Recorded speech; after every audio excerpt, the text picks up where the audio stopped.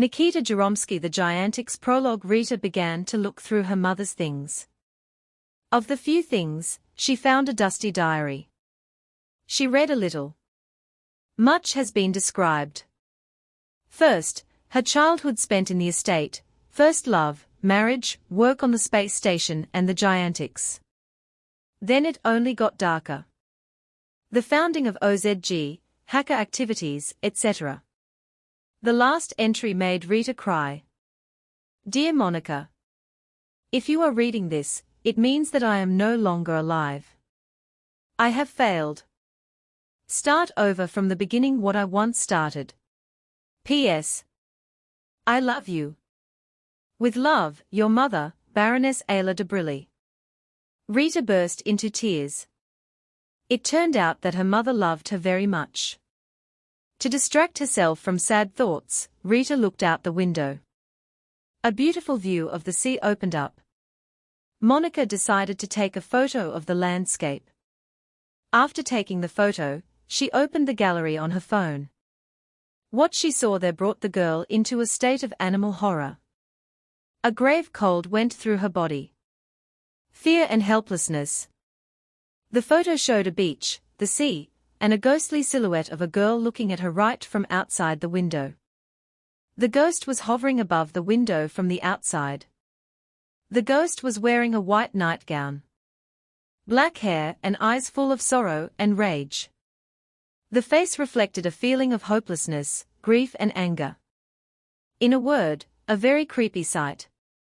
Rita ran out of the room screaming and rushed downstairs. Chapter 1. The parking. Rita was enjoying fast food. She was sitting at a table in M.A.K.by and rereading her favorite book. Her order was always the same. 4 cheeseburgers, large fries, large cola, 2 cheese sauces. Looking out the window from the second floor, there was a wonderful view of the Minsk Gate. The 3rd cheeseburger was already in line. Rita unwrapped the package and found an A4 sheet folded into 4 parts. Having unfolded the sheet, she saw the inscription.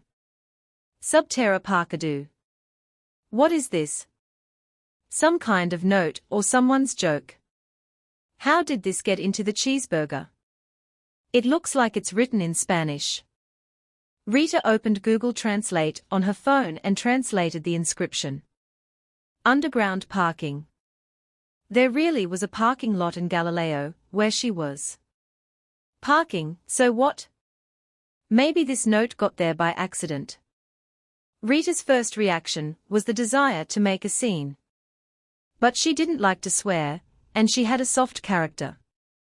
In the end, Rita decided not to pay attention to this little misunderstanding. She finished her meal and was about to leave, when a lump in her throat and tears made her feel sorry for herself again. For Rita, this was an unbearable burden. The whole world hated Rita's mother and adored her killer. Was Rita herself to blame for this? No. She lived with this stain of shame all her life. She was only 5 years old when Ayla was going to take over Giantix. And even if for the whole world her mother was a hated villain. Even if everyone hated her. For Rita, she was still a beloved mother.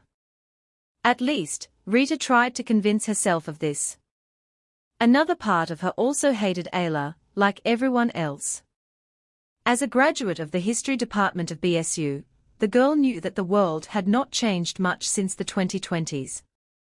Except that humanity had mastered interstellar flights, extracted energy from alien mushrooms, robots served as servants, and conventional cars were a thing of the past. They were replaced by self-propelled vehicles. Even 20 years ago, when Rita was a child, robots were used everywhere. Mostly as servants and for heavy physical labor. After the mess on Giantix, robots were gradually decommissioned and banned from use. It was a kind of tribute to the world's idol King Ermic, who was physically a robot. Now it is impossible to keep robots in slavery. Rita hated them both. Hated Ermic. Hated Ayla. Somewhere, deep down, she still loved her, and tried to convince herself of it. If her mother had not been a villain, none of this would have happened.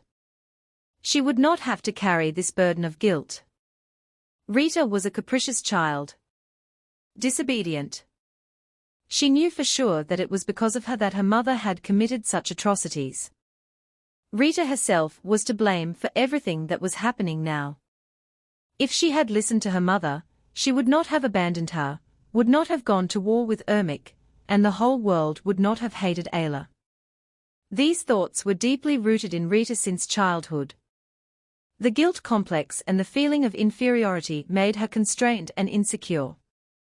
Besides, if she had listened to her mother at the age of 5, her father would have remained alive. Rita remembered her parents poorly. If Ayla was talked about on every corner, then she remembered almost nothing about her father. She only knew that he could not bear the shame and committed suicide after Ayla's death. Of all her relatives, Rita only had her grandmother left. She lived in France. Rita visited her a couple of times in the summer. But after Ermic's victory, the girl could not be given to be raised by her biological mother, the main enemy of humanity. Rita was first raised in an orphanage in Lithuania, and then in a foster family in Belarus. That's how she ended up in Minsk. Rita cried for about 10 minutes.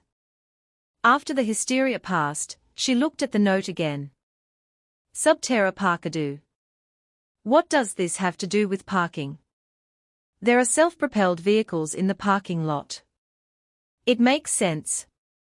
The first self-propelled vehicles appeared 300 years ago. They were not much different from their ancestors' cars. Still, there were differences. Self-propelled vehicles looked futuristic, the body was made of smooth metal, glass was also replaced by metal. Inside, an onboard computer transmitted a picture of what was outside to the screen. But it was not necessary to look. All self-propelled vehicles were on autopilot. This is one version of their name. From the word self. The second hypothesis of the origin of this word. Airplane plus car. Since a self-propelled vehicle can fly, if this can be called a flight. A self-propelled vehicle has no wheels, only a smooth bottom.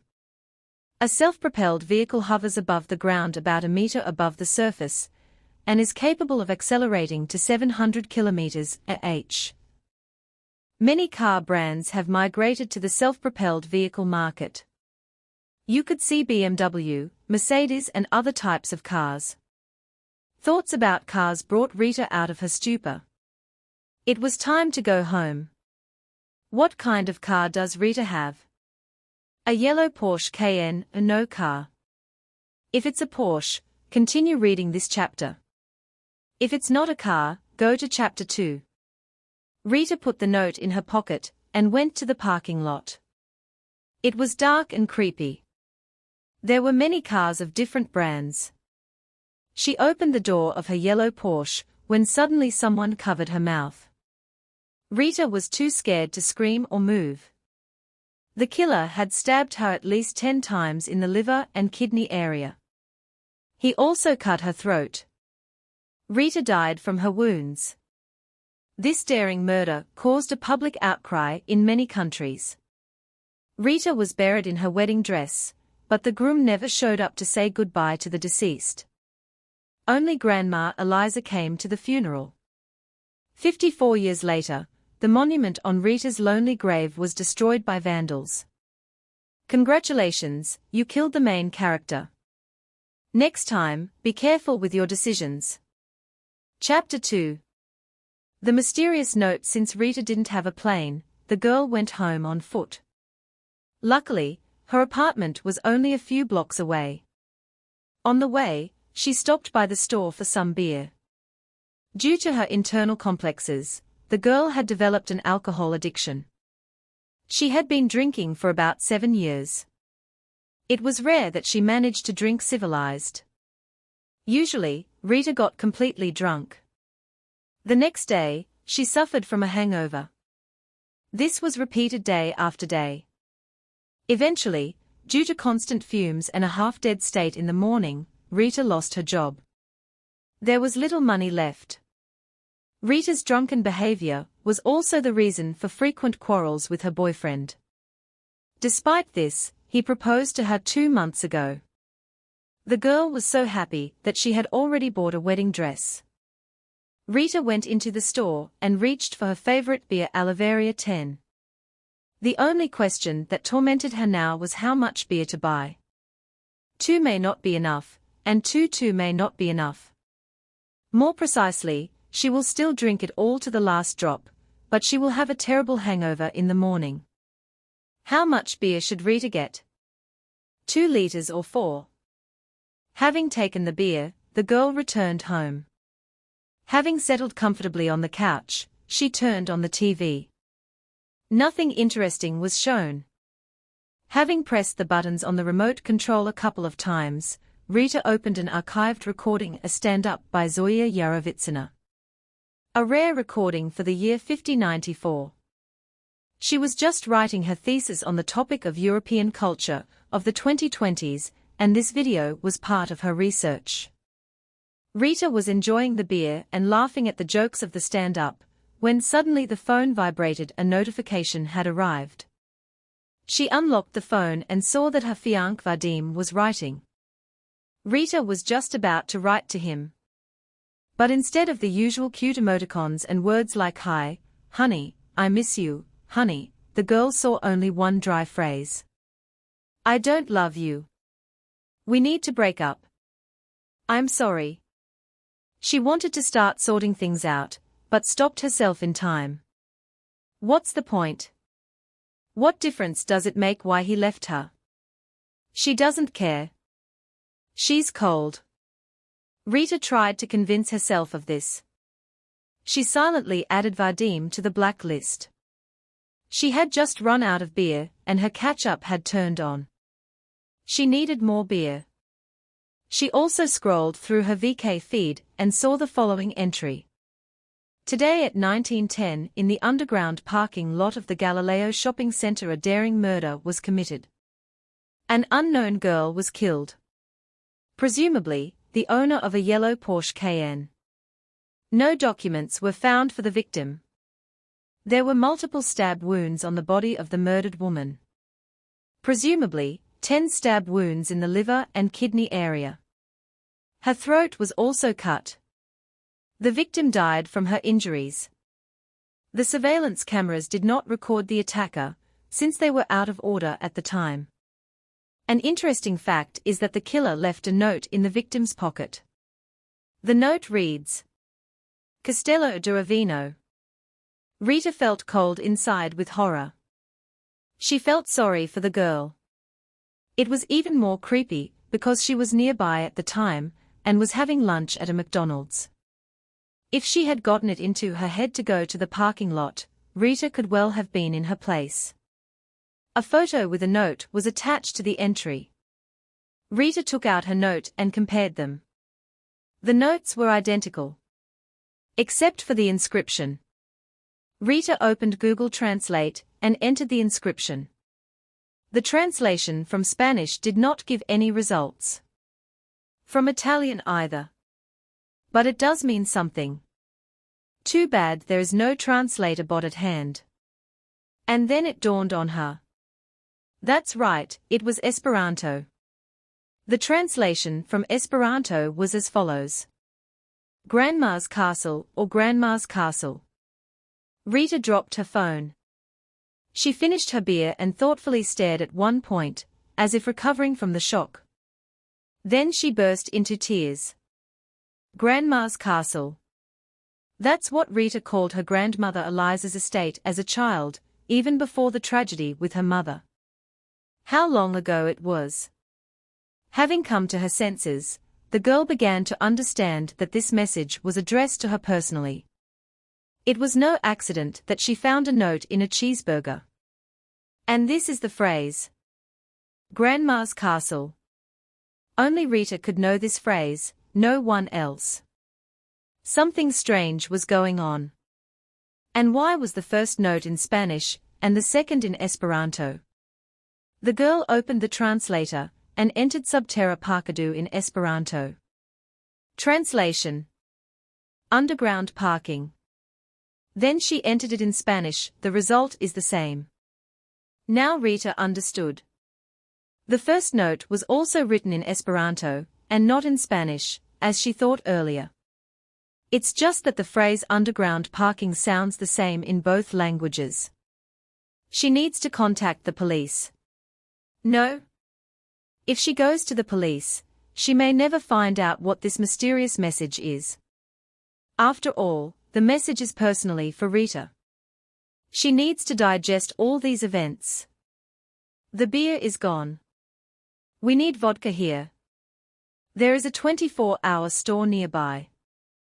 How many liters of beer did Rita take at the beginning of the chapter? 2 or 4? If 2, go to chapter 3. If 4, go to chapter 4. Chapter 3. The grandma's castle. Rita went to the nearest 24-hour store. She took some Naliboka vodka. The way back lay through the neighboring house. It was dark. Rita noticed a group of tipsy young people on a bench. She was a little scared, but the group of guys didn't pay attention to her. Rita breathed a sigh of relief and went home. She watched stand-up comedy, drank vodka, listened to music. The girl drank about half a bottle and fell asleep on the floor as if dead. In the morning she woke up barely alive. Her shorts were wet. She wet herself in her sleep. Barely keeping her balance, Rita went to the toilet. She was vomiting. Somehow she managed to take a shower and lie down on the couch. Her head was still buzzing and she felt sick. Forcing herself, Rita drank a few sips of vodka. Then more. And more. That's enough for now.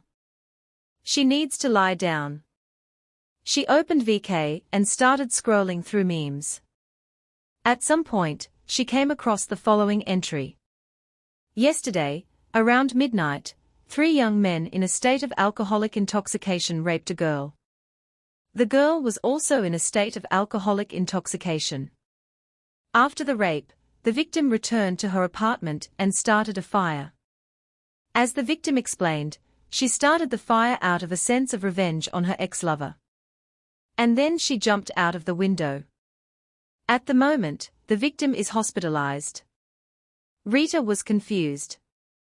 First a murder, now a rape, and all in one day. The most frightening thing is that the murder happened in close proximity to her. In the same building. And the rape in the neighboring house. If this is not some kind of evil fate, then what is it? And these notes. Yesterday she was too drunk to continue thinking about it. The clock is 5 p.m. And she just woke up. If the message is addressed to her, then the solution is right there in the grandmother's castle. Rita decided to visit her grandmother. Thanks to the European metro system, getting abroad was easy. You only had to buy a ticket. The metro connected the capitals of all European countries. The ticket allowed you to stay in the country for 2 weeks. And then you had to buy a visa, or deportation followed. 45 minutes later, Rita was already sitting in the metro and heading to Paris. The trip took 1 hour and 3 minutes. The metro was not as fast as the Samobile, but it was budget. Having reached Paris, the first thing that caught her eye was the many migrants, the abundance of French and Arabic speech. Exactly. She completely forgot. Rita went to the machine and handed over 20 euros. The machine swallowed the bill and gave out a bot translator. Rita went to the nearest restroom, sat down on the toilet, and inserted the bot into her ear. Outwardly, the bot translator looks like a white wireless earphone. You need to press the button and insert it into your ear. The bot released metal spider legs and made its way deeper into the ear. There it dissolved, and a peculiar liquid got directly into the brain. The procedure is painful and unpleasant. But, having endured the pain for 2 minutes, you could become a native speaker of a new language. At least for a month. That was how long the trial period lasted for €20. You could buy a 3-year version for €400. But few wanted to overpay. And the pleasure was not cheap. The Yandex company was the developer and monopolist of this technology. The only thing was that you needed a quiet place to endure the terrible pain and help the bot tune in. In noisy places, the first prototypes sometimes exploded right in the brain. Rita knew a little French when she visited her grandmother, but years later she forgot almost everything. She left the toilet as a native speaker of French. There are still 189 miles to Grandma's castle. Rita rented a green Lotus Eclipse, turned on the autopilot, and entered her destination. Now she could take a nap and relax. In 25 minutes she would be there. Chapter 4. The dress. Rita went to the nearest 24-hour store. She took some Svayak vodka. The way back lay through the next entrance. It was dark. Rita noticed a group of tipsy young people on a bench. They started calling her.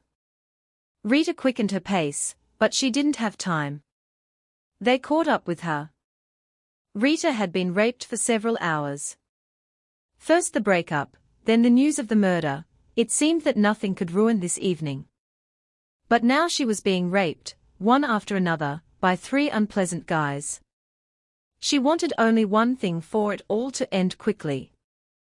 Resistance was useless and scary. When she tried to break free, she was kicked.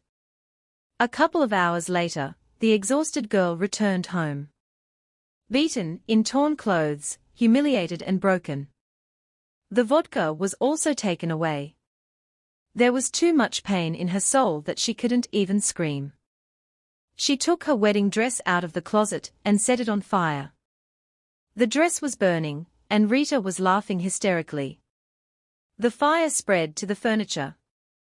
A huge fire broke out. Rita was locked in the room. She was not going to die in the fire. The girl resolutely opened the window and jumped. 30 years passed. The aged Rita stroked her cat, sitting in a wheelchair. She remained disabled for the rest of her joyless days. Chapter 5. Sandra's story. Rita rode the limousine with her eyes closed. Would you like to listen to the latest releases? The limousine's mechanical voice said.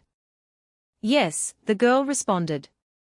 The Man in the Flask, are you ready to begin? The mechanical voice said the title of the audiobook.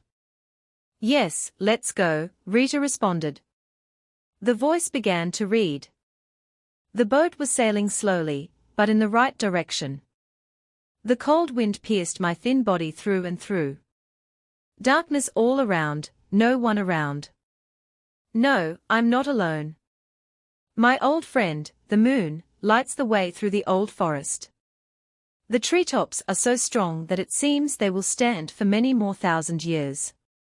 Old age is a strange word. It replaces maturity. Someone falls apart. Someone looks fresh and full of strength. I don't feel old, although my head is covered with wise grey hair. I see a distant point on the horizon. It is slowly approaching.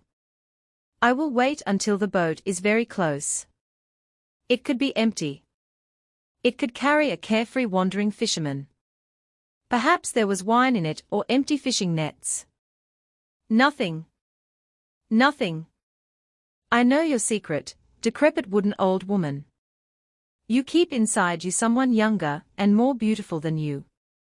Is she dead? No, she is sleeping. Meanwhile, the current brought the boat very close. I see her, I see the girl. Her sleep is sweet and serene. When we sleep, we are so beautiful. I don't know who this girl is and how she got here. I will call her Sandra. Why Sandra? I don't know, I like it. This name reminds me of a flawless emerald, which is so beautiful when my friend the moon smiles. Her eyelids are closed, they hide beautiful green eyes. The boat continues on its way, nothing can block the road. I look into the distance, admiring the grace of the night, the dog-like obedience of the old woman who carries Sandra to meet death. Or maybe not death, maybe a new life. Sandra was awakened by a dull blow. The boat was washed up on the shore. Her head ached terribly. Her eyes slowly opened. The bright sun painfully blinded them. Where is she? Where is she? How did she get here? What happened to her? But the main question tormented my heart most of all. Who is she? Sandra did not remember anything, neither her name, nor her home, nor her parents. A frightening emptiness pierced her head. Fear. Fear paralyzed her small, almost childish body. She could not stand up right away. Her muscles did not want to obey.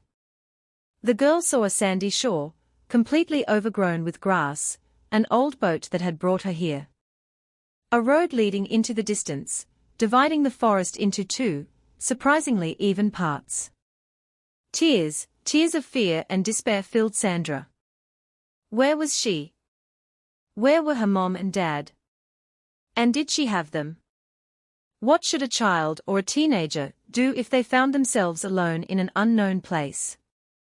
But the girl held on, surprisingly well. Her bare foot stepped uncertainly onto the rocky road. One more step. Good. Forward, my dear. She did not remember, or did not notice how the road ended. Ended so quickly and unexpectedly, like the life of a chick that has fallen from the nest, not yet able to fly. Sandra didn't notice how she crossed the forest, fields, sheep bleating loudly, a shepherd sleeping peacefully in the shade of a mighty oak. The road led to a city or a village. The girl crossed an open gate, several streets. It was unbearably hot outside. Beads of sweat ran down her face. The houses looked strange. There was something African-Arabic about them. Flat roofs, walls made of sand and clay blocks. The hot sun, asphalt and sand burning her feet. Maybe Sandra had ended up in another country. Could this be Africa or Afghanistan? Were there Africans or Arabs around? Yes, there were both. And there were also whites, Chinese, Latin Americans, Hawaiians. The girl would not have been surprised if she had met a couple of Eskimos. How strange, when she left the boat, there was a dense forest along the road, there were firs and pine trees. And in the city there were palm trees and, again, firs and pine trees. Could this be Brazil or some other country that could combine tropical and moderate climates? Could this be Russia? Sandra had heard that somewhere in the Siberian taiga there was an area that combined the tropics and temperate. The girl knew the school curriculum well, was one of the best in the class. For her 16 years, Sandra knew more than many of her peers, perhaps more than some adults.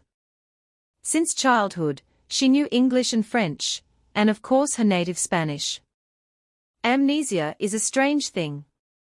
You don't know who you are or where you're from, but your former baggage of knowledge remains unchanged. After a couple of hours of meaningless wandering through the city streets, Sandra, exhausted from hunger and grief, couldn't carry her legs any longer. She sat down uncertainly on a bench in the shade of a tree. A pleasant chill ran through her sweaty body. Her eyelids grew heavy until they completely hid her beautiful green eyes. Sleep came quickly. She dreamed of her home, which she couldn't remember, only dark shadows, like a pencil sketch, drawn by someone's clumsy hand. Danger. Do you feel fear? Do you feel death, ready to swallow you? Wake up, Sandra. She opened her eyes. Her forehead felt something cold and scary. A shotgun. It was held by a strong, black, tattooed hand. Sandra looked up and saw a strong, tattooed African sitting on a motorcycle. Black wrestling singlet, military boots and trousers, military tags on his neck. His whole appearance screamed of belonging to the army. Kyan six foras, Nabino. The stranger suddenly spoke in a strong, muffled voice. The girl was unfamiliar with this language. Do you speak English? Sandra squeaked uncertainly. Mi repeti, parolu. Kyan six foras, Nabino. Suddenly the African's voice rang out in her head. What are you doing here, girl? She looked into his eyes in surprise. They were filled with rage, his face remained impassive, his lips were tightly pressed together. I'm lost, the girl tried to explain. Kyan estes via nomo. I don't know. I don't remember. Kyan estes via nomo. The stranger pressed the muzzle of the shotgun harder against Sandra's forehead. Sandra, the girl barely audibly uttered. The stranger put the shotgun behind his back. A strong blow to the head knocked the girl off her feet. The African carelessly threw her tiny body onto the seat. The engine roared like crazy. The motorcycle rushed towards the wind, raising columns of sand and dust.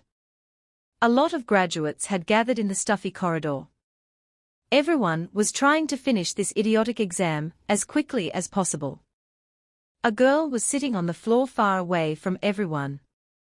She looked unperturbed. Calm on her face. And beautiful green eyes. Sometimes the past suddenly makes itself known. 3 years had flown by. Sandra remembered her first day in this world. The boat, the African vigilante, the motorcycle. She barely remembered her home world, her planet. This planet, or dimension, was similar to Earth in many ways, but at the same time different. Different rules reigned here. It was a world that held many unknowns. A world where Christianity was intertwined with paganism. A world where big guys on motorcycles shot at civilians. A world where half humans, half animals live. A world where the Arabs captured France. A world where goddesses give birth to children for the king. The world consisted of 5 countries. Lando de la Esperanto, land of Esperanto, or literally land of hope, the capital of which was the city of Zamenhof. New Germany, the capital New Berlin. The Union of British Nations, in which all the English-speaking population of this world lived, with the capital London, Washington.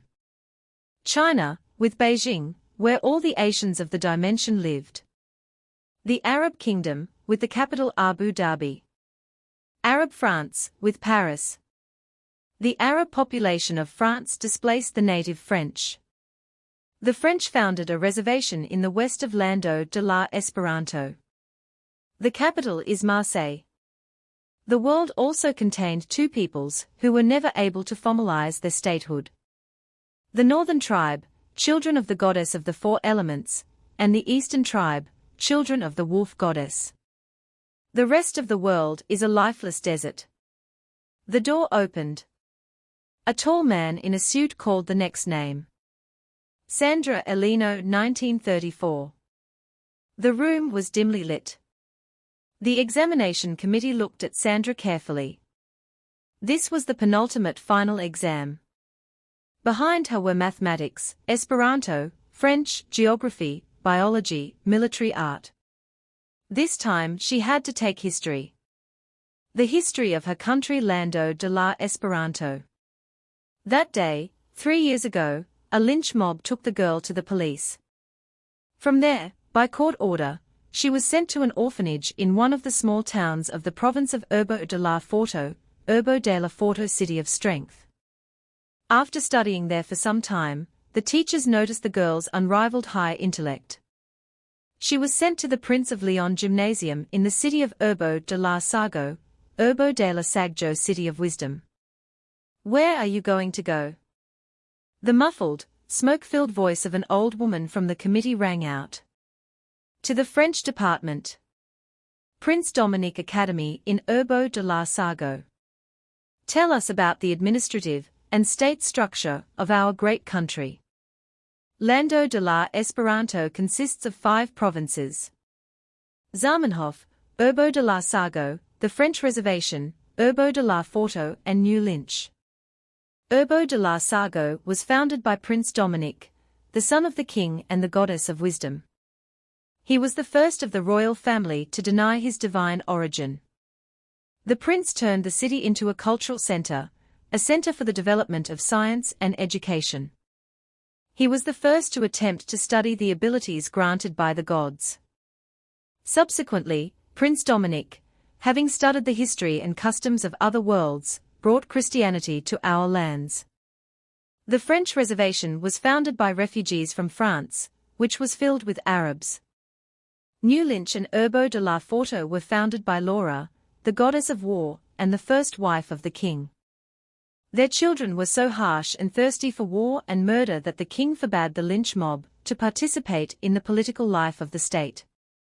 The lynch mob inhabits these two provinces. The lynch mob in New Lynch is our police. They also patrol the cities of the provinces, small villages, forests, fields. When a lynch mob finds an offender, he gives him a choice: either death or New Lynch. As a rule, they choose death. Urbo de la Sargo is our army. The entire province is a large military unit, with the exception of several small towns where the civilian population lives. Zamenhof is the capital of the state, the most beautiful city in the country. It is the residence of the king. The city was founded by the king himself. What are the state languages? Esperanto and French. Which peoples do not have their own statehood, and what languages do they speak? The Northern and Eastern tribe. The Northern tribe speaks a mixture of German and the indigenous language, which has no writing.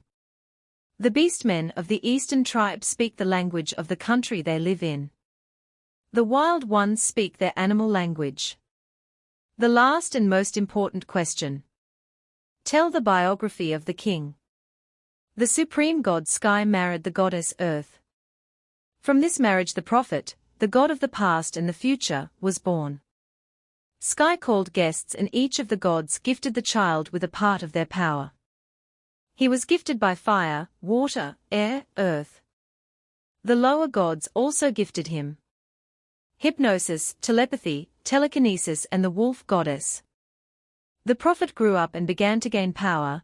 In addition to possessing all the powers of the gods, he could take any form and travel between worlds.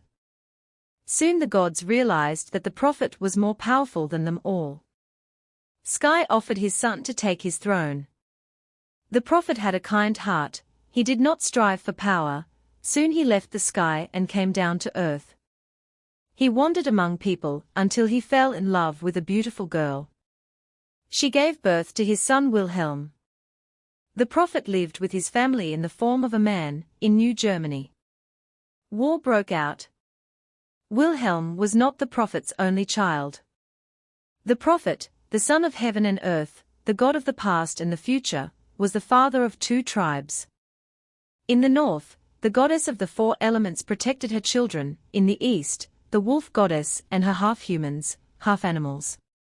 His children tore each other apart. And the prophet went to pacify his children. The war lasted for 300 long years. Wilhelm grew up without a father. From childhood, he knew that he was not like other children. He had a power that frightened him.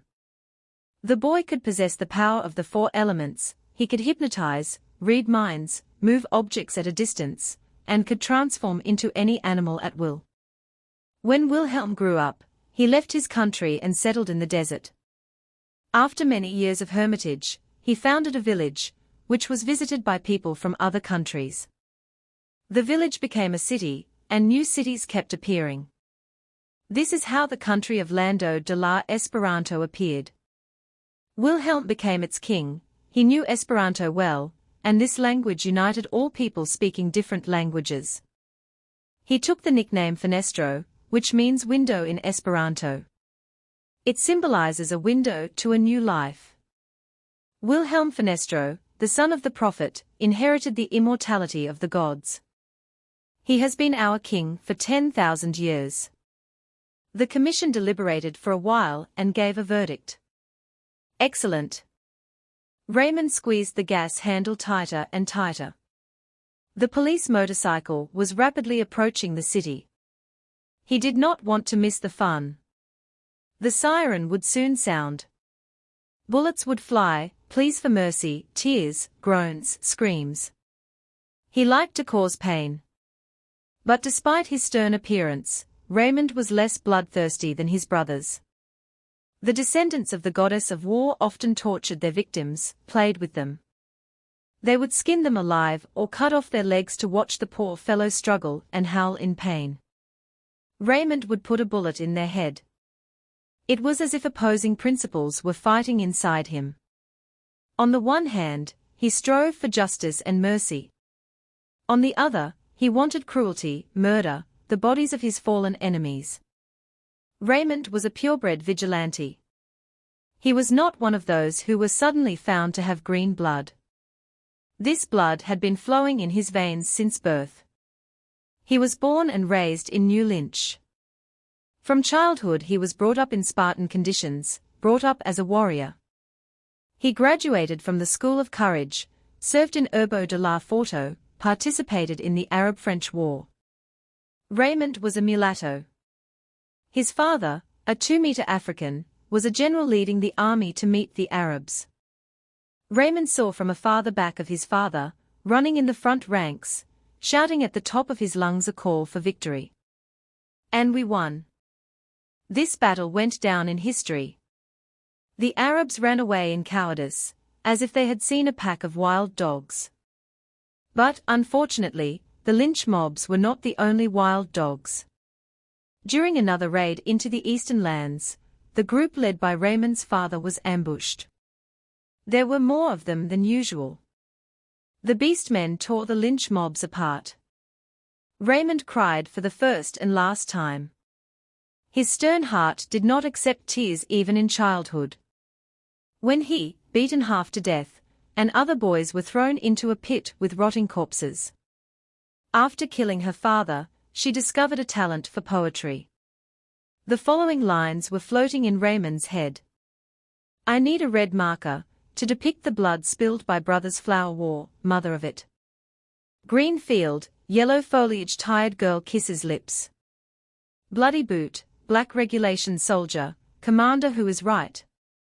Spreading our wings, we fly quickly into battle. I want to go home.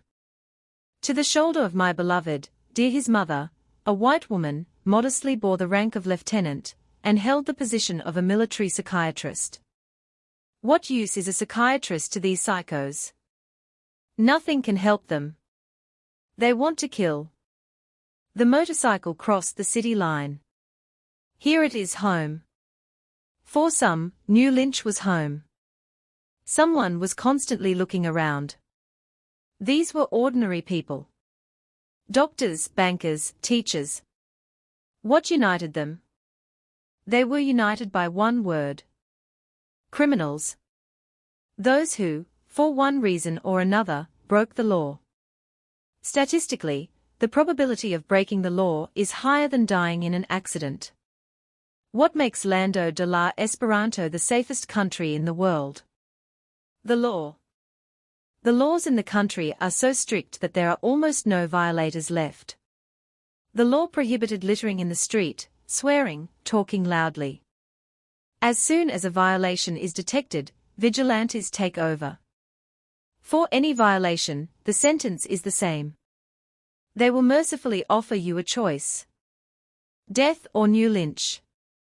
In the first case, they will put a bullet in the forehead, though not everyone is as merciful as Raymond. In the second case, the criminal must live in this city for 3 months. He is provided with a job, housing, insurance.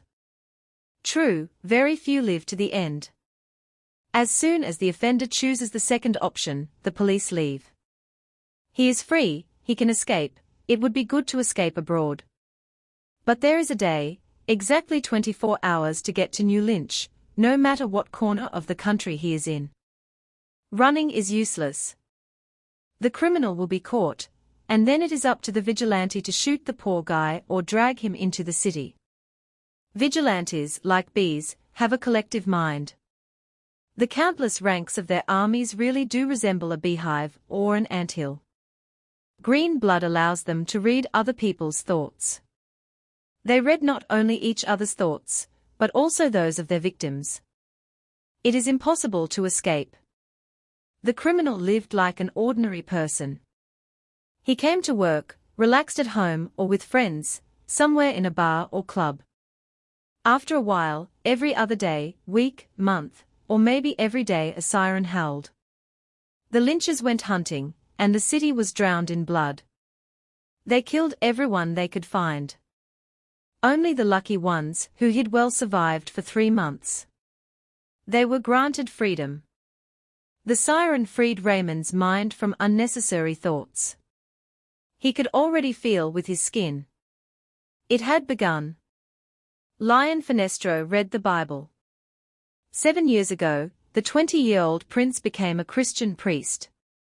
The son of a demigod king and the goddess of wisdom. He, like his brother Dominic, who died a couple of 100 years ago, denied his divine origin. Leon was one of the king's 3 children, who lived in this turbulent time. The eldest daughter, Amiquine, married the Duke of the French Reservation. Her mother is the goddess of love. The youngest was Mark, the son of the goddess of justice. During his 10,000 years of reign, King William fathered many children, both from goddesses and from earthly women. Unlike the king, the gods did not grant his children immortality. The purebred representatives of the royal family had blood with a bright turquoise hue. This hue can be seen at the microscopic level. Royal blood allowed its carriers to use all the talents that their father had. To control the elements of fire, water, air and earth. Hypnosis, telepathy, telekinesis, the ability to transform into any animal. In addition to turquoise, there is another type of royal blood, green. Green blood granted the children of the goddess of war extraordinary strength, courage, cruelty and the ability to read other people's thoughts. The children of the prophet had blood with white and black shades. The children of the goddess of the 4 elements carried white blood. Black blood gave the ability to transform into any animal. Among ordinary people there were also those with turquoise blood. As a rule, 30% of the population of Lando de la Esperanto. The descendants of the king and earthly women, the royal blood allowed them to use only one of the abilities described above. Many did not even suspect their origin. Only the maturity test revealed the presence of turquoise or green blood. The former subsequently occupied high positions in various fields. The latter went to defend the state. Leon spent several years trying to give a scientific interpretation of these phenomena, and finally, to refute the stagnant dogmas of paganism. At the moment, he was a hermit studying the properties of black blood. His hut stood on a small hill surrounded by forest. 70 kilometers to the north stretched the border of the UBN, the Union of British Peoples. But Leon lived here. On the territory of the informal state of beastmen.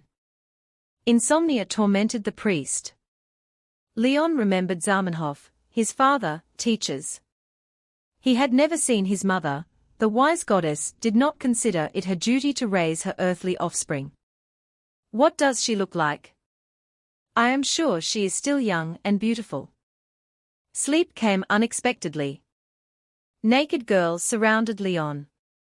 They invited him to share a dance of passion with them.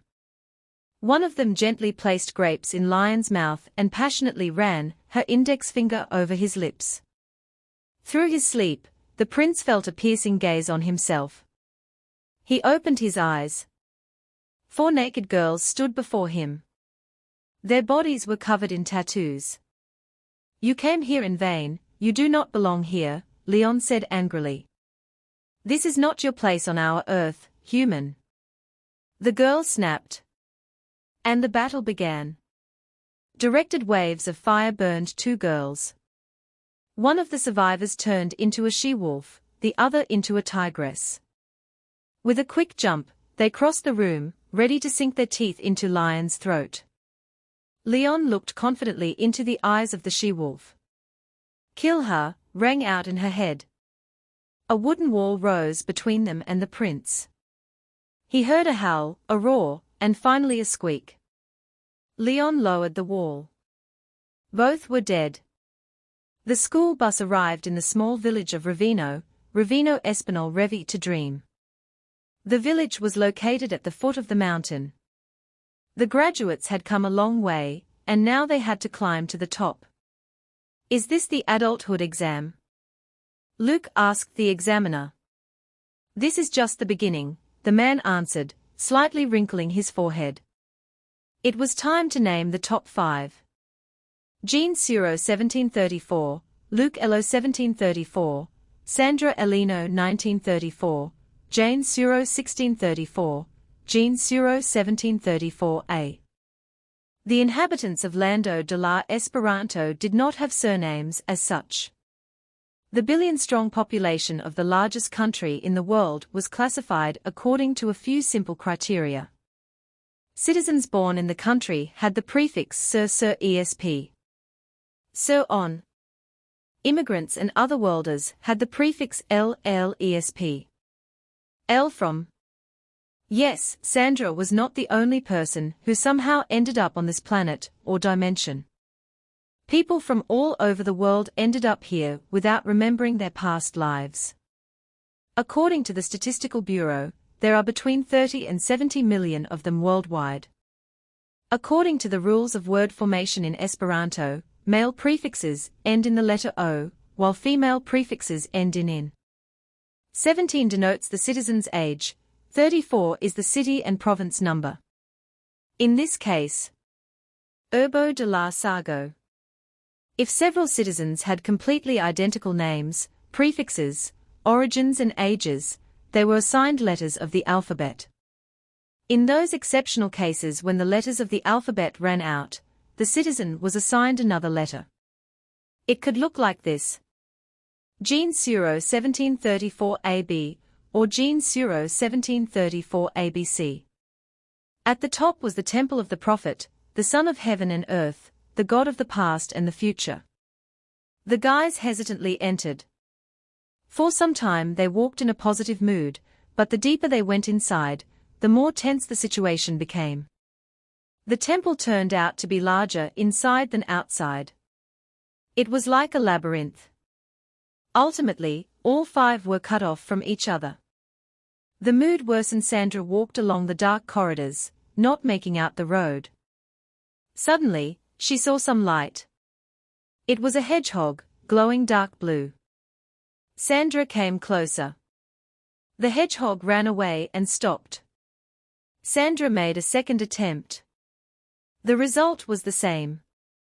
The only correct decision, in Sandra's opinion, was to follow the hedgehog. She lost count of how many corridors were behind her. But what happened next threw her off track. Sandra found herself in another world. In the world of hedgehogs. She lived in the house of a hedgehog named Brian. His wife gave Sandra tea. In exchange the girl looked after the children. The hedgehogs were busy hedgehogs. Brian worked in a large company, held the modest position of a civil engineer. His wife was a general practitioner. Sandra finally found what she was looking for. She hesitantly opened the golden door. It took a lot of time to find it with the hedgehog. The room seemed empty. The fireplace was burning out alone. A friendly smiling old man hospitably invited her to sit down. It was the prophet. "What is your name?" The old man began. "Sandra." "Did your mom and dad name you that?" "No, I did it myself.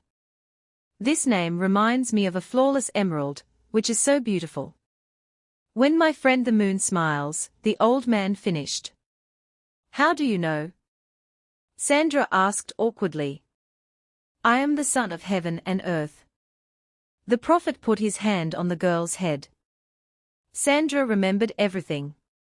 She remembered her native Argentina, her parents, her little brother who died shortly before she appeared in the boat. Sandra remembered her real name, Cristina Rodriguez. Find him, find your brother, Cristina. But he died. He died in your previous world, but not in this one. The prophet snapped his fingers. Sandra stood in front of the examiner. He dictated to his assistant. Sandra Elino 1734, no turquoise or green blood detected. Time spares no one. The year flew by quickly, like a mouse in a night apartment that smelled cheese. Sandra studied at the French department of the Prince Dominique Academy in Urbo de la Sargo. One of the teachers was amazed by the student's talent. He decided to send Sandra on an internship to the French reservation to Marseille. The teacher was a red-bearded Jew, Alexo Cruco. Sandra worked for a large French-language newspaper. The girl rented an apartment from an old Frenchman, Jean-Paul. He was the owner of 5 beastmen slaves, a bear and 4 lionesses. Unlike their wild brothers and sisters, the beastmen, who lived in captivity, could transform into only one animal form. Like the wild ones, they did not wear any clothes. Their bodies were covered with tattoos. Enslaved by the prophet, enduring the war with the northern tribe, they had no rights in society. Slaves were completely subordinate to their master. A collar, a leash, and often a muzzle made them look like pets. Oddly enough, in Jean-Paul's house, Sandra found her brother. His name was Urso, Espinal Urso Bear. He was a beastman slave. But how could he be her brother? After all, her brother died in early childhood. The answer is simple. According to Urso, the prophet sometimes talked to him in his visions. Mother Nature is an extremely complex, incomprehensible organism. There are many worlds, many dimensions. They often take on various, sometimes grotesque forms. The same person exists in parallel in many, if not all, worlds. Each person has clones or doubles in other worlds. Even in your own world, there are at least 8 people who are exactly like you. As a rule, only one of them achieves true success. In the event of the death of one, another takes his place. This concerned the limits of one world. Clones in other worlds could be similar to each other, or they could be opposites. They could differ in age, social status, and even gender. Thus, Urso is the embodiment of her little brother. Sandra, I can't sleep. Bring me a sleeping pill, Jean-Paul's voice was heard. The girl entered the room. She gave a pill and held out a glass of water to the shaking claw of the old man. Jean-Paul swallowed the sleeping pill. Sandra turned to the side, but felt that the old man's hand squeezed her hand tightly. What are you doing? Sing me a lullaby, darling. Jean-Paul pulled the girl towards himself. Sandra found herself in the old pervert's bed. The old man's claw clamped her mouth tightly. The girl felt kisses on her neck. Meanwhile, the other hand was between her legs. The old man was stronger than he seemed. Sandra could not move. A powerful blow threw Jean-Paul back. The blow was strong, the old man hit the wall. A pool of blood formed under his head. The frightened girl saw an enraged bear standing on his hind legs. Urso turned into a man. You killed him. We must run, too late. And another blow. This time the glass in the windows broke. The lynchers rode in on motorcycles through the windows. Sandra recognized one of them. He found the girl on the first day. Raymond recognized her too. Death or new lynch? Raymond exclaimed angrily. New lynch, the girl said uncertainly. Slaves have no place in New Lynch. The African pointed a shotgun at Urso. The lioness, sneaking up from behind, broke the neck of one vigilante. The other, without losing his composure, cut off the lioness's head. The resistance was almost broken when Sandra and Urso, who had killed 4, remained alive. 8 vigilantes surrounded them. The bleeding bear held his broken paw aloft. "Stop," a confident young voice was heard. All those present looked at the door. A tall, richly dressed young man stood in front of them.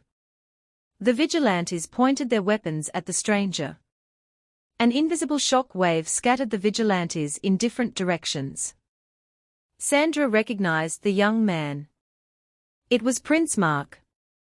The vigilantes knelt down. Sandra followed their example. Urso's lifeless body lay nearby. Had she really found her brother and lost him again? Bitter tears rolled down her face. Meanwhile, Mark read the thoughts of those present. "I came to stop injustice. I know he was your brother, he protected you, but he killed. He is guilty. I cannot give him back his life, but I can take another," said Mark. "Your brother died by his hand." Mark pointed at Raymond. "Kill him," the order was heard in the heads of the lynch mobs. "Come with me," the prince extended his hand to Sandra. They left the ruins of the house, while the lynch mobs carried out the sentence. Amikina and her husband walked hesitantly into the morgue of Marseille. She identified the body. It was her brother Marc Finestro. Grief-stricken Sandra came to Zamenhof. Despite the loss of her brother, in other respects, she felt as if she were in a fairy tale. Sandra was experiencing in reality what millions of little girls dream of. And even having grown up into beauties, they continue to dream. Who among them did not dream of a wedding and a handsome prince on a white horse? "Here he is, the prince." They entered the king's residence. The guards and random onlookers knelt down, greeting the prince. Wilhelm, as befits a respectable king, sat on the throne. A golden crown adorned his head. "Have you really decided to get married?" The king looked at Sandra. Mark was silent. "My son Mark has been killed." "Who are you?" Wilhelm shouted. The army of lynch mobs approached the prince and the girl. Mark's facial features changed. He changed his appearance. Leon stood before them. "Leon? What does this mean? Did you kill your brother? Do you want to seize the throne?" The shot ran out unexpectedly. The dead royal bodies slowly rolled down. Sandra looked around, the lynch mobs turned into statues. "How could you kill your father and brother?" Sandra screamed hysterically. "He is not my father, I am his father." Leon changed his image again. Sandra saw green eyes. Beautiful green eyes. "Long time no see, Christina," said the prophet. "What does this mean?" The girl said, barely standing on her feet. She felt like she was going crazy. "I'll show you." The prophet placed his hand on Sandra's head. The girl saw the past. She saw the spouses. The prophet was not young, but not old either. His wife was babysitting little Wilhelm. He was not the only child. There was also a daughter, Sandra. The girl loved to walk in the forest, without her parents' knowledge. One day, Sandra was torn to pieces by a beastman. This was the beginning of the war. The grief-stricken father went to pacify his dim-witted children of the forest. The prophet killed most of them, and gave the rest to serve people. Centuries later, some of the slaves rebelled. They managed to revive their tribe. "So, I am a clone." A reflection of that, Sandra, Christina said quietly, barely holding back her tears. "It doesn't matter. I brought you to this world for consolation. Do you think your world is more real than mine? They are both unreal, everything is unreal. Nothing is the real reality." The prophet waved his hand. Everything around collapsed. They stood in a white space. Fred casually washed down his sandwich with freshly brewed coffee. Adjusting his glasses, he took up reading again. On page 17 the following was written. Solipsism is a philosophical school of thought that states that only consciousness exists. Everything around us is the result of the synthesis of synergetics, everything we see, hear, feel, sense with our skin. Thus, matter does not exist. We cannot prove our existence, as well as disprove it. Below was the following. The brain in a flask thought experiment states that maybe we never existed, or we died long ago. Scientists or aliens took a still-living brain from a dead body. They placed the brain in a flask with a nutrient solution that maintains the brain's life support. Many wires connect the brain and the computer. The computer creates electrical impulses that imitate synergetics, thereby allowing it to project reality. Fred put the book down. Turned on the light. There were thousands of flasks in the lab, each containing a brain. Fred walked up to one, almost tripping over the wires. He brushed off the dust and crossed out the words Sandra Elino 1934, and just above that was the already crossed out words Christina Rodriguez. Without thinking, Fred wrote Lorraine Millard. You have arrived at your destination, the robotic voice of the self was heard. Chapter 6. De Brilly Estate. Rita was there. Grandma's castle was not really a castle. The so-called castle was an old two-story estate in the Gothic style. As a child, the estate seemed simply enormous to Rita, so in her childish mind, her grandmother's home was imprinted as Grandma's castle. Rita knocked. A humanoid robot opened the door. Rita stood there, her mouth open, unable to move, taken aback. Good evening, mademoiselle, how can I help you? The robot creaked in a mechanical voice. The girl was just about to answer, when her grandmother suddenly came to the door. Louis, who brought you here for the night? Ayla? Grandma almost fainted. Hello, Grandma. It's me, Rita. Your granddaughter. Rita? I thought you were dead. The grandmother was clearly confused, but coming to her senses, she immediately rushed to hug her granddaughter. They went to the kitchen. Robot Louis made tea. Rita told her story. How she was raised in an orphanage and a foster family. It turns out that after Ayla's death, the grandmother did not know where Rita was. She looked for her everywhere. But she did not find her. For 10 years, Rita was considered dead. However, her grandmother was not an ordinary grandmother. Baroness Eliza de Brille belonged to the French aristocracy. Her estate was located right by the sea. And there were no other houses around. Why didn't you call? Eliza asked with her characteristic aristocratic manner. I didn't know your number. And I was not sure that my childhood memories were not dreams or my fantasy. Suddenly I invented you and this castle. That's why I did not dare to come. You're silly, Monica, Eliza laughed. Monica.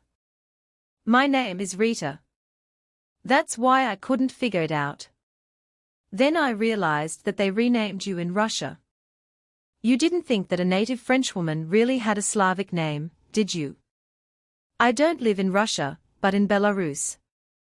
And I'm only half French. My father is Belarusian. Yes, exactly. Ayla never knew how to choose men. She got involved with this scoundrel. What was his name?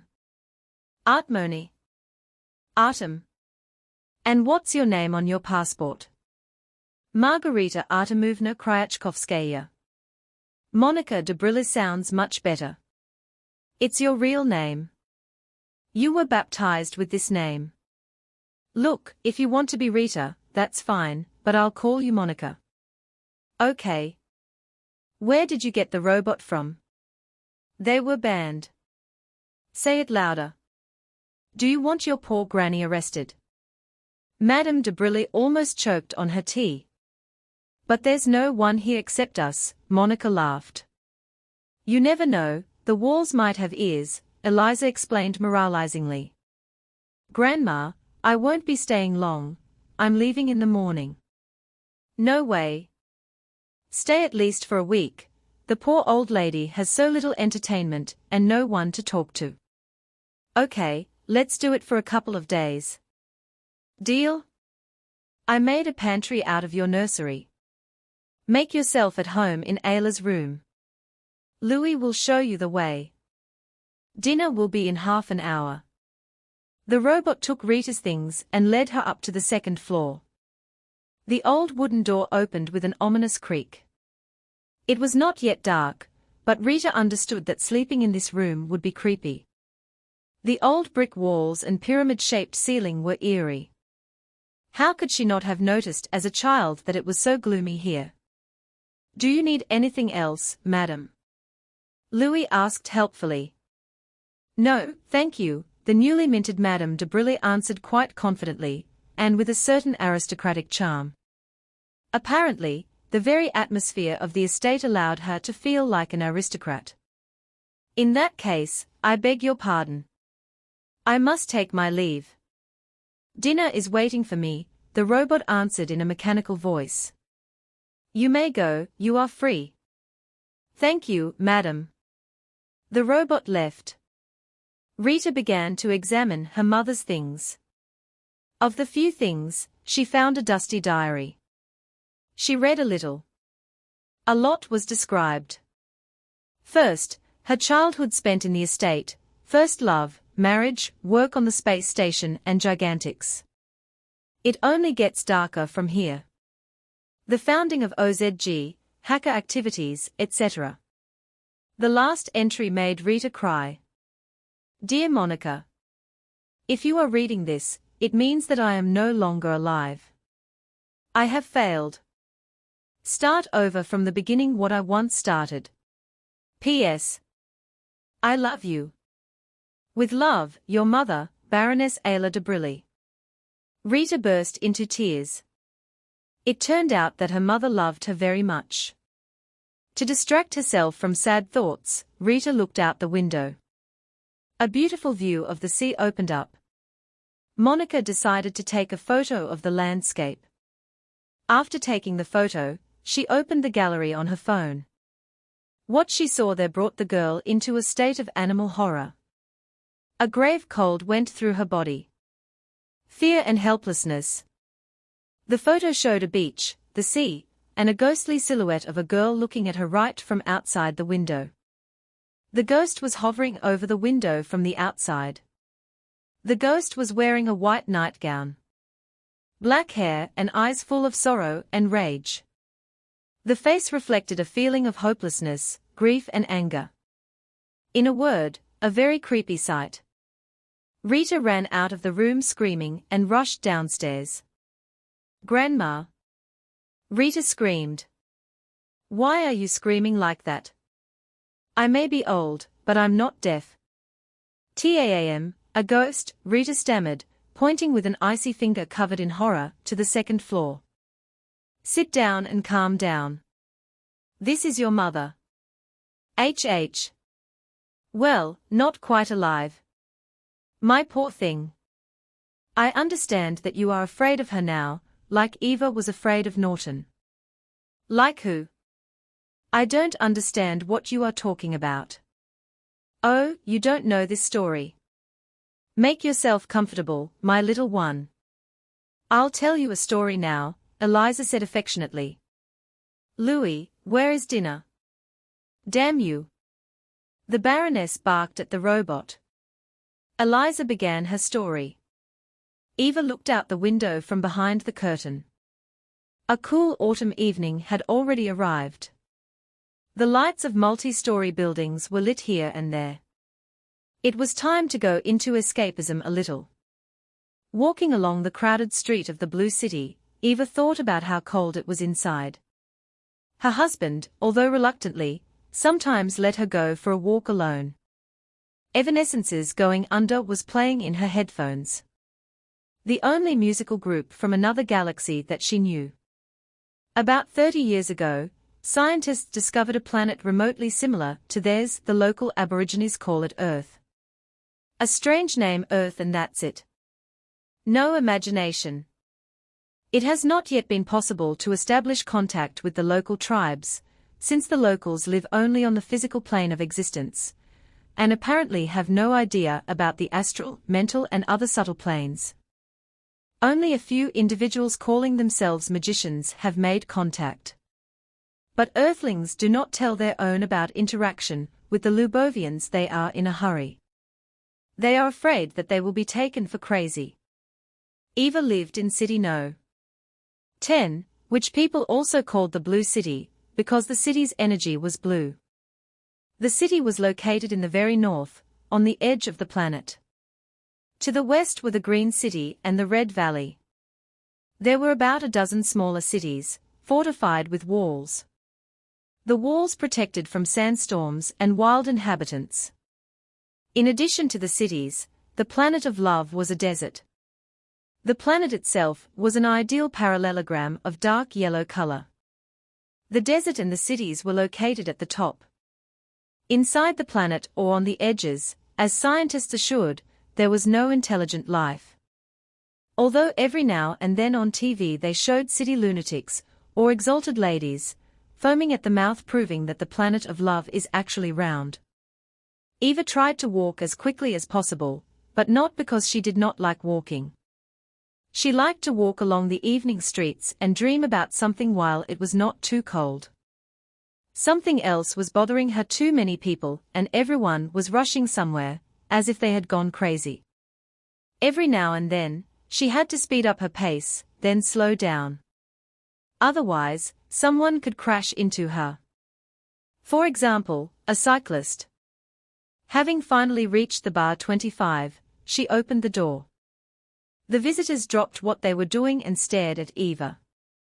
She looked away in embarrassment and cursed mentally. Why are they all staring at me? She went up to the counter, and having installed an energy channel, Eva greeted the bartender. Why haven't you been here for a long time? The bartender asked. A lot of work. She tried to convey a smile, but he still caught her sad emotional background. Eva paid for the beer with energy and silently sat down at the table. The groups of people were motley. From unbridled youth to centenarian old ladies. The radio announced the expedition to the desert again. If you are young, full of energy, have an unconventional way of thinking, then you are welcome to join us, the Truth Squad, 782-3248. Full of energy. Eva smiled sadly.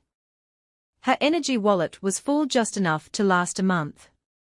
Her husband, although he took care of her, did not allow her to take much of his energy. At 25, she felt like an old woman. It seemed like only yesterday she was an innocent child, and already a moral old woman. It seemed that she had seen a lot in her life. The reality was much more prosaic. The Academy of Noble Wives and Work. Eva liked her work only partly, especially considering the fact that she worked as a wife. In the Blue City, women were forbidden to work. More precisely, there was only one job: the work of a wife and housewife. Unmarried girls either became prostitutes or found themselves on the sidelines of life. An old man was frantically rushing between the tables, holding a potato and a piece of meat in his hands. All the tables were occupied. So sit down with me, Eva said uncertainly, but loudly enough. The old man seemed not to hear, and continued on his way in search of a seat. Silence fell. The visitors looked at her in bewilderment. Girl, did you only invite the old man? Several teenagers from the next table responded. Why do you need him? Let's sit down instead. I'm waiting for my husband, Eva answered sadly. Where is your husband? He'll be here soon. A strange place for a date. Write down my number. 432-2112. The girl sat for a few more minutes and went home. How was your walk? Norton asked. Fine. Let's go to bed. The sex was quiet and short. Eva hadn't experienced an orgasm or passion in a long time, not even warmth and tenderness. Norton was cold as ice. Do I seem cold to you? Norton asked. You are cold and emotionless. I am afraid of you, and it's as if I don't know you at all. I used to flare up like a torch. And now I'm like an iceberg. Do you want to know my story? Yes, Eva answered. Then sit down and listen. Norton began his story. Night. I am standing with my group. I am wearing glasses and a black hoodie. The door opens. The neighboring gang continues to run out to meet us. One of them wore a black beard and a yellow bandana. One of the bullies, from our gang, hit the enemy. I immediately jumped up and followed his example. This is a former classmate from a previous school. My blow knocked him off his feet. He has grown up. Something in his eyes betrayed a courage that was not there before. His legs wrapped around my legs. We both fell. I know this move. There is a smile on my classmate's face. I was afraid that my glasses would break from the blow. I fell face down on the asphalt. Luckily, my glasses are intact. Everyone ran away. Only the two of us remained. I am running along a dark street between the city walls. I am running after the girl, or she is running after me. I don't remember. Something unintelligible flew from her lips. I did not understand either words. The girl disappeared behind the horizon of the city walls. I shouted after her. I'll rape you in this alley. I looked at the night sky. I saw silhouettes of birds. The enemies, like ninjas, rolled barrels of tar. The wooden structure that held their gang stretched to the sky. It's cold. I feel fear. Courage is not the absence of fear, it is when you move forward despite the fear. I am tired of being afraid. Many times I told myself, I am not afraid of death. Many say that there is nothing to be afraid of. When death is so close that you can see its grin, yesterday's heroes become cute puppies and teddy bears. You can cuddle them, play with them. No one sees them as a man. As strange as it may sound, but I always felt that I was born for something great. I would like to die a hero. In my opinion, this is the most noble death. Many years from now, some woman with a small son will pass by a grave overgrown with grass, or a monument in the center of the city. The little son will ask his mother what kind of monument this is. This uncle saved our city at the cost of his life. The uncle is a hero, the woman will answer. The rain has intensified. My legs are weak. I am cold. The sweatshirt is soaked through. I continue to run. An incredible number of raindrops have collected on my glasses. I take off my glasses on the go and put them in my pocket. Lightning struck the asphalt a few meters away from me. My heart almost sank into my heels. I have always been afraid of thunderstorms. I remember how, as a child, I would crawl into the closet, under the bed. Usually at night, when a storm suddenly overtook our house, I cried. I shook with fear like our puppy's tail. Mom tried to calm me down. In vain. Often, her attempts did not bring results. But when she managed to bring me back to reality, I continued to cry, although this time on my mother's shoulder. The bridge. Here I will wait out the rain. To my surprise, it was dark under the bridge. I saw only the blackened sky beyond the horizon, occasionally lit up by lightning. What is it? I feel someone's breath on my neck. Is the air cold or warm? I don't know, I don't care. All that matters is the deathly cold goosebumps running down my back. I turned sharply and kicked into the darkness. The creature howled in pain. I was clutching a piece of brick in my hand. It gave me strength. Without thinking twice, I kicked it. My foot felt something soft. Or hard. In short, a body. I knelt down and started hitting it with the brick. The brick easily went into some abyss. Lightning struck close. I saw a girl. Her face was covered in blood, little was left of her nose. I found a brick in her mouth. Apparently, the mouth is the abyss from which all her teeth had flown out. I saw her for the second time in my life. About 10 minutes ago, I was chasing her. How could I beat up a girl? I don't care. She's the enemy. A representative of the wrong neighborhood. You can judge me. Where are you now, great singers of the gender revolution? You scream at the top of your lungs about the equality of men and women. But don't equal rights imply equal responsibilities? We are women, no worse than men, you scream. But as soon as you break a nail, a hairpin, a car or something else, helplessness calls for male generosity. I'm a girl, I don't understand cars. Understand. A person can learn anything. As Socrates said, it is impossible to live better than to spend life in the pursuit of becoming more perfect. I burst with rage when caring girls ask me if I have a girlfriend, if I am going to get married, if I will cheat on my wife. What business is it of yours? I do not ask you what kind of toilet paper you use. Pink or white? To marry the man of your dreams, to give birth to children. Love to madness. He does everything for you. The perfect family.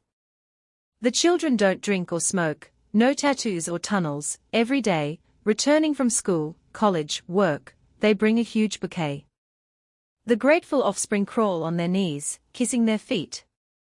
They are grateful that they exist. They thank this woman for giving them life. The woman has fulfilled her purpose. She has fulfilled her natural function, laid down by the great machine of existence. And what next? Nothing, emptiness. Mission accomplished. Have you ever wanted to do something great? Cure AIDS, destroy cancer. Feed the hungry children of Africa. Not all children are lucky with mothers like your children. The first ray of light has finally dispelled the darkness of my room. I am sitting at the table. My hand is writing the text itself. I never thought that I would write a diary. Maybe I was afraid that someone would read it. So what? Let them read it. At least they will get to know the real me. It is strange to write this now. The sun is already so high. My modest lair is flooded with gold sunlight. It blinds my eyes a little. I do not notice the stuffy air and the smell of sweat. I am little concerned with everyday life. I am listening to the main theme from Mafia 2. Truly, amazing music. Only Requiem for a Dream from the film of the same name has touched my soul so strongly. I am here and there. I am often immersed in myself. As if I live more and more in my inner world. Forgive my friends, my morning melancholy. I am again reliving the events of the recent past. I will not describe everything that happened to me. I will not describe my mother's tears and the quarrel with my father. After I knocked out the girl's teeth, there was a trial. Of course, I was threatened with prison. But thanks to my influential relatives, whose names I will not mention out of fear and respect, the threat passed. Of course, I tried to pretend to be a crazy fool in front of the psychiatrist. But he is not a fool either. Unfortunately, I am a bad actor. Cognac and a few green shot glasses tied in the middle are much more convincing than my acting talent. Instead of prison, I was sent to an experimental school with the pompous name of Friendship. It was something like a small prison for juvenile delinquents, or a boarding school. Ordinary children were raised there. Society hung the label. Dangerous, crazy, idiots, bandits, criminals. Someone committed a grave sin of crime, someone was a spiritual cripple from birth. The camp school was located in the forest. To my surprise, I did not find a fence with barbed wire and scary men with machine guns. Of course, there was a fence. But it was a fence and nothing more. Just 2 meters of wooden boards, placed vertically and parallel to each other. This place screamed poverty. It got to the point that the hospital could not provide the orderlies with white coats. They were dressed poorly. Mostly, old shabby shirts or khaki-colored robes. A baton hung from their belts. A couple of orderlies had captured weapons, something like a pistol that fired tranquilizers. All the guards were not enough for 8 detachments. The buildings were located at a distance, relative to each other. In the center there was a school building, next to the medical buildings. I was supposed to spend 7 months in this wonderful place. They brought me at night.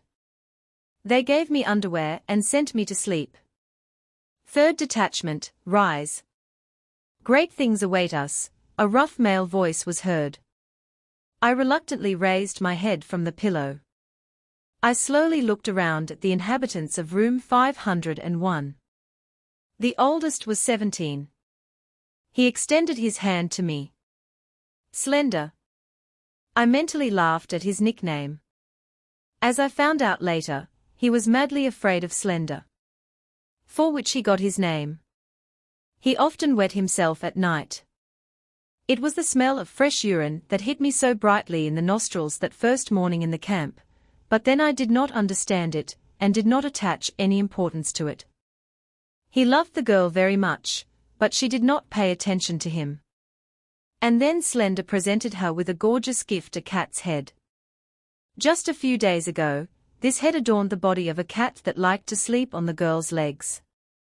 The other inhabitant was also 14. They called him Alien for his alien behavior. He was interested in things that no one else cared about.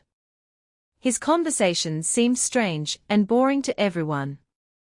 The alien was serving his sentence for something that probably all children, or at least many of them, dreamed of doing, but no one dared to do, setting schools on fire. I won't describe the rest. They were such helpless infusoria that I called them Infusoria 1 and Infusoria 2. I will only say that they were brothers, and when one was beaten, the other cried and crawled at their feet. They were 16. Oh, and they were twins.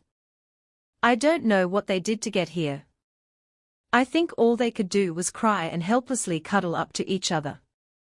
Oh, yeah. Apart from what I did, I haven't told you anything about myself. They called me Torch. I couldn't control my rage. I would flare up like a match or a torch. I was 17. The squad was divided into 2 parts. Boys on the right, girls on the left. Although the squad was the 3rd, the numbers for the room started from 401 and so on the left, and 501 and so on the right. I lived in 501. After exercise, there was breakfast.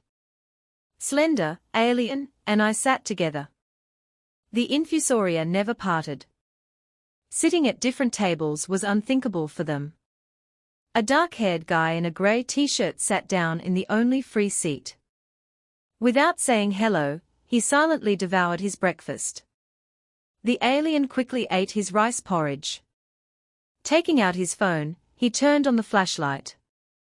A second later, he turned it off. Then he turned it on again, and then turned it off again. The alien continued his activity throughout breakfast. Slender watched what was happening with interest. Slender began to tell some funny story, and he almost choked a couple of times.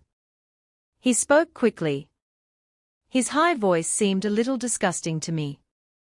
On some other level of perception, the vibrations of his voice painfully dug into my ears. Getting into the middle ear, they turned into nails. Millions of large and small nails stuck into my brain from all sides. I tried to abstract myself from what was happening. For some time, I was immersed in my thoughts. Looking at the others, I realized that no one cared about Slender. The alien was still sticking his flashlight into his head. The boy in the grey t-shirt was looking at his plate. After breakfast, the guards took me to one of the medical buildings. One after another, I was examined by a therapist, an ophthalmologist, a surgeon, an ENT specialist, a dentist and others. The last one was a psychiatrist. Having finished the dialogue, he wrote in the card that I may have signs of schizophrenia. A thorough examination is necessary. Then they took me to a psychologist. She was a nice woman of about 25 to 28 years old. She asked the orderly to leave us alone. The psychologist gestured for me to sit down.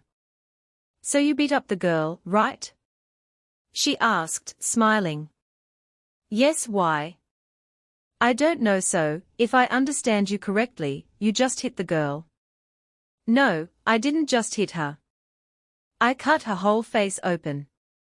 "You did badly, boys don't do that," Nadezhda Viktorovna noted.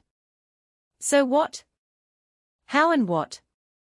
You attacked another person, hurt them. Moreover, she is a girl." The psychologist raised her voice a little, but continued to smile. "A girl, a boy. What difference does it make? She is a representative of the area. Gender, age or race do not matter here. Can I ask you a frank question? If you want, you don't have to answer. Go ahead. Do you hate women?" "Why do I hate them?" "No, I just don't respect them." "Why don't you respect them? Did any of them hurt you?" "Why should I respect them? They are weak, hysterical, good for nothing. They give love, care. After all, your mother is also a woman. She gave birth to you, gave you life. It's completely natural, women give birth to children. This is their function, the reproduction of life. They take care of children, they are afraid of losing them. The unconscious dictates to them that it is necessary to preserve the offspring. If it were different, people, just like other representatives of the fauna, would have died out long ago. Yes, that's true. But it's not that simple. What about love? I don't believe in love. What do you mean you don't believe? She looked me in the eyes. Some people don't believe in God, but I don't believe in love. Why don't you believe?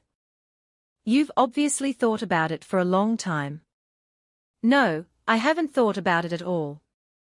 There are things that are of no interest to anyone, and this is exactly the case. You're not a stupid guy. Just a couple of years ago you were one of the best in your class. You were good at math. You got involved with a bad crowd. Why did you stop studying? What's the point? What's the point? You can graduate from high school with honors, go to university, find a prestigious job. You're from a wealthy family, you could study abroad. Now everyone goes to study in London. Enough? Don't you think our conversation is pointless? You all say the same thing. What do you want?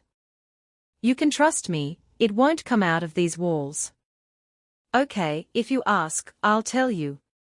Most of all, I want you to shut your mouth. I also want to go back to my room.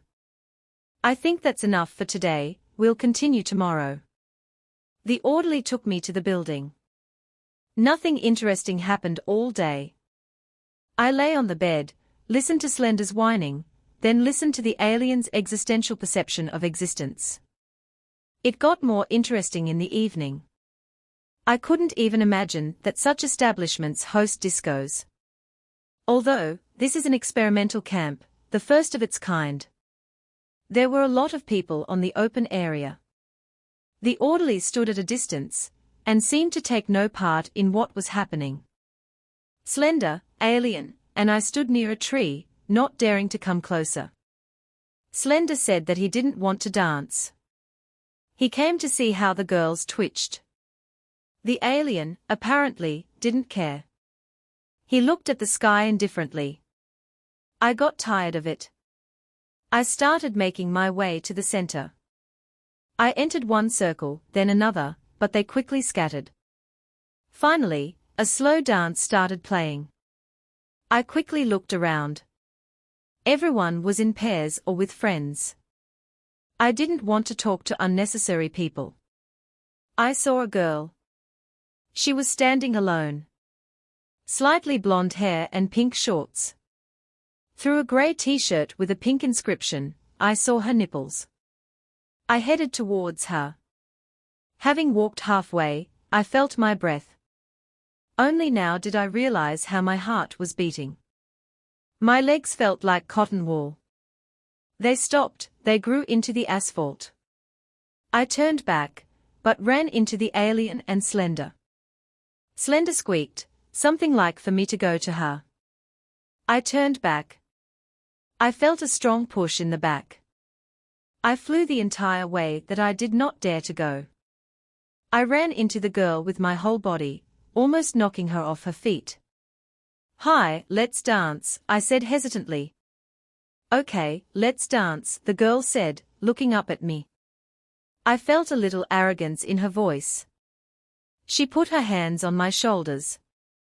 I, in turn, on my waist. Looking at my face, I only now realized that my armpits were completely wet. I must be smelling of sweat. It was too late to retreat. Her face was beautiful, although I noticed a few pimples. This is quite natural for our age. Even if the skin is clean, even if you wash your face every day, there is still no guarantee that they will not appear. It turned out that she was also from the third squad. Her name is Sveta. While we were dancing, we talked about computer games. Over her shoulder, I noticed a dancing couple. The guy was holding the girl by the butt, and she was smiling broadly. I tried to lower my hands lower. Sveta's face showed a dual feeling. On the one hand, I saw what she wanted. On the other, there was silent discontent. I put my hands back on her waist. Something like gratitude crossed her face. We spent the rest of the evening together. Half an hour until lights out. Imperceptibly passing the orderlies, I dragged her to the safest place, the men's restroom. It was a lighted room with 4 sinks and 2 stalls. Between the stalls, high in the wall, there was a hole, apparently a pipe had once run through it. Having locked myself in the right stall, I gave free rein to my hands. We kissed, I touched her breasts, 2 fingers slid into her panties. She asked me to stop. It seemed she was a virgin, but even if she had not been, I was in a hurry. Apparently, this was what scared me the most. Sveta showed courage by coming with me. In those years, I was stupid and naive. She did not agree. I opened the door angrily, it seemed I could have killed someone at that moment. Sveta was crying. "Third squad, rise," the nasty voice was heard again. I opened my eyes. Everyone, reluctantly, was trying to get up. The Alien seemed cheerful. Probably, he hadn't slept all night. He was looking somewhere far away. He was peering at the wall, as if looking through it. I noticed a book in his hands. I put on my glasses. Albert Camus. The Outsider. The Alien caught my gaze. "Have you read Camus?" "No," I answered a little sharply. In vain, Camus grew up in the poor suburbs of Algeria, and what makes you think that I'm interested? I don't care whether you're interested or not. I'm talking because I want to talk. I don't care whether you listen to me or not. Tell someone else. At this moment in time, I want to tell you specifically. I don't want to listen to you. I told you it doesn't matter. Do you think you're the most daring? I got out of bed and went up to the alien. 501, why are we taking so long to get ready? The hoarse voice of the orderly was heard. This day was similar to the previous one. Exercise, breakfast. After breakfast they took me to the psychologist again. The conversation was similar to yesterday's. Today I decided not to go to the disco. Left alone in the room, I lay on the bed for a while, looked out the window. People were leaving the building. I went to the toilet, completely immersed in my thoughts. When I left the stall, I saw two guys. One was very tall and strong. The second one was too, but a little weaker. I headed for the exit, they didn't let me through. Without thinking twice, I hit the stronger one. He deftly dodged the blow and jumped to the side. A strange, slightly frightening smile emphasized his furious gaze. The blows flew at me like a herd of wild horses. My head hurt when it touched the sink with quick movements. That evening, I was kicked pretty badly. They left me alone. I was left lying near the sink in a pool of blood. I woke up in the infirmary. It hurt to move. I could barely hold back my tears. It was only physical pain, my spirit cannot be broken. My neighbor in the ward was beaten by the same guys. From him I learned that the stronger one is called Juggernaut. The second one is Berserker. Juggernaut had a difficult childhood. His mother was raped and killed in front of the child. Having lost his virginity, Juggernaut strangled the girl with a bra. Once here, he quickly gained leadership. He became the informal leader. Juggernaut is the leader of the third squad. Berserker was often called in for fights. As a rule, they always beat up newcomers. They did not care who they were and where they were from. A couple of days later, Nadezhda Viktorovna visited me.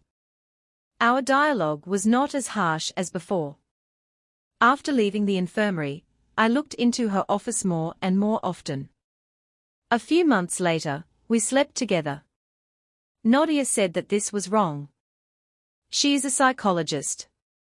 She should not remain within the framework of authority and morality. Without saying a word, I just kissed Nadia tenderly. A strange feeling awakened in me. This is not lust, not passion. It seems to be love. Yes, friends, I have truly fallen in love. My heart sank in anticipation of the long-awaited minutes. My breathing stopped. A pleasant shiver ran through my body. No girl had ever been so dear to me. The best thing is that my feelings did not go unanswered. Nadia loved me too. After breakfast, I ran to the psychologist faster. No, we didn't sleep all the time. The priceless minutes spent next to a loved one are more pleasant than ordinary sex. Soon, the whole squad knew about us. The guys cast respectful glances in my direction. The girls giggled shyly and whispered something behind my back. Despite the euphoria of love, this did not stop me from remaining a misogynist. But there were also negative moments. I was still beaten. Sometimes I managed to fight back. At first, there were only Juggernaut and Berserker. Over time, their number increased. Almost the entire squad hated me. I tried to find help among the neighbors, but was met with a storm of indignation. When I said that we were friends, they replied that this was not so. We were never your friends. Go to hell, cowards, I turned to the wall. The most painful thing was when they beat me and insulted Nadia. It was real torture. I woke up after a nap. The alien was holding a book in his hand. This time it was Nausea by Jean-Paul Sartre. I really needed to go to the toilet. I walked down the corridor looking a little sleepy. On the way I met Sveta. Are you sleeping with her? Her angry face secreted so much bile that it became disgusting. None of your business. Everyone says that you are worthless. I slapped her. She cried, squatting down and leaning her back against the wall. I raised my fist above her head. After a little hesitation, I continued on my way. How strange, I slapped her. Before, I would have hit her for a long time. And not with my palm. I felt disgusted hitting her. No, not sorry, disgusted. It was disgusting to dirty my hands. I went into the stall. I took off my pants and sat down on the toilet. Suddenly I heard a suppressed laugh. I raised my head. A phone was pointed at me. Oddly enough, attacks of stupidity come to people at the most inopportune moments. Although I was rarely stupid, this was just that moment. I did not realize that I was being filmed. The phone was in a hole above. There was a small hole in the wall connecting the stalls. For some reason, I thought that someone had simply decided to make a phone call. I turned my head away and continued. When I realized what was happening, I screamed at the top of my lungs. Hey, idiot! He quickly ran out. Through the crack between the door and the wall, I saw his clothes. It was slender. I angrily opened the door. I went into the room. Slender was gone. The alien was telling something to the infusoria. Isaac Asimov has lived in America all his life. He was born in the Smolensk province, which was part of the BSSR at the time. Will you ever shut up? I screamed, where is Slender? He's in the lobby, the alien answered calmly, apparently noticing that it was better not to touch me now. I went to the lobby. A lot of people had gathered there. Everyone was laughing wildly. Slender was standing in the center and telling something. I hit him with all my might. He fell. Hit, hit, hit. Again, again. I deleted it, only a couple of people saw it, Slender begged. I grabbed the phone. I smashed the phone first on the floor, then on his head. A kick threw me to the other end of the lobby. Juggernaut. Not in time. He and his friends pounced on me. Then the others joined in. If it weren't for the orderlies, I don't know how I would have stayed alive. I woke up at night from fear and the smell of burning. There was no one in the room. I didn't immediately realize there was a fire. It wasn't just our building that was burning. The neighboring buildings were also burning. There was fire, screams, and some explosions outside. I broke a window. If you jump from the second floor, you can break all your bones. I looked around. I didn't want to die in the fire either. Deep breath. Exhale. Jump. I'm safe. Yes, it was scary. I fell on some pile. Looking closely, I realized that the pile was a mountain of corpses. I shuddered. I stood up, trying to run away faster. There were corpses on the road, too. They were everywhere. I saw the corpse of the director, doctors, and orderlies. Fear was growing in my heart. Torch, Juggernaut's frantic cry rang out. Should I come or run? I'm tired of being afraid. Approaching the crowd, I saw Juggernaut and the leaders of the other squads. The crowd was jubilant. Apparently, the leaders had started a riot. I have a gift for you, he laughed. My arms were twisted. The berserker shot me in the chest 3 times with a pistol loaded with tranquilizers. I fell. Everything was swimming. I couldn't move. Through the haze of fog I saw Nadia. Her clothes were torn. The juggernaut was raping her. I watched. I tried to turn away or close my eyes, but it didn't work. He had a tight grip on her throat. Nadia couldn't breathe. My thoughts were far away. That morning I lied to the alien I was reading Camus. Injustice is either cooperated with or fought against, there is no third option. Resistance. Intervention is undermined by the knowledge of ultimate doom to defeat. I flare up like a match, like a torch. I light the way in the darkness. I light those who walk the path of fear. The path through fear. The torch no longer burns, there is no hope. Hope died. You didn't tell me about it, Eva said in shock. I didn't want you to know. Since then, I decided never to love anyone again.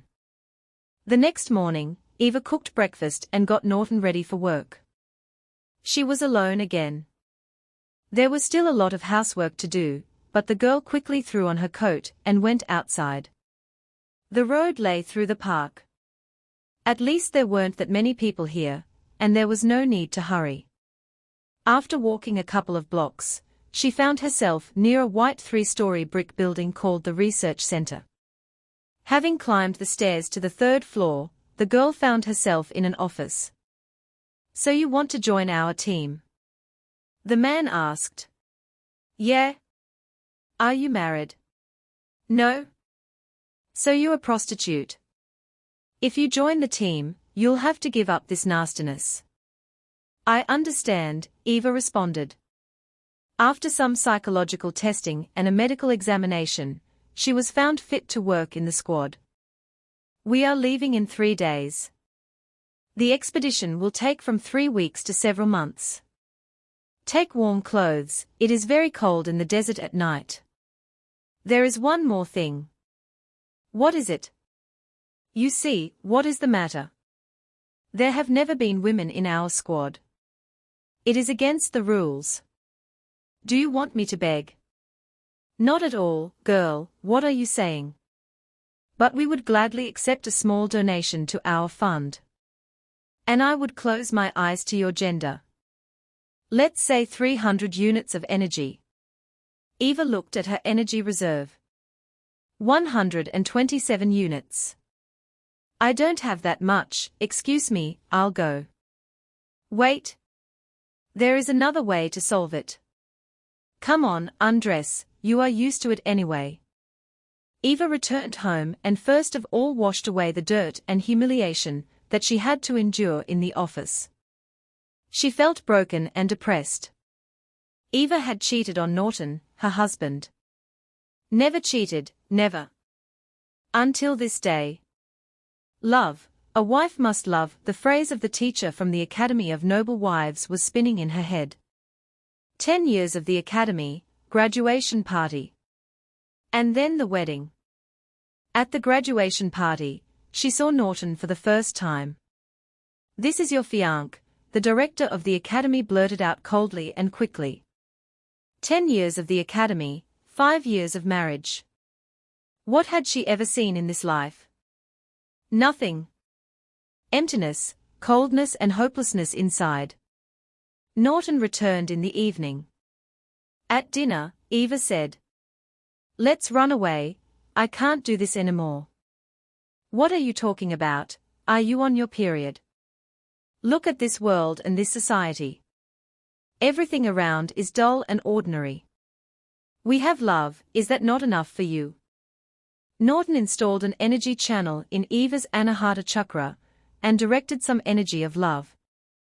"Enough?" the husband asked, breaking the energy channel. "I love you." Eva began to cry. Norton silently kissed his wife on the cheek. The following days were just as boring and ordinary. Usually she spent the whole day doing household chores, sometimes she sat on the internet. On some evenings, when he let her go out, the girl was happy to sneak into the bar 25 and have a beer. Quiet sex at night. Quiet sadness at the bottom of life. That very day came. That very morning. She packed her bag and fluttered out into the street. On the way, her thoughts were confused. Eva ran. She ran not from him, but from herself and society. The girl felt freedom for the first time. A couple of weeks later, lost in the desert, she meets the savage Anthony, her first and true love. An interesting story, but why did you tell it? Asked Rita. Just to distract you.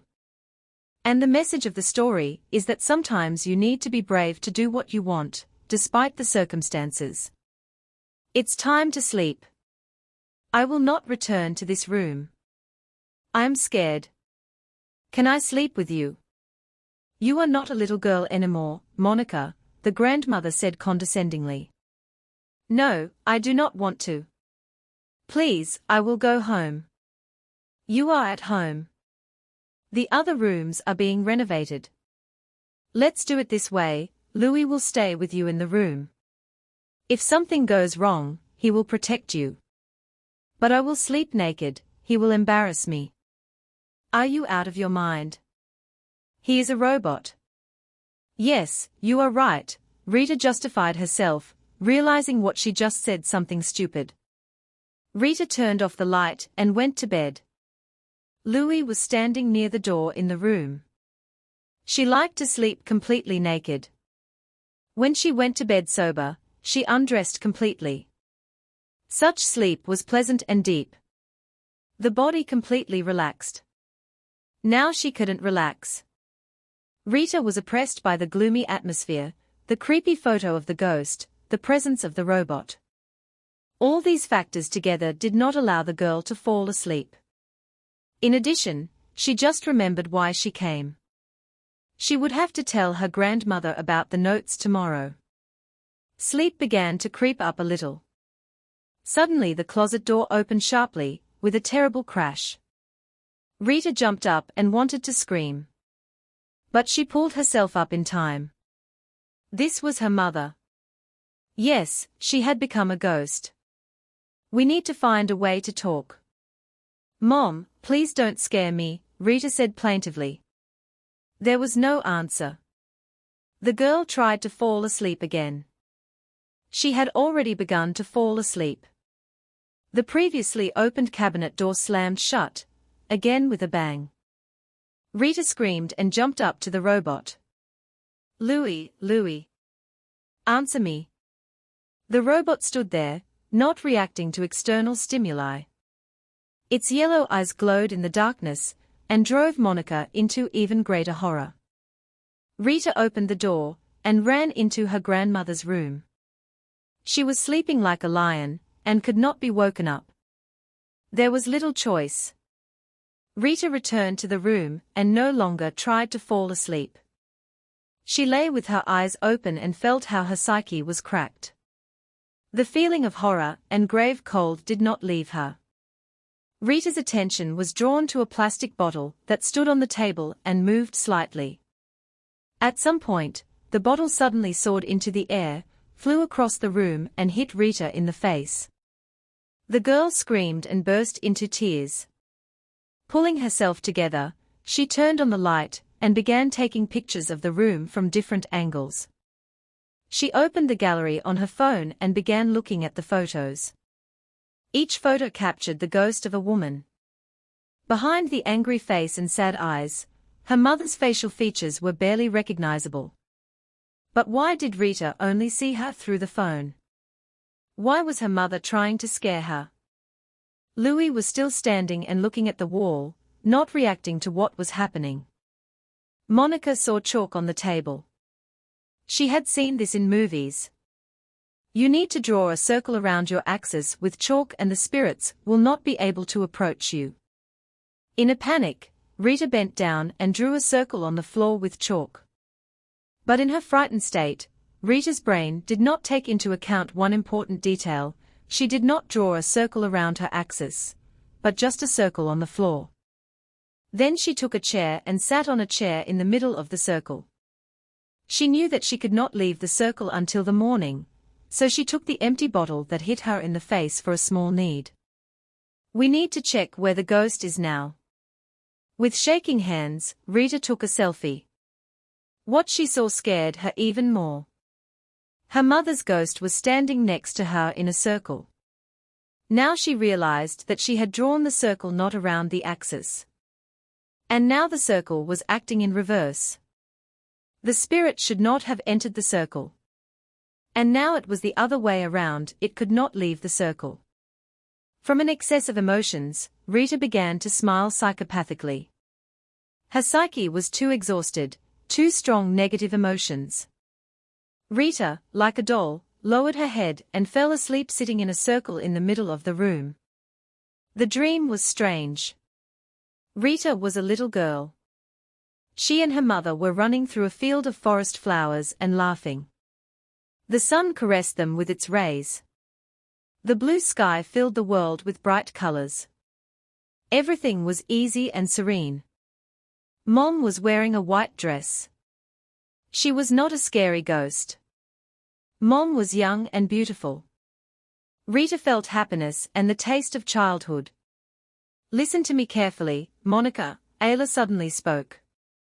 What happened, Mom? Rita asked worriedly. I died. You must avenge my death. You must take my place. Find those who are left from OZG. Destroy Mashrumless. Go to Munich and find Richard Werner. He is my mentor. He will teach you everything I knew. I don't understand what you are talking about, Rita began to cry. You will understand, everything will be fine, I love you, Ayla kissed her daughter. Mom, why are you scaring me? My spirit has been locked up for 20 years. I didn't want to scare you. It does not depend on my will. Over time, spirits begin to go crazy. That is how stories about scary ghosts appear. Find a way to calm my spirit. I must find peace. Monica, wake up. It's already lunchtime, and you're still sleeping, Grandma's voice was heard. Rita looked around. She was sitting naked on a chair in the middle of the room. There was a bottle of yellow liquid next to her. Grandma, something happened here. You'll tell us at lunch. What would you like for lunch, mademoiselle? Chicken or spare ribs? Asked Louis, who had entered the room. At lunch, Rita told her grandmother about the events of the previous night. The Baroness listened calmly. It seemed that she was not at all touched by this story. We need to put her spirit to rest, Eliza de Brilla said briefly. What did Rita choose for lunch? If chicken, go to chapter 8. If spare ribs, go to chapter 7. Chapter 7. The healer. The morning was sunny. Eliza instructed Louis to analyze the information on the internet and find a way to put Ayla's spirit to rest. Since there was no body or grave, this made the task difficult. Excuse me, madam, may I steal a few minutes of your time? Speak, said the Baroness. I analyzed thousands of sources of information and came to the conclusion that this method is the most suitable. What should I do? Add a handful of cemetery soil, sand, and a tablespoon of salt to a glass of water. Drink it and read the text in some unknown language. Write the text on paper and go to the cemetery. Bring some soil. Yes, madam. Louis wrote the text down and went to the cemetery. Well, Monica, one of us must do this. How will we choose which of us? Let's play rock, paper, scissors, whoever loses will do the ritual. I'm sad to say goodbye to my mother. But we have to. The game has begun. Rock, said Monica. Paper. Scissors. Rock. Paper. Elise won. Louis returned 15 minutes later and prepared the potion. Rita, Eliza and Louis entered Ayla's room. After drinking the potion, Rita began to read the text in a language unknown to her. Things in the room moved and flew with a roar. Before she could finish reading, a gust of wind blew the note out the open window. "Looks like it didn't work," Eliza said sternly. "What are we going to do?" Rita asked fearfully. "Let's do it again, maybe," said the Baroness. "Madam, if you allow me, I have an idea," Louis butted in. "Speak," answered Eliza. "This ritual has an author. I found the ritual on one of the websites. You can contact the author." "Okay, go ahead." Louis called an unknown healer. It turned out that she lived in the nearest city and was ready to come and perform the ritual herself. In the evening, the healer arrived. She businesslike examined those present and inspected the house. "The robot needs to be turned off for the duration of the ritual," said the healer. Its electromagnetic radiation prevented the ritual from successfully completing. That is why they did not succeed the first time. Eliza ordered Louis to go to the pantry and switch off for 2 hours. The healer took out some multicolored bottles with unknown contents. She told them to drink. Eliza and Rita drank. The poison took effect in a minute. The granddaughter and grandmother fell dead. The witch doctor opened the front door and let her accomplices in. This was not the first time they had pulled this scam. Among the members of the cannibal sect, the meat of aristocrats was especially revered. Eliza and Rita were eaten in 2 days. The skeletons were hung on the walls. Rita, Ayla and Eliza are now together. Their souls restlessly wander the abandoned estate, frightening wandering travelers. Chapter 8. A priest. The morning was rainy. Eliza instructed Louis to analyze the information on the internet and find a way to put Ayla's spirit to rest. Since there was no body or grave, this made the task difficult. "Excuse me, madam, may I steal a few minutes of your time?" "Speak," said the Baroness. "I analyzed thousands of sources of information and came to the conclusion that this method is the most suitable." "What should I do?" "Add a handful of cemetery soil, sand, and a tablespoon of salt to a glass of water. Drink it and read the text in some unknown language. Write the text on paper and go to the cemetery. Bring some soil." "Yes, madam." Louis wrote the text down and went to the cemetery. "Well, Monica, one of us must do this. How will we choose which of us?" "Let's play rock, paper, scissors, whoever loses will do the ritual." "I'm sad to say goodbye to my mother. But we have to. The game has begun." "Rock," said Monica. "Paper. Scissors." "Rock. Paper. Scissors." Rita won. Louis returned 15 minutes later and prepared a potion. Rita, Eliza and Louis entered Ayla's room. After drinking the potion, Eliza began to read the text in a language unknown to her. Things in the room moved and flew with a roar. Before she could finish reading, a gust of wind blew the note out the open window.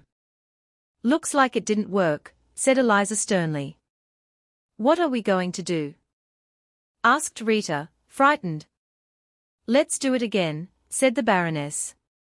"Madam, if you allow me, I have an idea," Louis butted in. "Speak," answered Eliza.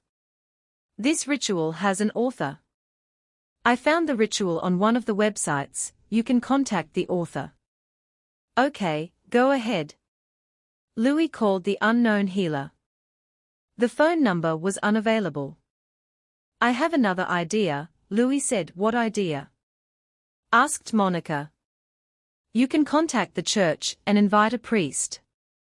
"I don't believe in God," Eliza cut him off shortly. "Grandma, let's try. There will be no unnecessary things." "Okay. But you do it yourself." Rita attended Sunday liturgy. She returned to the estate with a Catholic priest.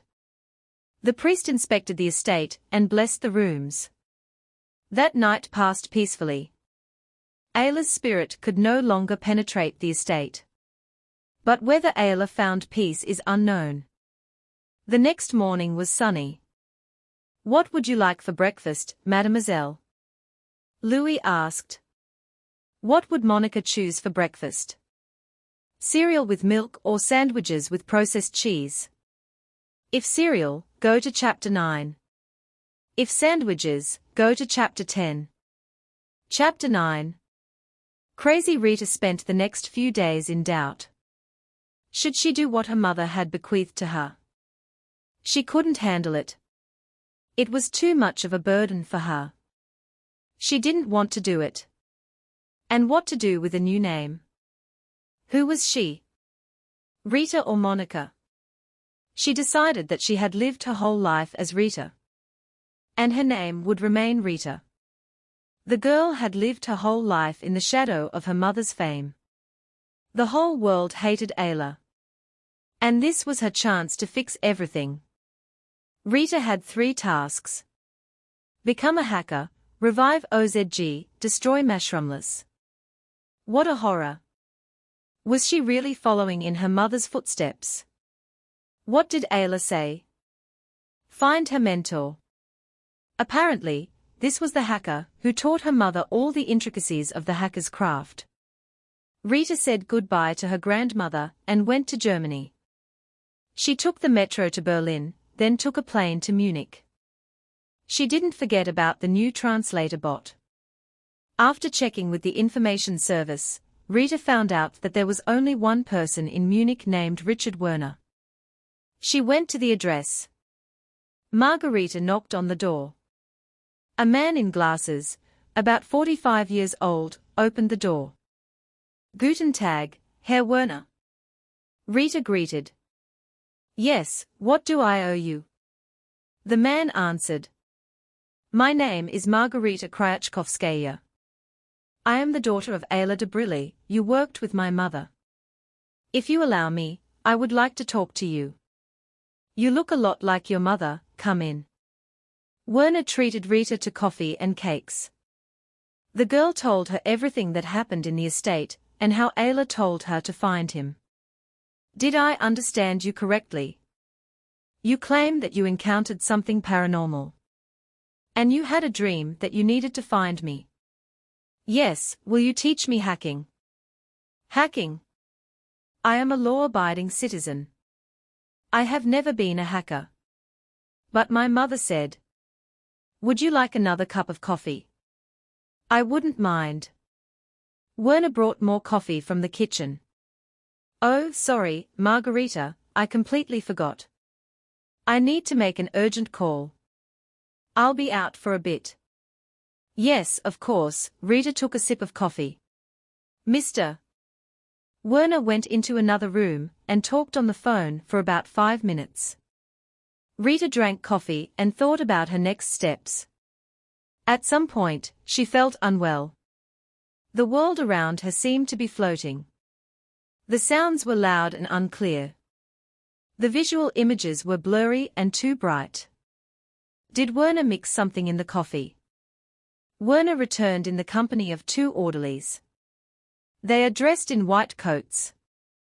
The orderlies took Rita, whose mind had by then gone cloudy, by the arms and led her away in an unknown direction. Rita woke up tied to a bed in a white room with no windows. She was wearing hospital pajamas. The iron door opened. Werner came in. How are you feeling today, Margarita? Do you recognize me? Yes, Werner. Where am I? Rita squeaked weakly. It was obvious that she was not feeling well. What, Werner? You are delirious again. The hallucinations are getting worse. My name is Joseph Stein. I am your attending physician. You are in the psychiatric hospital at Johannstrasse 78. Let me go. Untie me immediately. Unfortunately, that is not possible. You need treatment. Joseph forced Rita to take a pill. Then he raped her. Then 2 more orderlies raped her. A month passed like this. Joseph came every day. He asked about Rita's health, forced her to take pills, then raped her. Sometimes the orderlies raped the girl too. The pills suppressed her will. By the end of the month, Rita had become a spineless doll. He even stopped tying her up. Rita submitted without complaint and agreed to sex, without any objections. Margarita did not understand what was real. Was this a dream, or was her previous life a dream? Was her grandmother, mother, notes real? Who was her tormentor? Was he Werner or Stein? She finally understood. This was not a mental hospital.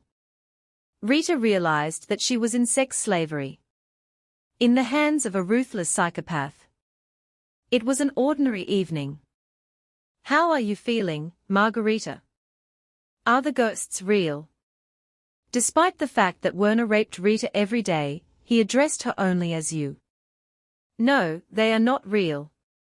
And the story with the estate? Those were my hallucinations. Good girl.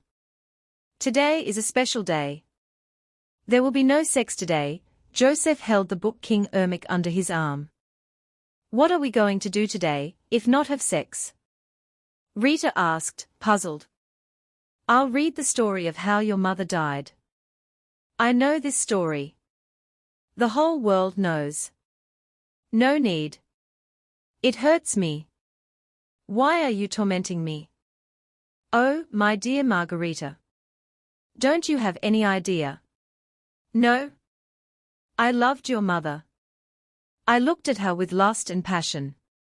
But she didn't notice me. She preferred someone else. Your father. Ayla and I worked together at OZG, hacking and controlling the entire planet. Then she died. I grieved greatly. Life lost its meaning. First, I killed your father and staged it as a suicide. Then OZG broke up. I became a lone hacker. I lived with memories of Ayla, was interested in everything connected with her. At that time, I had no idea you existed. Hacking another site, I came across your profile. You are the spitting image of your mother. I started following you through your smartphone, which I hacked with ease. I watched your every move. You were like Ayla still alive. Thoughts about you haunted me. I decided to put an end to this obsession. I decided to kill you so as not to think about Ayla anymore. I came to Minsk and continued surveillance. I set a trap. Yes, the note in the cheeseburger is my work. And the murder in the parking lot, too. But another girl came instead of you. I thought it was you. I calculated this moment, too. If another girl had come to the parking lot instead of you, then I needed to make sure that you went to a place where I could easily get to you. That's why I wrote in the note that you should go to the estate. You did exactly as I expected. You may ask, why in Esperanto? The thing is, I am a fan of the book The Man in the Flask, and they spoke this language there. So, I sent you to the estate. I was there before you arrived. Hiding in the basement. I turned off the robot remotely and wanted to kill you in the room. But I didn't take one thing into account. Ayla, her spirit was constantly throwing things around. She threw knives and other objects at me. Even after death, Ayla protected you. That night, when you slept naked, I got very close. I put a knife to your throat, but Ayla didn't let me. She didn't leave your side for a second. I saw your naked body. Beautiful and sexy. Ayla must have looked the same without clothes. From that moment on, I no longer wanted to kill you. I just wanted you. I wanted to possess you. I wanted an intimate connection. I was almost ready to give in, but suddenly the priest exorcised Ayla's spirit, and it's unclear where she went now. Now the way was clear. But I couldn't have intimate contact with you while your grandmother was nearby. I'm too cultured. It was necessary to make sure that we were alone. While I was coming up with a plan, Ayla sent me to me. I couldn't believe my luck. But why did she send you to me if she was protecting you from me? I don't know. Apparently she didn't recognize me. I've changed a lot over the years. And the mind of a ghost, judging by your dream, fails over the years. The spirit stops recognizing familiar people and becomes aggressive. So, by sending you to me, Ayla thought she was doing you a favor, but it turns out, she unwittingly drove you into a trap. I followed you to Germany and barely made it home before you arrived. And the orderlies are my brothers. I came up with a sophisticated way to break you, and came up with the story about the mental hospital. In fact, we are in the basement of my house. Have I answered all your questions? More than answered, Rita burst into tears. And now, please listen to your mother's story. No, please, this story hurts me. That's very good. I am here precisely to make you hurt. Werner opened the book King Ermic and began to read. In the year 5072, the population of planet Earth reached 80 billion. Due to overpopulation, the Earth faced a problem of electricity shortage. JSC Zaslin is searching for alternative energy sources. In orbit of the distant planet Giantix, scientists built a research space station. The planet Giantix is practically uninhabited. Except for the huge mushrooms that emit electricity. Energy collection units, abbreviated as ECU, are located all over the planet.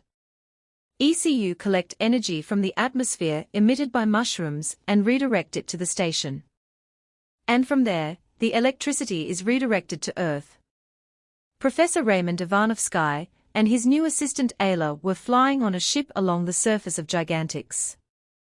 The assistant was doing something with a screwdriver in the guts of the robot. The L-94 robot was written off as an old-generation robot and had been in Professor Ivanovsky's closet. And now the professor has found a new use for it. Raymond, without looking up from the steering wheel, was telling Ayla that the latest research shows that the mushrooms are intelligent. By emitting electrical signals, they form a kind of collective intelligence. But not in the usual sense of the word. The mushrooms live in some kind of virtual reality. The mushrooms of the southern colony began to emit extremely little energy. And this is a third of all of Giantix. Do you think this is a good idea? Ayla asked without enthusiasm. Good or not, it's worth a try, Ivanovsky responded. I'm done, but this old man is unlikely to be capable of anything else. It will do just fine for the purpose of our mission. Otherwise, another energy crisis will occur on Earth. Their plan was to connect the old robot to the consciousness of one of the mushrooms. Whether it would work or not, Ivanovsky had no idea. But if everything works out, they will not only find out the reason for the fading energy of the mushrooms in the southern colony, but also find out what kind of virtual world the mushrooms live in. Maybe they don't feel like mushrooms at all, who knows. Finally, the professor's ship reached its destination. The scientists flew to the mushroom that emitted the most energy in this area of the mushroom forest, which means there is a better chance of successful synchronization. They put on spacesuits, since the atmosphere was poisonous for people, and being on the surface of the planet for more than a couple of hours was extremely undesirable and dangerous to health. Ayla rolled the robot in front of her, and Raymond looked around. Next to the chosen mushroom, two more were growing. One was smaller, and the second was a very small mushroom. Professor Ivanovsky made small holes in the mushroom. In turn, Ayla opened the head of L-94, took out the wires and inserted them into the holes. After a couple of minutes, the holes tightened, hiding the wires inside. This was a good sign. It seemed that synchronization was going well. The scientists left the robot connected to the mushroom and returned to the ship. Ivanovsky took out a tablet. The tablet allowed them to see through the eyes of L-94. They could see the virtual world, thanks to the consciousness of the robot, immersed in the consciousness of the mushroom. What they saw there shook them to the depths of their souls. Thus began the story of the future King Ermic. In these troubled times, only two human kingdoms remained: Nemea and Prestonia. Nemea was ruled by the good-natured Tiberius. The king was distinguished by a cheerful and dissolute disposition, like most southerners. His cousin, King Orf, was the complete opposite of Tiberius. Tough, greedy, reserved. Despite the wealth of his land, he was never satisfied with everything. Most citizens in the East were similar in character to the king. It is difficult to say whether the ruler is a mirror of the people, or the people are a mirror of the sovereign. One way or another, each of the kings fully reflected the character of his people. The year 327 turned out to be famine. All of Nemea was engulfed in this horror. Hordes of black locusts ate 90% of the crops. What was left was barely enough for food. The troubles did not end there. Those who did not die of hunger died of the plague. They say that the plague was also brought by locusts. They also say that Tiberius angered the gods with his radical views on faith, for which they sent down this punishment. L-94 found himself in this inhospitable world. More precisely, only his mind. If it is even appropriate to talk about the mind of a robot. A robot is a machine, a computer. It has no mind, only source code. Or does it? Physically, the robot was still standing, connected to the mushroom. But here, in the virtual world, he felt different. Yes, he felt different. In this world, L-94 has a human body, where his mind is immersed. Who would have thought that in their virtual world, mushrooms feel like people? And they don't even realize that they are just mushrooms. And for the robot himself, being a person, albeit virtually, was a novelty. True, this world did not look virtual. Everything was real. L-94 could control the body, memory and mind of the person in whose body he was. Being human was new to him. Never in his entire life, as a robot, had he felt anything like this. He could walk, eat, drink, feel. And not just physical pain. He felt great love for his wife and son. For Ermic's wife and son. His name is Ermic. Here he is not L-94. No longer. When synchronizing, L-94 became this very Ermic. He knew and remembered the same things as the real Ermic. And where is the real Ermic? L-94 did not know this. And did it matter? For the first time in his life, he was someone. He was a person, and not gathering dust in a closet. Ermic and Elijah were already asleep when there was a knock on the door. The knock was soft but insistent. "Don't open the door," the wife sobbed irritably and at the same time frightened. "It's Uncle," I recognized his knock, Ermic responded in a drunken voice. "Still, don't open the door. Your son kept me awake all night, and I just gave birth. And you're drunk again." Ermic silently put on his shirt and went out to open the door with an unsteady gait. He carefully looked through the crack in the door, as if making sure that it really was Uncle. Ermic's instinct did not fail him, opening the door, but saw a tall, stately warrior in black royal armor in front of him. The guest took off his helmet and good-naturedly hugged his nephew.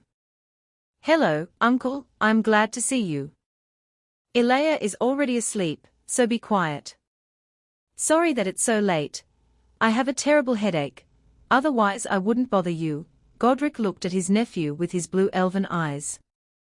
The king's armor hid his face and all parts of his body, only his height could give him away as an elf, but as soon as Godric took off his helmet, everyone could see white skin, blue eyes and very long ears, unusual for any human. Ermic motioned to Godric to sit down at the table and poured homemade wine into the goblets. Making homemade wine is prohibited by law. If the king found out, you would be hanged, Godric grinned. If the king found out that the head of the royal guard drank homemade wine, you would be skinned. A stupid law. You see, the royal winery has a monopoly. It is not profitable for them to have someone else make wine. I have good news. I had a son yesterday. Let's drink to that. Ermic shared his joy. What news? Why were you silent? Godric exclaimed joyfully and loudly, drank and loudly put the goblet on the table. In the next room, a baby's cry and some kind of fuss were heard. A few moments later, Elijah entered the room with a baby in her arms. She danced slightly, rocking the baby in her arms, and breastfed. The baby's head and her chest were slightly covered with a shawl, so as not to expose her nakedness to a strange man.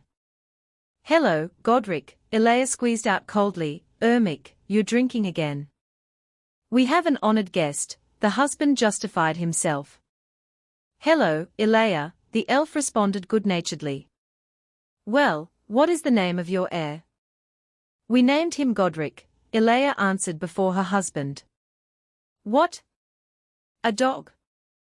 Godric jumped up, beside himself with rage, and put his sword to his nephew's throat.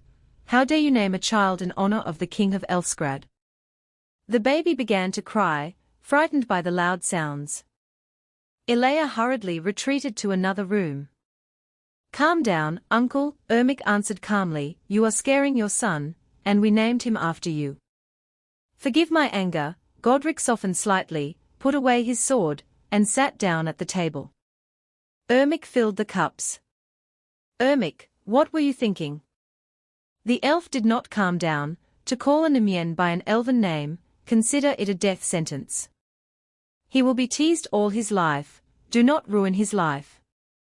Elijah has a clouded mind after giving birth. It was she who insisted. A wife should not push her husband around. Godric cut him off coldly. You see, I love her. She is going through a difficult time now. And the name is beautiful. You also have an elven name. I am an elf, Godric objected, the only elf in all of Nimia. Pour more. Ermic filled the cups. They drank. It is there, in Prestonia, that people serve the elves, because Elfsgrad subsidize Prestonia. Ooh. Stinking lackeys. Uncle. You know yourself that I am not your uncle. Have you forgotten how I picked you up? You will forget here, laughed Ermic. The merchant raised a ruckus that some grimy street kid stole her apples. By law, I should have flayed you and hanged you right there in the market square. But I convinced the king to spare your life. King Tiberius is merciful. We took pity on you, fool. The king agreed to spare your life, but I should have taken you in for education. And raise him as my own son. And I fulfilled my duty to the king and my fatherland. And how did you repay me? You named your son with an elven name. Let's drink to the health of King Tiberius. Ermic raised his cup. Why do you hate elves so much? You are an elf yourself. Ermic asked quietly. You yourself know that in Nimia everyone despises elves, and for good reason. They are arrogant, treacherous, you can't trust them, Godric began. Although I am an elf by blood, I am a man at heart. In my homeland they brought a lot of trouble. In your homeland? Ermic was surprised. Oh, by the way, I forgot why I came. My migraines are tormenting me again. I'll bring it now. Ermic went to his wife's room and brought some kind of bag of powder. Brew 2 spoons at a time, said the nephew. I'll boil the pot right now. Don't bother, we are drinking anyway, I'll brew it at home. Go on, you said your homeland, isn't Nimia your homeland? Her name was Teresa. Who? My beloved. Everything needs to be pulled out of you with pliers, Ermic burst out laughing. You've never asked about this. Where do you think an elf came from in our area? Well, I don't know. Now listen, and don't interrupt. There, in the east, beyond the Goblin Valley, lies Prestonia, my homeland. What? Prestonia? Don't interrupt, I said it. Forgive me, uncle. 20 years ago, I was a young elfsgrader in love. You said that your homeland is Prestonia. So you are a Prestonia resident. Can you shut up? Okay, forgive my hot temper. All elves are arrogant and hot-tempered. And I thought only you had such a capricious character, ah ha ha. Can you shut up, please? I am actually telling my story. Sorry, go on. You are right, it is a matter of etymology. I use the word elfsgrader as a synonym for elf. The kingdom of elves, Elfsgrad, is located north of Prestonia. And the inhabitants of Elfsgrad are more correctly called elfsgraders. The population of Prestonia is mixed. About 10% of it are elves. The elite. All the titles, palaces, wealth, everything is in the hands of the elves. And the people are the same peasants as ours. So both the elves and the people from Prestonia, I think, can be called Prestonia residents. And where did so many elves come from? A stupid question. From Elfgrad, of course. But many were born in Prestonia itself, like me, for example. As I said, Elfgrad finances Prestonia. In exchange for this, elves are allowed to settle there, and in fact be nobility. There are only a few human nobility. Except maybe the royal family. So, what was I talking about? Godric continued, I lived in the capital, in Preston. I was from a noble family. I had a beloved, Teresa. She was a fair-haired elf, with an attractive face. At night, I wrote her poetry. One day, I plucked up my courage and went to her father to ask for her hand. And then I found out that she was destined for another. And not just another, but King Ulf. He also had his eye on her. I left with nothing. At night, the guards came to me. They beat me, tortured me. The king made me read my poems, which I dedicated to Teresa, aloud.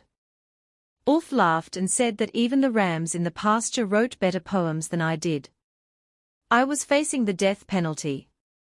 Thanks to this trick with asking for her hand, Teresa learned of my feelings. I loved her unrequitedly, and she knew nothing.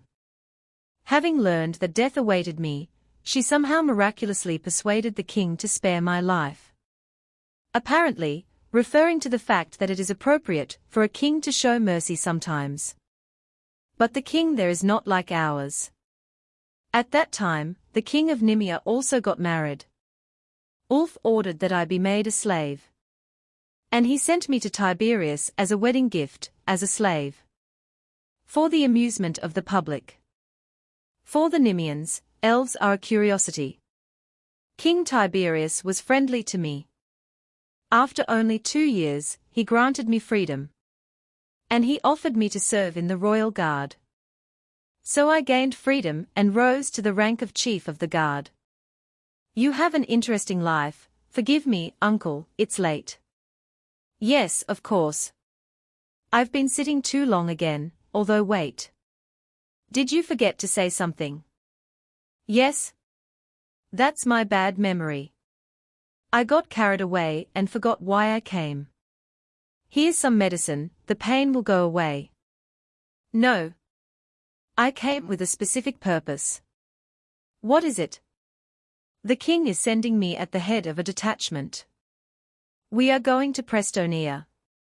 Supplies are almost exhausted. Famine is raging. Tiberius hopes to buy grain and bread from Ulf. We are a rich kingdom. What's the point? We cannot eat gold like bread. But that's suicide. Ulf will kill you. That's why the king is sending me. I'm the best warrior. Kings are brothers after all, maybe Ulf will remember his brother and help our people. I wouldn't be so sure. Me, 50 warriors and a herbalist are going on the campaign. Herbalist? To treat wounds. Well, yes, that makes sense. The locusts ate almost all the healing herbs in Nimia. Would Tiberius really let his mistress go on a campaign? Of course not. That's why I came for her daughter. For Alea. No, wait. I'm sorry, nephew, forgive me. Wait, uncle, there must be a way out. There is no other way out. The king will also pay generously. 100,000 ducats for me, and 20,000 ducats for the herbalist. For that kind of money, you could even buy a small house in the capital. Yours is already completely worn out. Please, uncle. Alea just gave birth. She needs to feed our son and be a mother. I love her. I love my son, Ermic cried and fell to his knees. Get up, don't disgrace yourself. There are only 2 herbalists in all of Nimia. Everything has already been decided. No, 3 herbalists. 3. Do you know anyone else? An herbalist. Alea taught me a little about this craft. Besides, I go out every day to sell behind the counter. I understand herbs. Believe me. Let's say so. I'm sure you don't know half of what your wife knows. Well, then test me. I would test you. If I could. I don't understand herbs or medicine. Even if I took you, no one cancelled the king's order. When are you leaving? The day after tomorrow, at dawn. Don't tell the king. I'll go instead. I'll join you outside the gate. And when the deception is revealed, we'll be far away. Tiberius is merciful. The king will not harm Alea and her son. But he can cut off my head for disobeying orders. Don't worry about it. I'll take all the blame. Tiberius is merciful. Okay. Well, if anything, it's all your fault. And you'll be executed, not me. Godric and Ermic drank a couple more glasses as a farewell and the elf left. He refused to stay the night. When Ermic went to bed, his wife was already asleep. She was lying on her left side. The baby was sleeping in a crib next to his parents' bed. Ermic snuggled up to his sleeping wife and kissed her tenderly on the lips. He was so tired he wanted to sleep, but sleep wouldn't come. Half an hour later, someone's voice rang out in Ermic's head. L94. L94. L94, can you hear me? What? Professor? Ermic answered in a whisper. This is amazing. I will be given the Nobel Prize for such a discovery. I proved that mushrooms are intelligent. Wow. They do not look like mushrooms at all. They are people, elves. Nonsense. Do you think that this world is real? It is all a fake, an illusion, Ivanovsky said. As for me, this world is no less real than ours. So, thanks to you, we found out why the energy was fading. And why? The southern colony is exactly what they call Nimia. There is famine in the country, an epidemic. The mushrooms are fading. Perhaps, if their virtual copies, so to speak, stop suffering and starving, the mushrooms will begin to emit more energy. And the earth will be saved. Are you going to go on a hike? I don't even know anymore. How do you not know? You will get food. And that means that in reality the mushrooms will stop dying out. What about your wife and son? I can't leave them. I love them.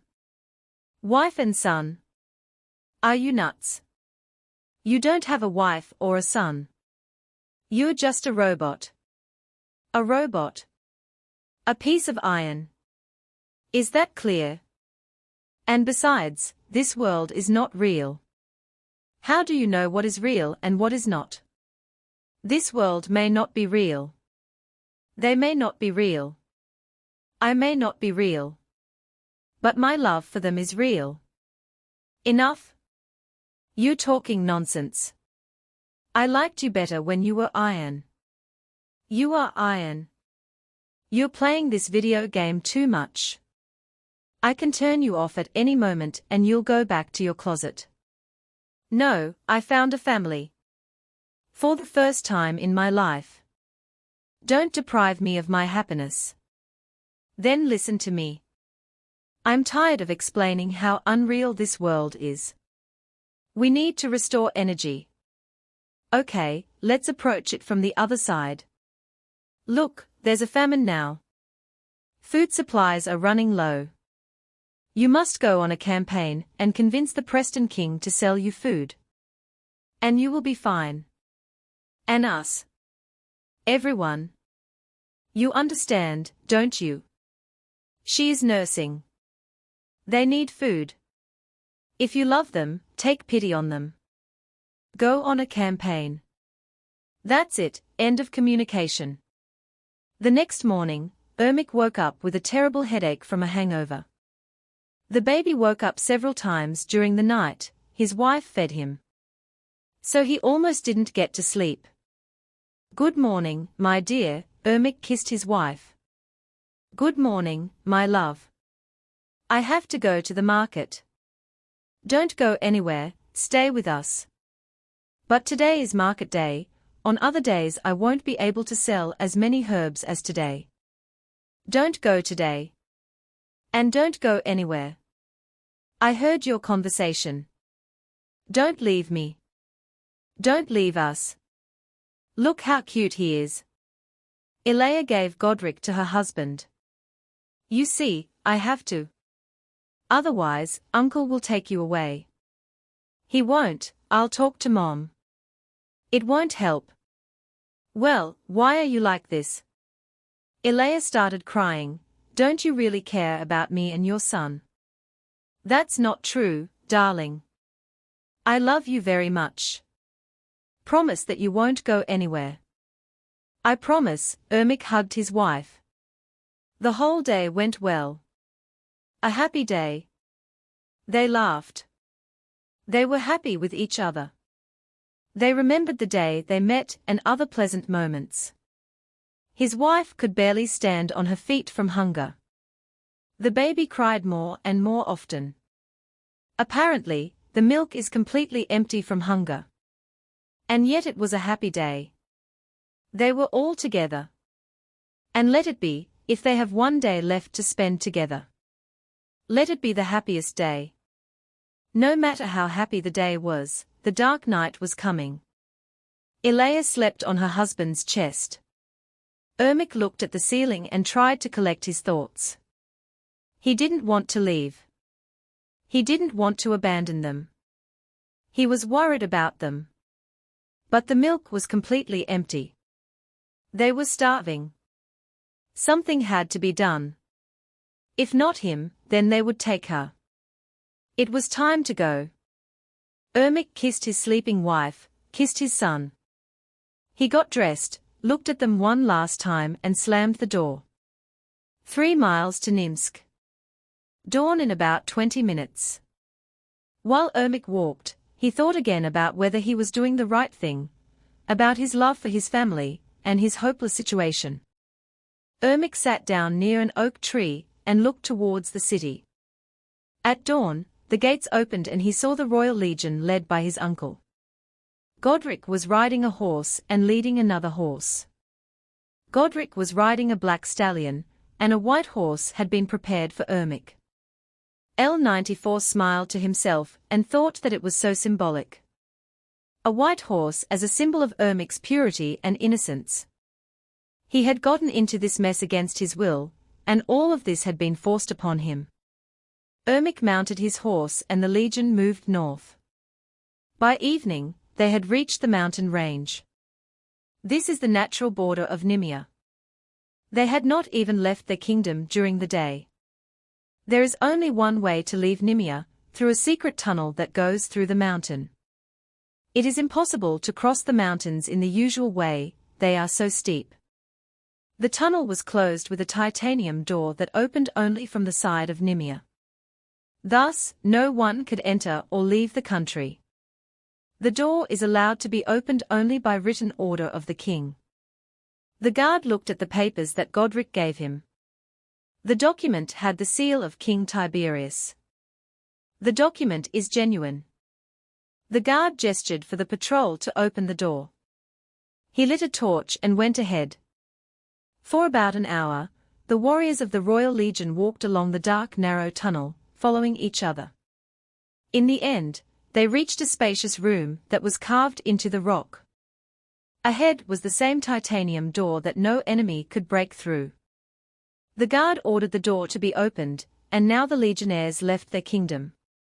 None of them had ever been outside the borders of Nimia. Except for Godric, who was born in Prestonia, and Ermic, who was not of this world at all. They found themselves in Pars. Pars is a satellite city of Nimia. Formally, Pars is an independent duchy, but almost all Nimians, and even Pragus, understand that Pars is actually a northern province of Nimia, only not separated by mountains, like the rest of the kingdom. The Duke of Pars received the guests cordially. A magnificent ball and feast were arranged in honor of the legionnaires. The Duke said all evening that it was an honor for him to receive the Nimian legionnaires as guests. At some point, the Duke was informed that a raven had arrived with an urgent letter addressed personally to the Duke. After reading the letter, the Duke said, "Friends, I must share sad news. Godric of Elvengrad has died. That's where he deserves to be, the dog." Godric smiled. The letter was written personally by the supreme mage of Elvengrad. The Duke did not name the archmage, Ermic said to Godric. The archmage has no name. When a mage achieves such mastery that he becomes the king's supreme and personal mage, he no longer has a name. This is very strange, said L94. The archmage reports that the gods have revealed to him that King Godric of Elvengrad has an heir, the Duke continued. What? The hall began to hum. And the archmage sets off to search for him throughout all the kingdoms until the gods point to him. Well, everyone knows that Godric of Elvengrad had no children, Godric objected. I have heard rumors that his son was kidnapped by goblins as a child, but these are just rumors. Unlikely, really, said the Duke of Paris. The rest of the evening passed in the same joy as it began. Ermic was sad, although he did not show it. How are they? He missed him, and regretted leaving. He imagined how Alea woke up without him and realized that her husband had left her, despite his promise to stay. At dawn the next day, the legionaries left Pars. Now they had to be very careful. The Valley of the Goblins. The most dangerous and wild place. Surprisingly, they had not met a single goblin all day. Not a single enemy. There were 2 miles left to Prestonia. But they had to cross the forest. The horses and warriors were falling off their feet. Godric ordered to set up camp in the forest. It was safer than in the open. Before falling asleep, L94 saw a glowing flower, very beautiful. Ermic plucked the flower and put it in the bag where he kept his potions. Ermic woke up from a stabbing pain in his stomach. Opening his eyes, he saw giggling goblins descending from the trees. The goblins quietly jumped on the guards and cut their throats. Many were killed in their sleep. Ermic tried to get up, but he couldn't. What a realistic and scary dream. This one too in the pit, the old man's deep bass was heard. Ermic woke up from falling into the pit. Opening his eyes, he was numb with horror, and couldn't squeeze a word out of himself. He was lying in the pit among the corpses. There were both goblins and his comrades. Ermic carefully watched what was happening and tried not to give away that he was alive. He saw elves in golden armor. Not like the Nemean legionnaires wore. The elves carried the bodies of the dead and threw them into the pit.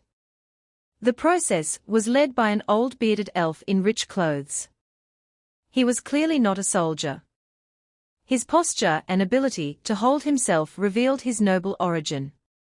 Then Ermic saw his uncle. Godric lay unconscious, or dead. Several elves loaded Godric onto a horse. One of the elves took a torch and threw it into the pit with corpses. The bodies needed to be burned. The elves moved away until they became visible as a distant dot on the horizon. All this time they sang a song. Long live the king. Ermic wanted to stop them.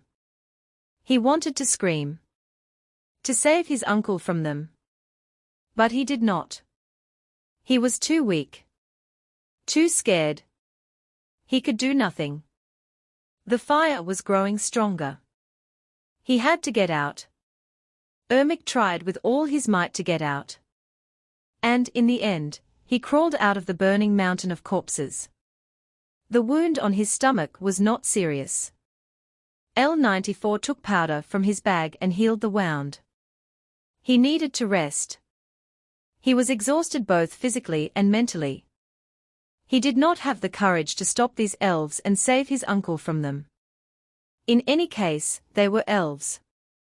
So they are taking him to Prest. Or to Elfsgrad. There is only a little bit left. He needs to get to the city. Coming out of the forest, Ermic saw the city on the horizon. Gathering his strength, he reached it and knocked on the gate. His strength left him. Ermic lost consciousness. He woke up in a dungeon from cold water that was splashed on him. So, where are you from, spy? The voice of a grey-haired old man with a hard and arrogant expression was heard.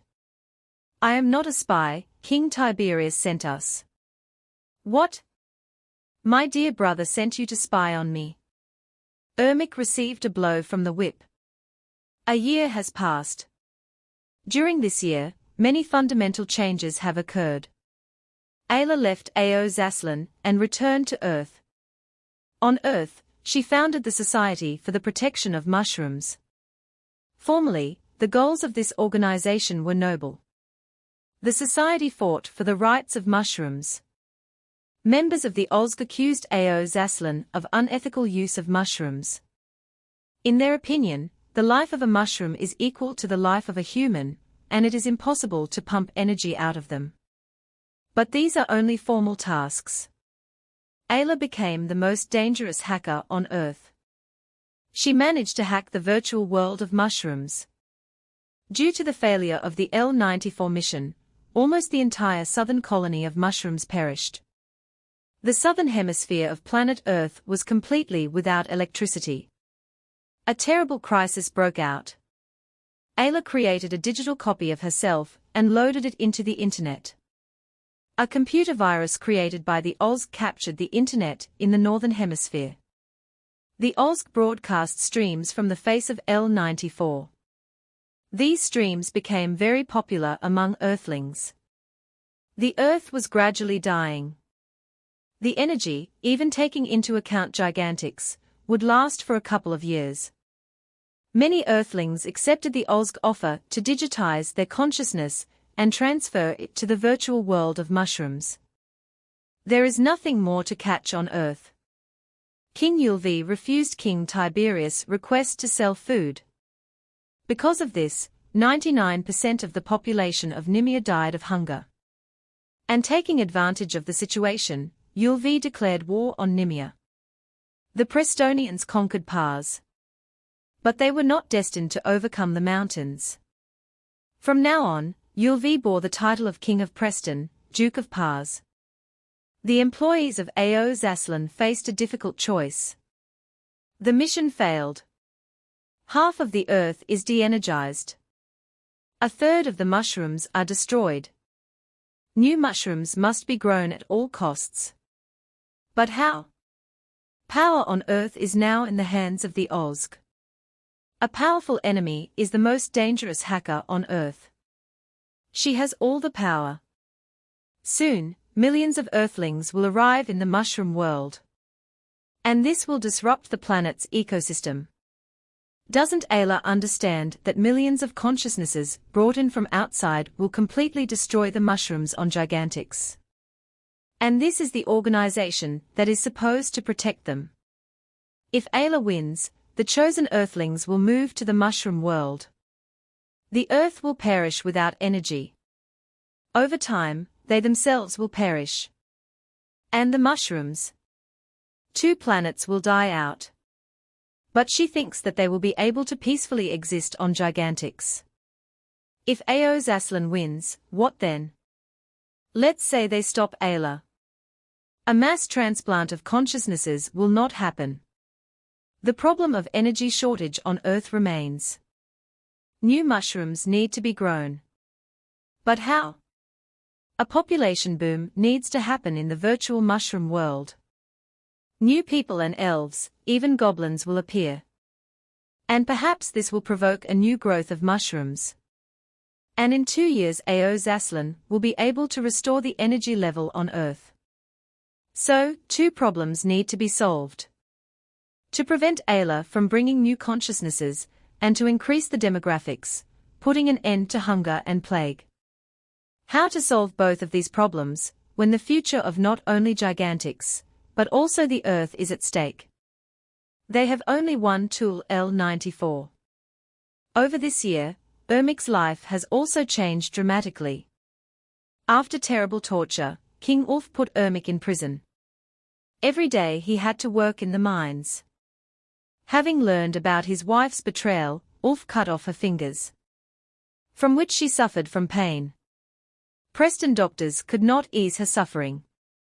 Having softened, at the request of Teresa, Ulf allowed her to try the herbal treatment method. Ermic was brought to the Queen every evening, and he prepared a potion for her. Thanks to this, Ermic and Teresa became friends. They had a wonderful time talking. But even she could not get him out of prison. Ermic had another friend, the intelligent goblin Vinch. His fellow tribesmen expelled him from the tribe for his genius. Vinch created something like a wooden airplane. He also knew the language of people and elves.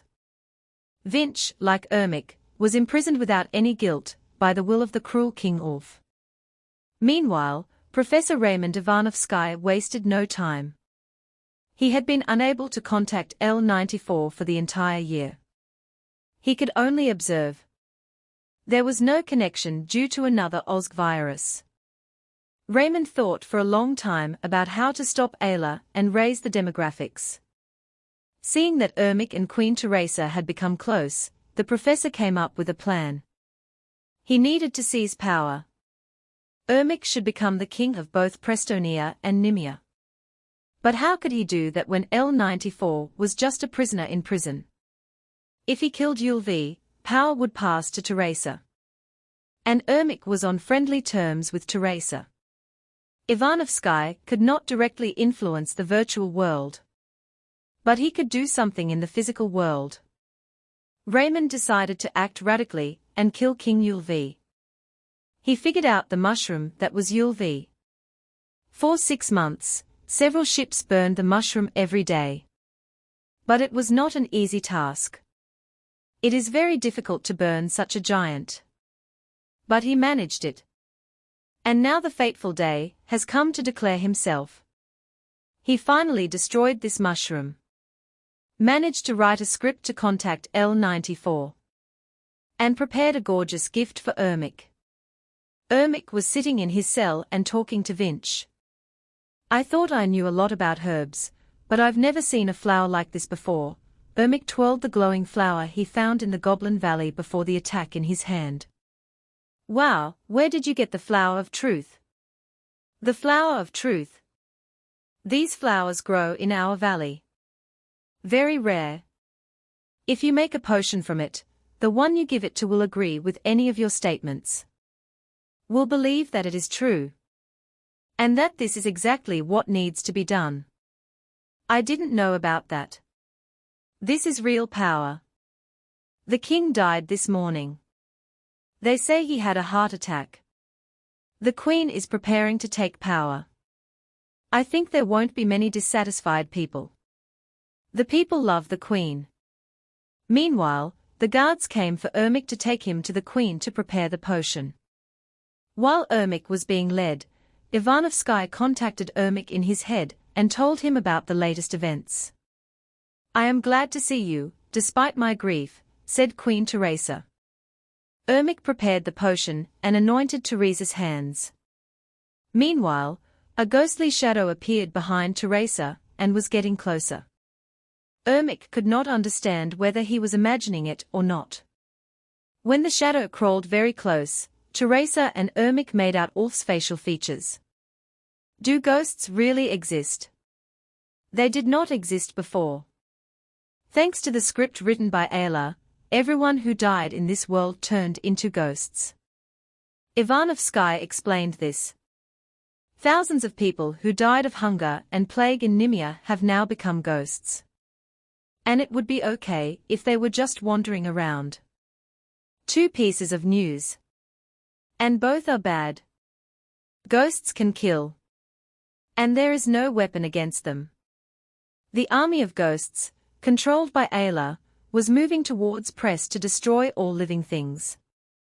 After all, the Ozg needs a lot of mushrooms, free from consciousness, to place Earthlings there.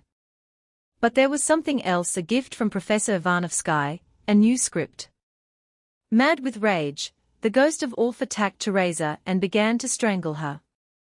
Ermic, feeling fear, but remembering that this was the only way he could return to his wife and son, activated the cheat code. A golden sword materialized in Ermic's hands, with which he pierced the ghost. And the ghost evaporated. What kind of sorcery is this? The frightened queen screamed. This is a gift from the gods. This sword can kill any creature, even a ghost. Right now, thousands of ghosts are coming here from Nimia. And there is no weapon except my sword. They must be stopped. I owe you my life. What do you want for saving me? Grant me freedom, give me troops and grant me the title of Duke of Pars. I will free Pars and Nimia from ghosts and become the Duke of Pars as your confidant. I grant you freedom. Go to Nimia, destroy the ghosts. But I will not risk my people, and will not give the title. Here, drink this, it will calm you down from what you have experienced. Ermic gave Teresa a potion made from the flower of truth. The next day, the Queen's inauguration took place. The Queen introduced Ermic, Duke of Parsky, to the population. At the head of 10,000 troops, he will go to Nimia to stop the army of ghosts. Ermic was happy. Now he is a duke. He has an army. His friend Vinch rode next to him. Ermic alone had a deadly artifact, a golden sword. And no one else had such a weapon. The fate of 2 planets depended only on him. Only one thing was missing, a family. Where is his family? Eli's wife and son Godric. Are they alive?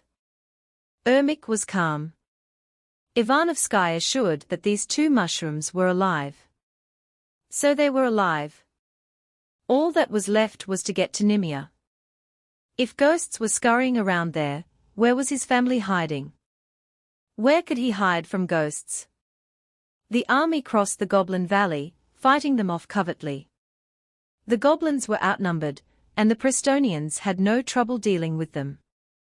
It seemed that these were only the most aggressive. Most were hiding in the treetops and did not risk attacking. Halfway to Pars, the soldiers saw them. Not thousands. Millions of ghosts. Horrible, ugly, ready to kill everything alive. Many soldiers fled the battlefield, throwing down their weapons and screaming in horror. Ermic ordered an attack. But was there any point? He was the only one with a weapon capable of killing ghosts. The warriors fell dead one after another.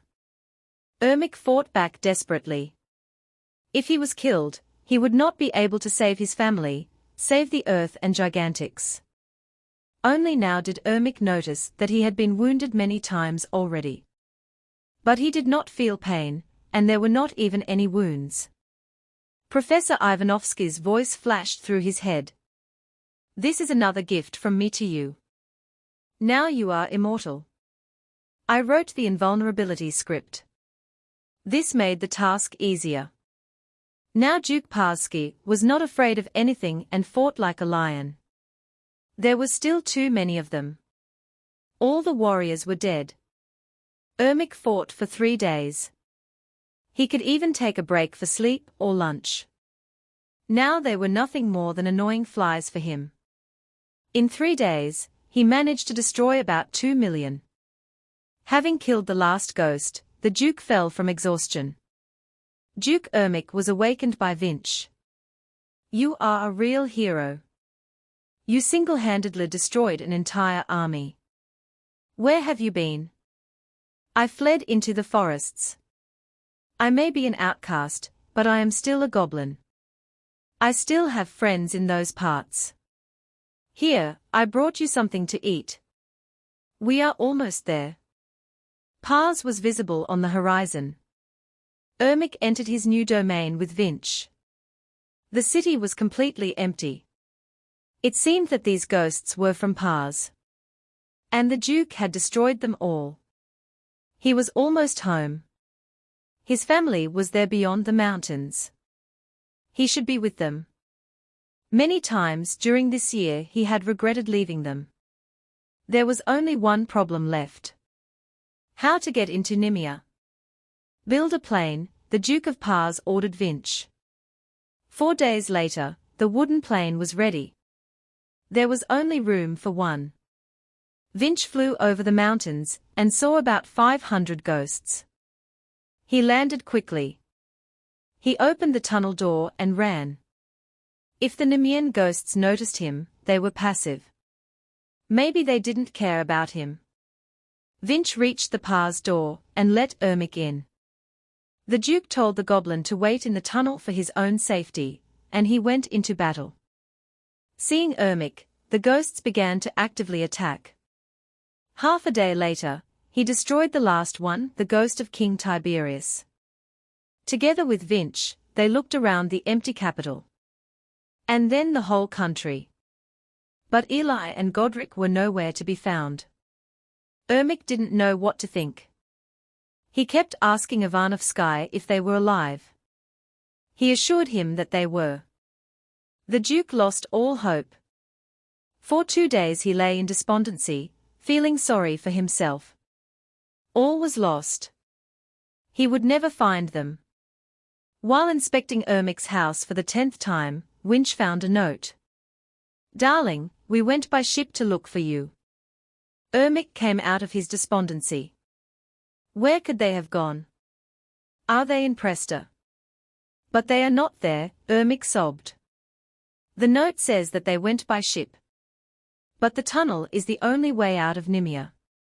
Not quite so. When you were in that battle, I fled to the valley. Visited my village. My brother returned. What does this have to do with my family? My brother Leonard served as an inventor for King Godric II of Elvengrad. Leonard built ships. The King of Elvengrad has been dead for a year now. This is his son. From Prestonia. More likely from Nimia. Served as the head of the guard for Tiberius. Uncle. He became the king of Elvengrad. And he hated the elves so much. So, when the ghosts started appearing, Tiberius sent him a raven asking for help. Godric too acted wisely. He did not fight the ghosts. The king sent a ship. In the very south of Nimia is the sea. The ship evacuated the few survivors. I think your wife and son got on the ship. They are in Elfsgrad. We need to get to Elfsgrad. Wait, why has no one crossed the sea before? Well, that's a new invention. I invented the plane, and Leonard invented the ship. Are you saying that there were no ships in your world? What do you mean in our world? Ermic told Vinch the whole truth about himself. Your world is even more incredible than ours. This can't be an illusion. Suddenly, Ayla's voice came from the sky. L94, do you need this? Come and get it. Ermic and Vinch saw the images of Eli and Gordrick in the sky. They were in Teresa's palace. In captivity. Then they saw Ayla's face. Her image froze in a sinister smile. At the same time, everything was accompanied by bright flashes of different colors. The sky changed images. It crumbled into squares and came back together. Then they saw spaceships overpressed. Space Marines jumped out of the spaceships on jetpacks and fired lasers at the Prestonians. The fun has begun. L94, I'm waiting for you, said Ayla and disappeared. What a bastard. Ermic couldn't help himself. Do you still doubt the illusory nature of the world? Vinch shook his head. Oh, no. Not that. We are too late, said Ivanovsky. Ayla began to implant consciousnesses. She showed Teresa. But we are not enemies. Teresa couldn't hand over and hold my family all this time. It wasn't Teresa. Ayla implanted her consciousness in Teresa. We need to act. I thought there was no one left in Nimia. I have to save my family and the surviving Nimians. Stop, Ayla. I am their king now. From now on, I proclaim myself the king of Nimia. I am Ermic, king of Nimien, Duke of Pars. Long live the king. Vinch bowed. Long live the king. Ivanovsky repeated. We had to act quickly. The fastest way to get there was by plane. Vinch had slightly modernized his invention and made a passenger seat. Even though Ermic was immortal, there was no time to fight the Space Marines.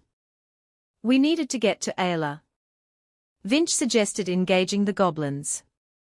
They flew to Vinch's home village.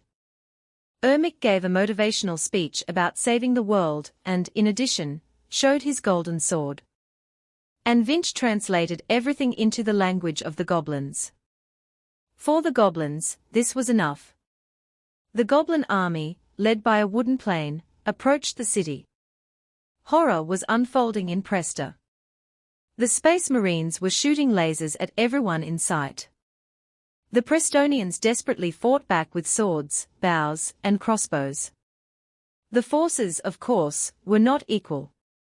Ermic thought about the fact that the Earthlings were killing the locals with such pleasure. It seemed that for the Earthlings this was nothing more than a game. The king of Nemirsky did not understand who should be attacked. The Space Marines were enemies. But what about the Prestonians? If Teresa had not betrayed him, and her consciousness was taken over by Ayla, were they his enemies? And if the Prestonians were also controlled by Ayla, who was Teresa for them, then why were the Space Marines and the Prestonians killing each other? Perhaps in order to cleanse the mushrooms of the original consciousness for the Earthlings.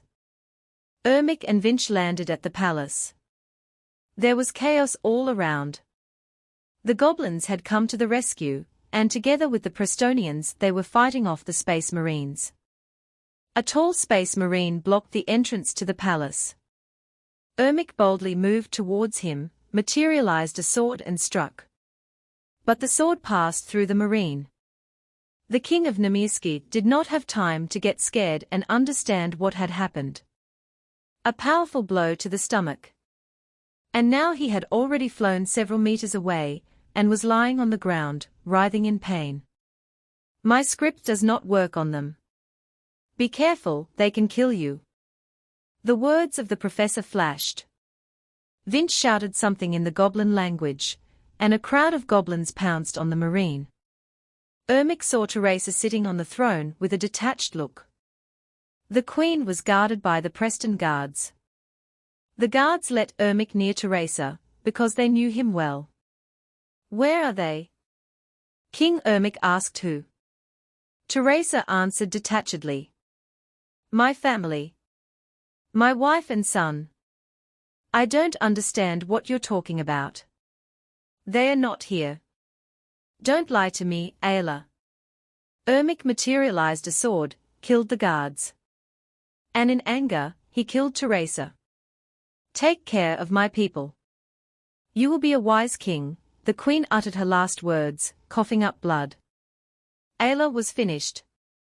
But where was the family? And if the golden sword didn't work on the space marines, how could he kill Ayla with it? And then Ermic understood. He had killed the real Teresa. Suddenly, Ermic's body began to turn into green mist. He found himself in Elfsgrad, in the palace of his uncle, King Godric II of Elfsgrad. He was sitting on the throne. Next to him, Elijah was rocking a baby.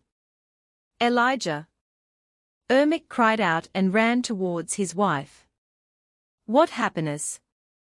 It's you. The wife answered and began to kiss and hug her husband. Uncle, thank you for saving them. Not so fast. The fun is just beginning. Ermic's body turned into green fog again. He found himself in a room where all the walls were in black and purple squares. On the walls were huge monitors, on each of which were Ayla's faces in terrible grimaces and sinister smiles. Cyberpunk music was playing from some monitors. Only now Ermic realized that Ivanovsky was wrong. Ayla was not in Teresa's mind, but in her uncle's mind. Ermic and Ayla in the body of her uncle stood opposite each other on a narrow path. Below was an abyss. It all resembled some kind of dueling room for the finale of a film with an 80s and cyberpunk atmosphere. Your script doesn't work here. We will fight to the death, said Ayla and threw Ermic a sword. There must be only one king left, said Godric Ayla and struck with the sword. Ermic parried the blow. They fought with swords, not giving in to each other. At some point, Ermic almost fell into the abyss. The fight continued. And then Ermic was able to strike the decisive blow to the stomach. But the sword did not wound Ayla. The chances were not equal. She has invulnerability. This is the end. Ermic froze in horror. Godric Ayla grinned maliciously and knocked the sword out of the Duke's hand. The sword flew into the abyss. And here Ermic stands unarmed, facing imminent death. Godric stabbed Ermic in the stomach with his sword, and he fell onto the path. Holding the sword in Ermic's body, King Godric leaned over the dying man's body. I have a gift for you, Ayla. Ivanovsky said in L-94's head. I have a gift for you, uncle. King Ermic repeated. A purple sword materialized in Ermic's hand, piercing Godric's body. Ayla froze in a death grimace. Ermic kicked and Ayla Godric fell into the abyss. The L-94 was in the museum of the Space Research Station of JSC Zaslin. The exhibition was attended by astonishingly. Professor Raymond Ivanovsky told their story. Ivanovsky was awarded the Nobel Prize, the title Hero of Russia, and other awards. Tourists from Earth were eager to take pictures with the L-94 robot, with the robot that saved their planets. After the exhibition, the professor loaded the robot into the ship. They flew on the surface of Giantix. The southern colony was replenished with many young mushrooms. The new assistant MIA was doing something with a screwdriver with the insides of the robot. This old man will still show everyone, said MIA. He thought he got off easy. We still have to raise the demographics. Raymond grinned, without taking his eyes off the steering wheel. They found the very suitable mushroom, and connected the L-94 to the consciousness of the mushroom Ermic. King Ermic sat on the throne. Queen Elijah and the grown-up Prince Godric were next to him. There were many people in the hall. Humans, elves, goblins. Now they were all citizens of the United Kingdom. Race no longer mattered. Everyone was equal. The crowd chanted, "Long live Ermic, King of Nimian, Preston, Elfsgrad, Duke of Pars, Chief of the Valley." "Stop torturing me, please," Rita cried. "And now, Margarita, get on all fours. But you promised that there would be no sex today. And so you have caused me so much torment," Margarita sobbed in tears. Rita was squatting, her elbows on the bed. This sex was especially rough. While Werner was enjoying her body, Rita quietly lowered her hand under the bed. Yesterday, she hid a shard of a plate that she had accidentally broken during dinner last night. The girl took the shard, hiding her hand under the bed, waited for the right moment, and swung the sharp end of the shard into Werner's throat. The shard only slightly wounded Joseph, but it made him very angry. He punched Rita in the nose. Blood started flowing. "You've disappointed me, Margarita," Richard said, barely containing his anger. "Fuck you," Monica said, confidently looking her tormentor in the eyes, wiping away the blood. "Here, read it at your leisure." Werner threw Ayla's diary at Rita's head. Werner opened the iron door, and was about to leave. The door itself suddenly closed, hitting Wernerstein hard in the head. He fell, clutching his bloody head. The plate fragment flew up into the air, and gained the necessary amplitude, cutting Werner's throat. Rita watched what was happening, without taking an active part. The door opened. The path was clear. "You came for me, Mom," Rita cried with happiness, "thank you." Ayla's diary lying on the floor opened to the penultimate page. Rita read the barely visible numbers written in pencil. Rita got out into the house. Found her things. She looked at the numbers in the diary again, and entered the coordinates on the map on her smartphone. The city of Helsinki.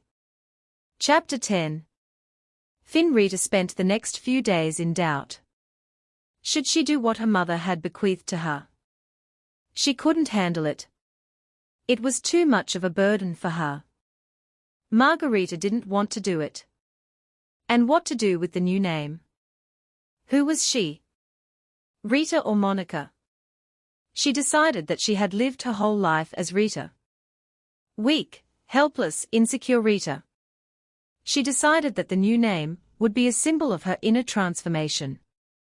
Rita was a thing of the past. She would call herself Monica. The girl had lived her whole life in the shadow of her mother's glory. The whole world hated Ayla. And this was her chance to fix everything. She had 3 tasks before her. Become a hacker, revive OZG, destroy Mushroomless. What a horror. Was she really following in her mother's footsteps? What did Ayla say? Find her mentor. Apparently, this was the hacker who taught her mother all the intricacies of the hacker's craft. Monica said goodbye to her grandmother and went to Germany. She got to Berlin by metro, then by plane to Munich. She didn't forget about the new translator bot. Having made inquiries at the information service, Monica learned that a man named Richard Werner had recently died.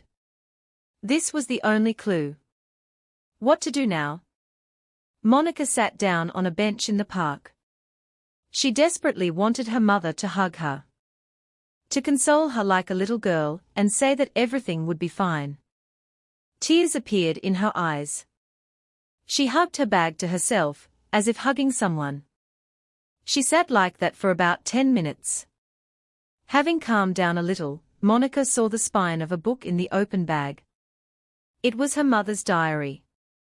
She hugged the diary and sat like that for a couple more minutes. What if she missed something important in the diary? Monica began to reread the diary. On the penultimate page, she found barely noticeable numbers written in pencil. Monica had not noticed this inscription before, or maybe this inscription was not there. The inscription. Monica remembered that she had completely forgotten about the notes that led her to her grandmother's estate. Apparently, she would never solve this riddle. Stop whining and feeling sorry for yourself, Monica said to herself. She said this to herself, as if confirming the status of her new self. The girl hung this label of a strong, self-confident Monica on herself, but in fact, she was still that weak and insecure Rita. Monica took out her phone and entered the coordinates. The city of Helsinki. An hour later, she admired the sea in the port of Helsinki. She watched the workers loading the ship. While watching this process, the girl did not notice how a man approached her from behind. Monica. Yes, have we met? I'm Finn, I worked with your mother. I was waiting for you. We are leaving in 5 minutes. I'm the captain of this ship. Where are you going? You still haven't told me your name. We are sailing to Denmark. You don't get it. Yes, I'm Finnish by nationality. And my name is Finn. Such a tautology. Apparently, my parents found it funny. Nice to meet you, Finn. Come on board, we are sailing. I'm not sailing anywhere with you. We've never even met. I have the same dream every night. Ayla. She said you'd come. In my dream, your mother kept telling me to come here every day. Until I met you. I was almost in despair, and was getting ready to leave. But you finally came. I recognized you right away. You're a dead ringer for Ayla. It seemed like the truth. Monica decided to take a risk and go with a stranger to an unknown destination. And on a ship, too. If anything happened, there would be nowhere to run. Finn and Monica set off. Sitting in the cabin, Finn treated the girl to coffee and cakes. So, something paranormal happened in that estate? Asked Finn. Yes, it was Mom. You say you worked together at OZG. How many people are left? Almost none of ours. Me and one girl. There was another person, but he recently died. I read in the newspaper that he went crazy. He turned his basement into a mental hospital. He kept girls there against their will and raped them. She broke free, killing him with a shard of a broken plate. Now she is detained for excessive self-defense. She told the police that he also committed the murder in the parking lot. Richard Werner. What, Richard Werner? I was looking for him in Munich. Mom told me to find him. It's good that I didn't end up with him. I could have ended up in her place. These strange notes are addressed to me personally. So it was a trap. He wanted to kill me. What a bastard. I knew him well. Richard was a nice guy and a talented hacker. But then he got obsessed with Ayla and went crazy. You never told me why we were sailing to Denmark. Maybe you're a maniac too. I have the same goal as you. I wanted to revive OZG. 20 years ago, people trembled at the mere mention of us. I decided to put together a new group, to take over the entire information space like in the good old days. That was my goal. Then I dreamed of Ayla. At first, I thought it was just a dream. But this dream repeated itself every night. And then I realized that she was really talking to me. I swore to her that I would take care of you. I respected Ayla when she was alive. And I respect her now. She is so cool that she makes an impact even after her death. Since I met you, you will be a worthy successor to your mother. We'll assemble a new group, you'll be the leader.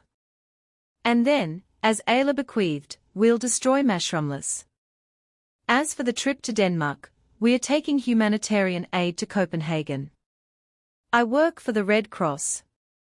From there, the cargo will be sent to Iceland to be distributed to victims of the volcanic eruption.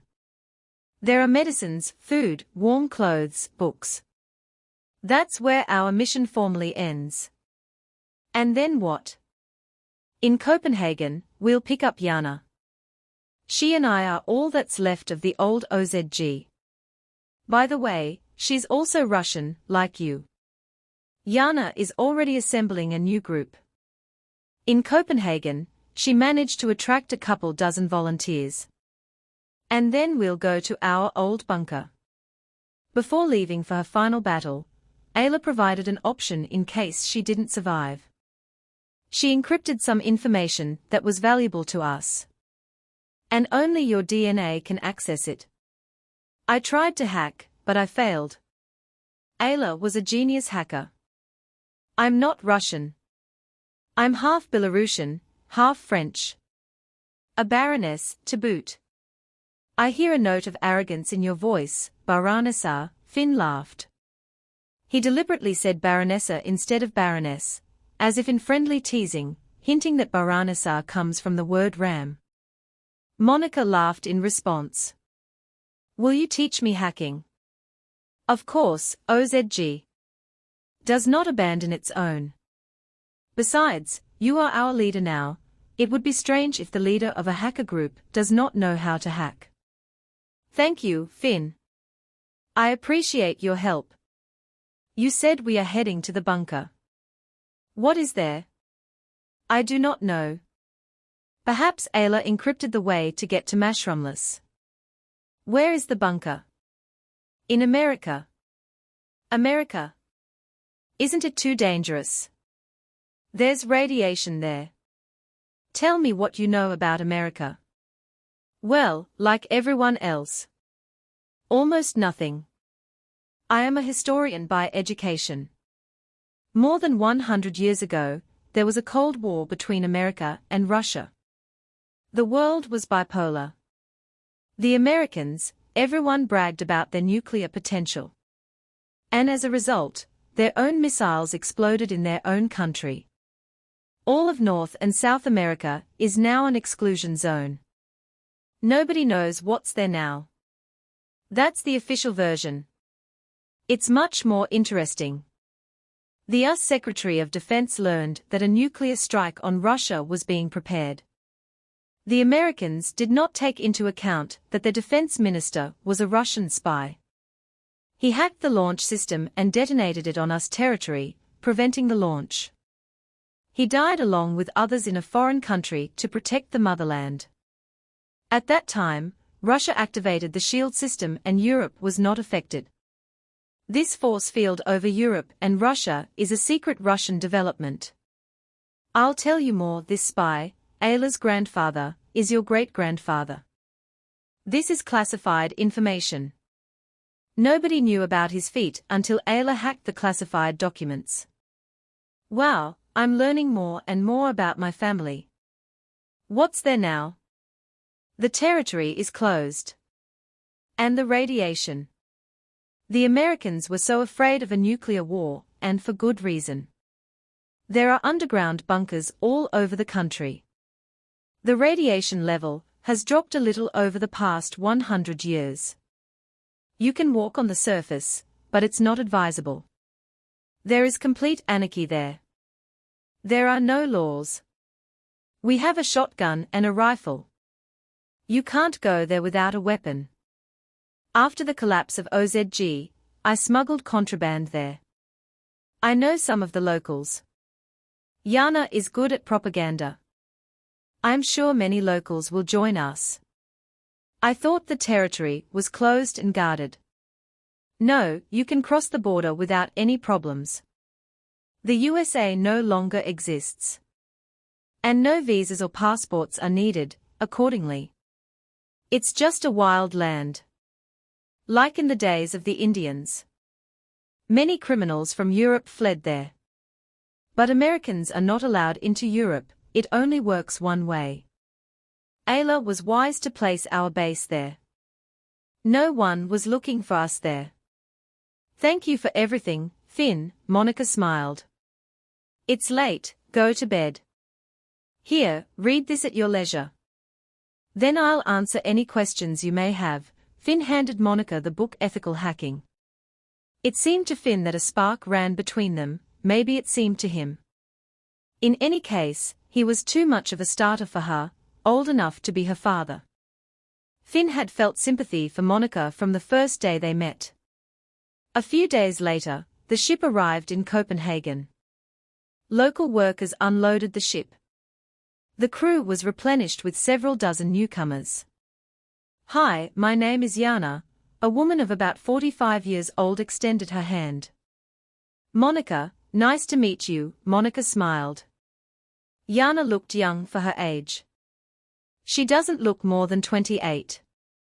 Short hair, a tattoo on her shoulder, tight jeans, a sleeveless shirt that emphasized her large breasts and slender figure. Her look is confident, even too confident. "Ready to give a speech?" Jana asked good-naturedly. "Oh, I'm so nervous, I've been rehearsing for 2 days," Monica said timidly.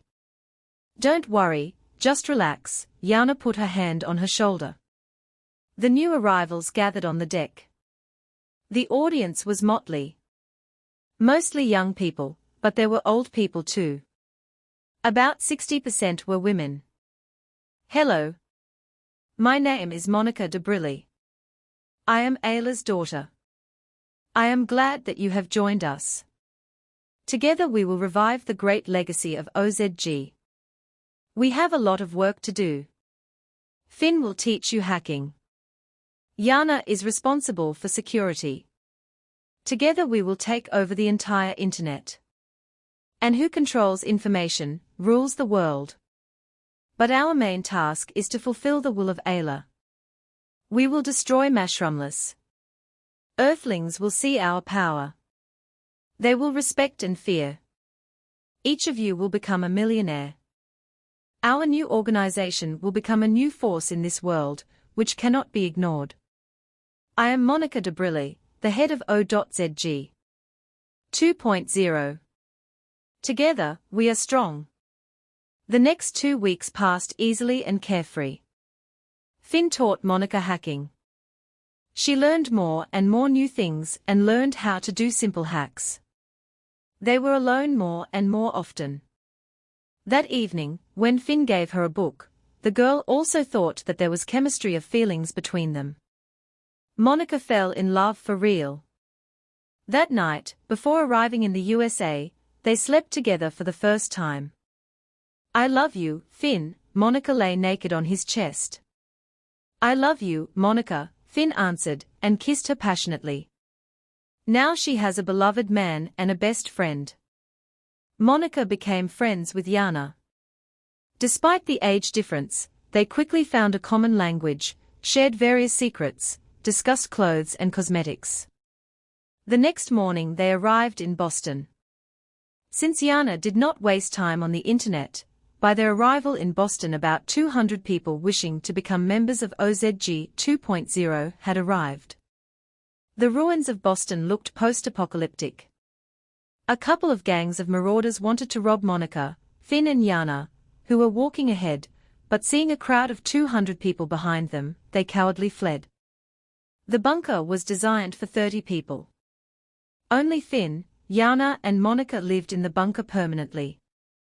The rest of the members of the organization took turns.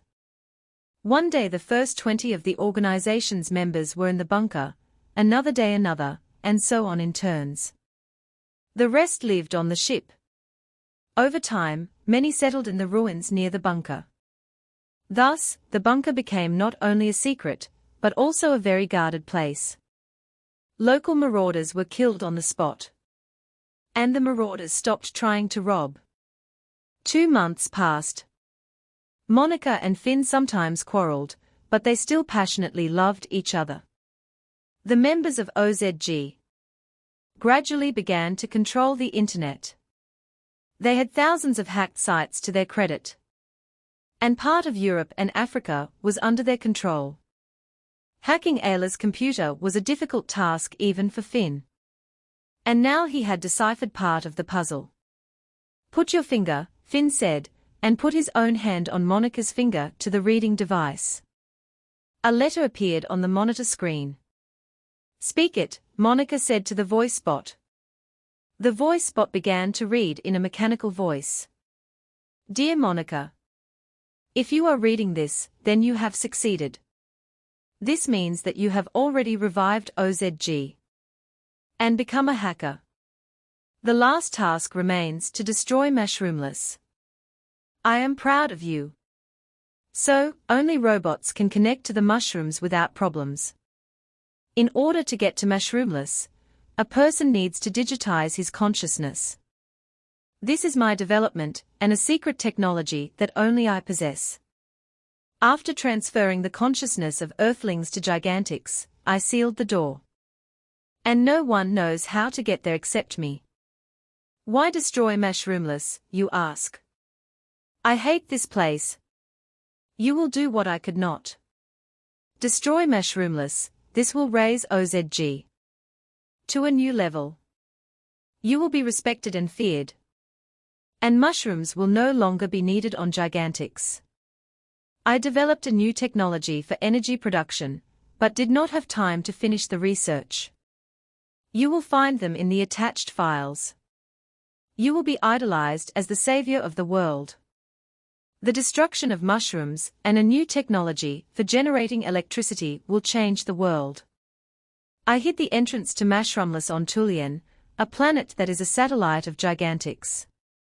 You will find the cave by the coordinates, which are also in the attached file. I have developed a special security system to protect the cave. Only you will understand how to bypass it. There are 3 capsules in the cave. For 3 people. Once connected to the capsule, there will be no turning back. I wrote a script where I hid the method of destruction. It is located in the most visible place. In Ermic's palace. In the bedroom. There is a closet with a secret door. Pressing the button will launch the destruction script. After digitization, consciousness will go to Mushroomless forever.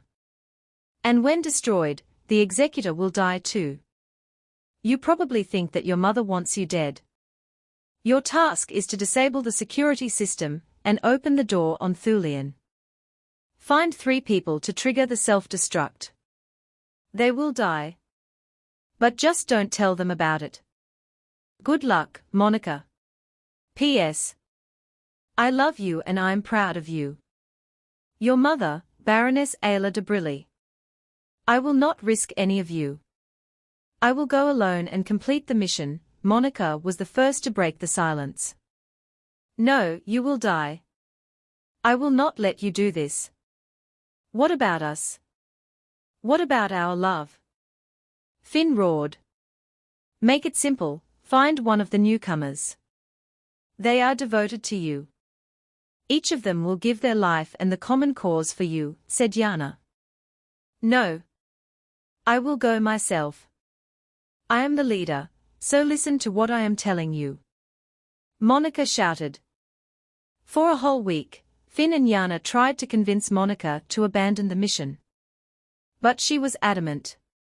She was too dear to them. They found a compromise solution.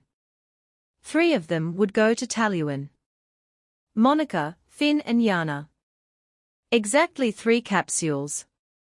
Without saying a word, Yana and Finn hoped to dissuade Monica at the last moment. Or do something else, like lock Monica in the ship after opening the door. She had to be protected from this stupid self-sacrifice, for the sake of some unknown revenge. That was Finn and Jana's motivation. Monica was driven by a sense of revenge, as acute as never before. For the first time in her life, she felt great. Chapter 11.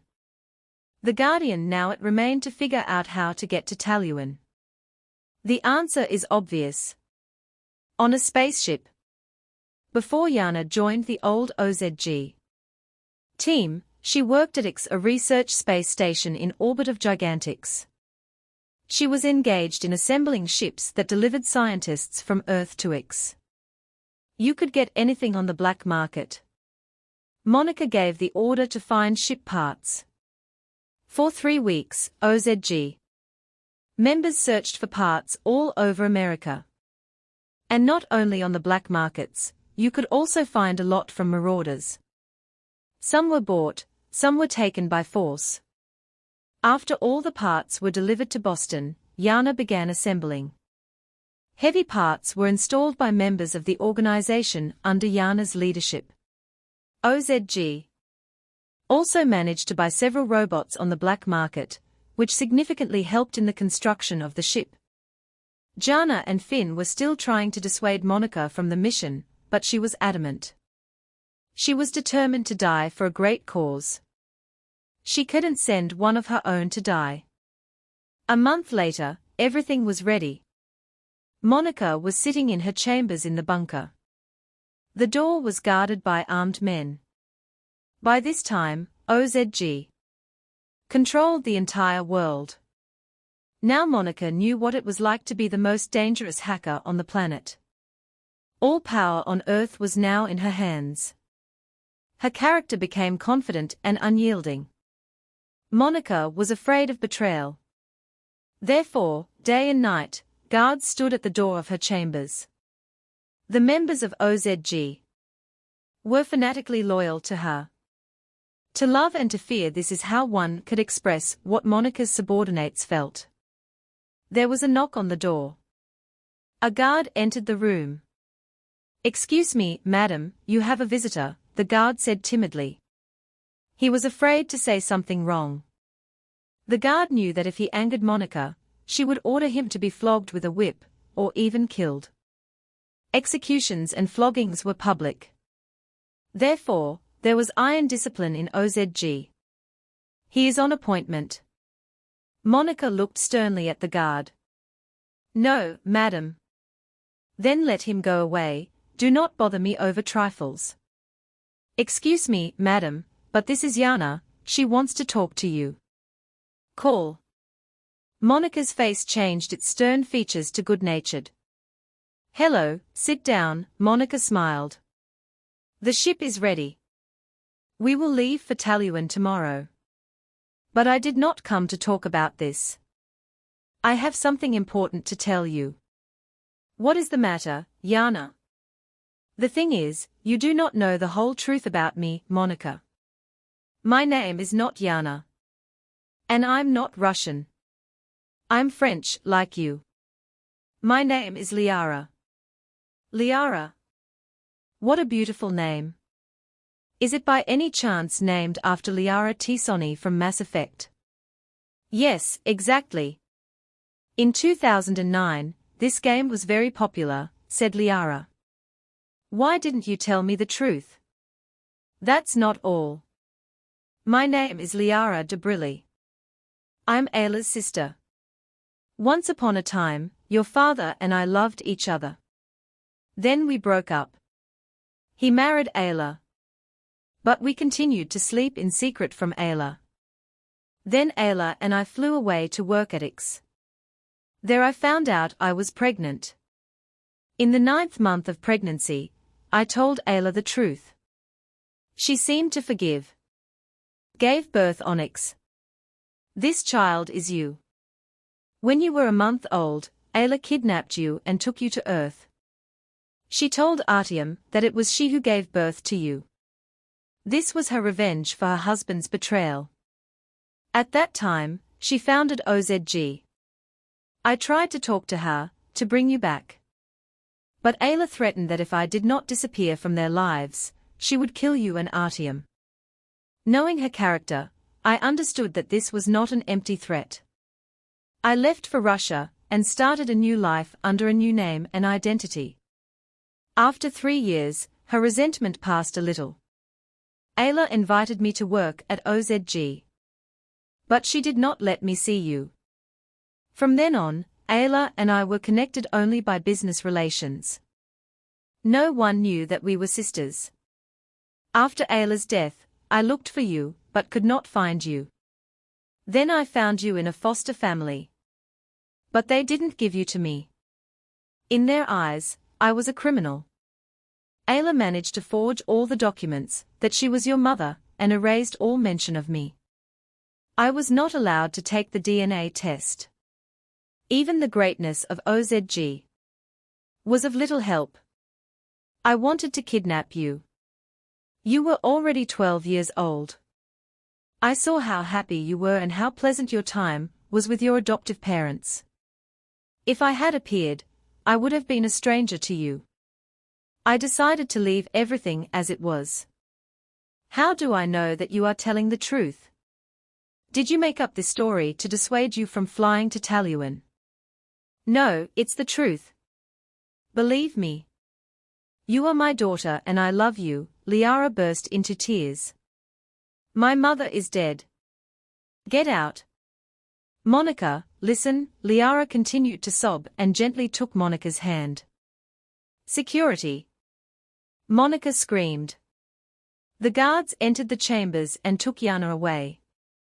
The next day, Monica, Liara, and Finn boarded a spaceship and flew to Taluan. Monica and Liara did not speak to each other. Monica did not believe her. Or did not want to believe her. The flight took 4 months. Liara and Monica made peace.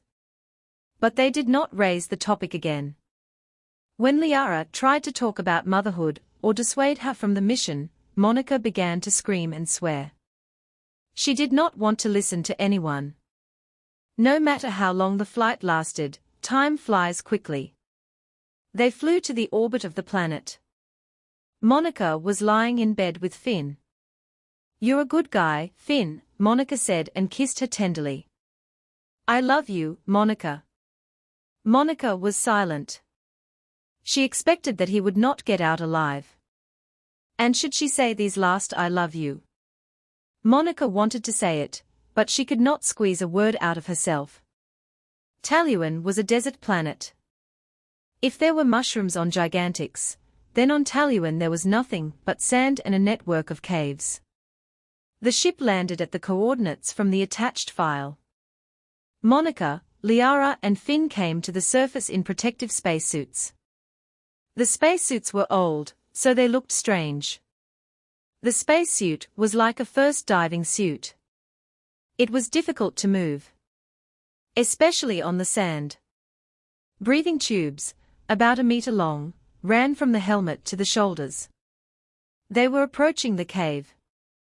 Not far from the cave there was a mountain of sand. Coming closer, the mountain began to move up. All 3 froze in amazement. It turned out that something was hiding behind the sand. And this something was looking at them. A huge humanoid robot with a wolf's head and a sword in its hands. Apparently, this is the security system that Ayla installed, Monica thought with horror. I am the guardian of these places, who disturbed my peace. The robot roared in a loud bass. I am Monica de Brilli, we want to enter the cave. How many people want to enter? The guardian said in the same monotonous bass. 3, Finn said. No, I will go alone, Monica snapped. These are the rules. Tell me a story I don't know. There are 3 of you, which means I will give you 3 tries. If I don't know the story, I will let you in. If I do, I will kill the storyteller. Who is first? The guardian said. Me, Monica said. But Monica didn't have time to finish. Liara was standing behind her daughter, and when Monica decided to take the guardian's test, Monica passed out. It was an extreme measure. Because persuasion didn't work. Liara didn't want to risk her daughter's life, even though she hadn't been there all these years. She loved Monica. Before arriving on Taluan, Liara had implanted a gas bubble in Monica's suit's air supply system. The gas was safe. As soon as Liara pressed the button, the bubble would burst and Monica would first pass out and then fall asleep for 4 minutes. Liara did it just in case. She didn't know what awaited them on Taluan. And that chance had come right now. While Monica was unconscious, she would take the test and destroy Mushroomless herself. If she could do anything for her daughter, this was it. Liara would sacrifice herself so that Monica could live. At this time, Finn was supposed to carry Monica to the ship and fly away, leaving Liara here. Liara pressed the button. The bubble burst. Monica lost consciousness. Finn caught the falling Monica and held her in his arms. Now he had to carry her to the ship, as agreed. Why was he standing there and not moving? Was he shocked by the appearance of the Guardian, and had forgotten about their plan? What are you standing there for? Run to the ship. Liara shouted with anger in her voice. I'm not leaving you here, said Finn. Go away, idiot, said Liara. Who's first? Roared the Guardian. Wait a minute, Liara said to the Guardian. Who's first? The Guardian swung his sword over Monica's head and almost killed her. I'm first, Liara perked up. What story are you going to tell? The story of Sandra. Liara told the keeper the plot of the book The Man in the Flask. By the end of the story, Monica came to her senses. She could not calmly react to what was happening. She moved forward to stop Liara's story. But the keeper threatened with a sword. When Liara finished telling the story, the keeper looked at her carefully. I know this story, the keeper said and cut one of the breathing tubes on Liara's spacesuit. Liara fell and began to choke. There was one more tube, which meant exactly 50% of the oxygen remained, but since one tube was cut, the remaining oxygen was enough for about 15 minutes. The ship was far away, and they had gone too far and were already at their destination. It was too late to retreat. They had to pass the test urgently, otherwise Liara would die. Seeing that Liara had fallen, Monica broke free from Finn's hands, who was holding her, and ran to her mother. Monica tried to connect the cut ends of the tube in her hand. Was there any point in this? At least the oxygen supply would be restored for a while. Who's next? The keeper asked sternly. Take the tube, I'm going, Monica said to Finn. No, I can't lose you. Finn took a few steps forward and approached the keeper. What story will you tell? Asked the keeper. Ava's story. Finn told Ava's story. Meanwhile, Monica was still holding the cut ends of Liara's spacesuit tube in her hand. Liara had 25% of her oxygen left. Soon all the oxygen would run out. I know this story, said the keeper and cut one of Finn's breathing tubes. Finn fell and began to choke. No. Monica screamed, discouraged. She ran to Finn and connected the cut ends of the tube in her hand on Finn's spacesuit. Monica looked back at Liara. She was also lying there and choking. Just an hour ago, they were flying to Taluan and everything was fine. Now two people she loved were slowly dying from lack of air. Come to me and tell me a story, the keeper said. I'll tell you anyway, I'll hold the phone. Come to me and tell me a story, otherwise I'll kill you, the keeper raised the sword above Monica's head. Monica understood that she should obey.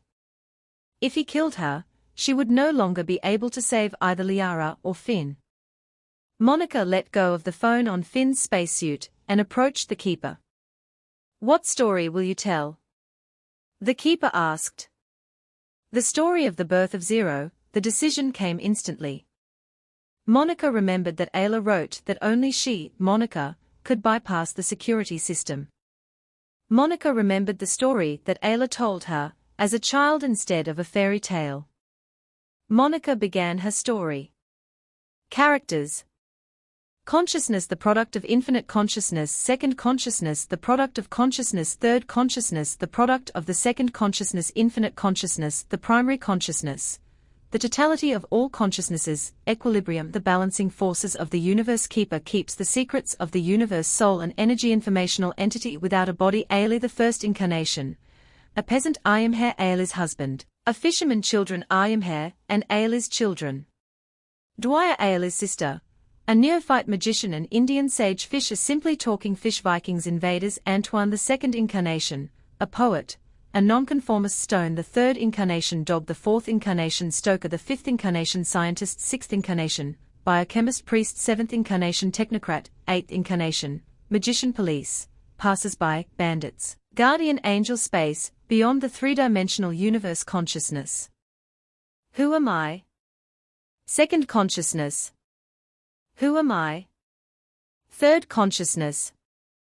Who am I? Infinite consciousness. We are one. Balance, calm.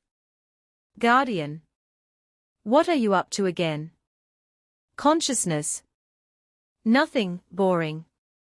Balance, with a grin. Boundless experience has reached its ceiling. Second consciousness. Let's send someone. Guardian. There? Consciousness. Well, yes, where else? Infinite consciousness. Where is it? Guardian. Call. All. Call. The soul appears soul. Did you call? All? Yes. Infinite consciousness. Do you want to go there? Soul. Of course I do. What should I do? Consciousness. Gain experience, untangle karmic knots. Soul. What then? Guardian.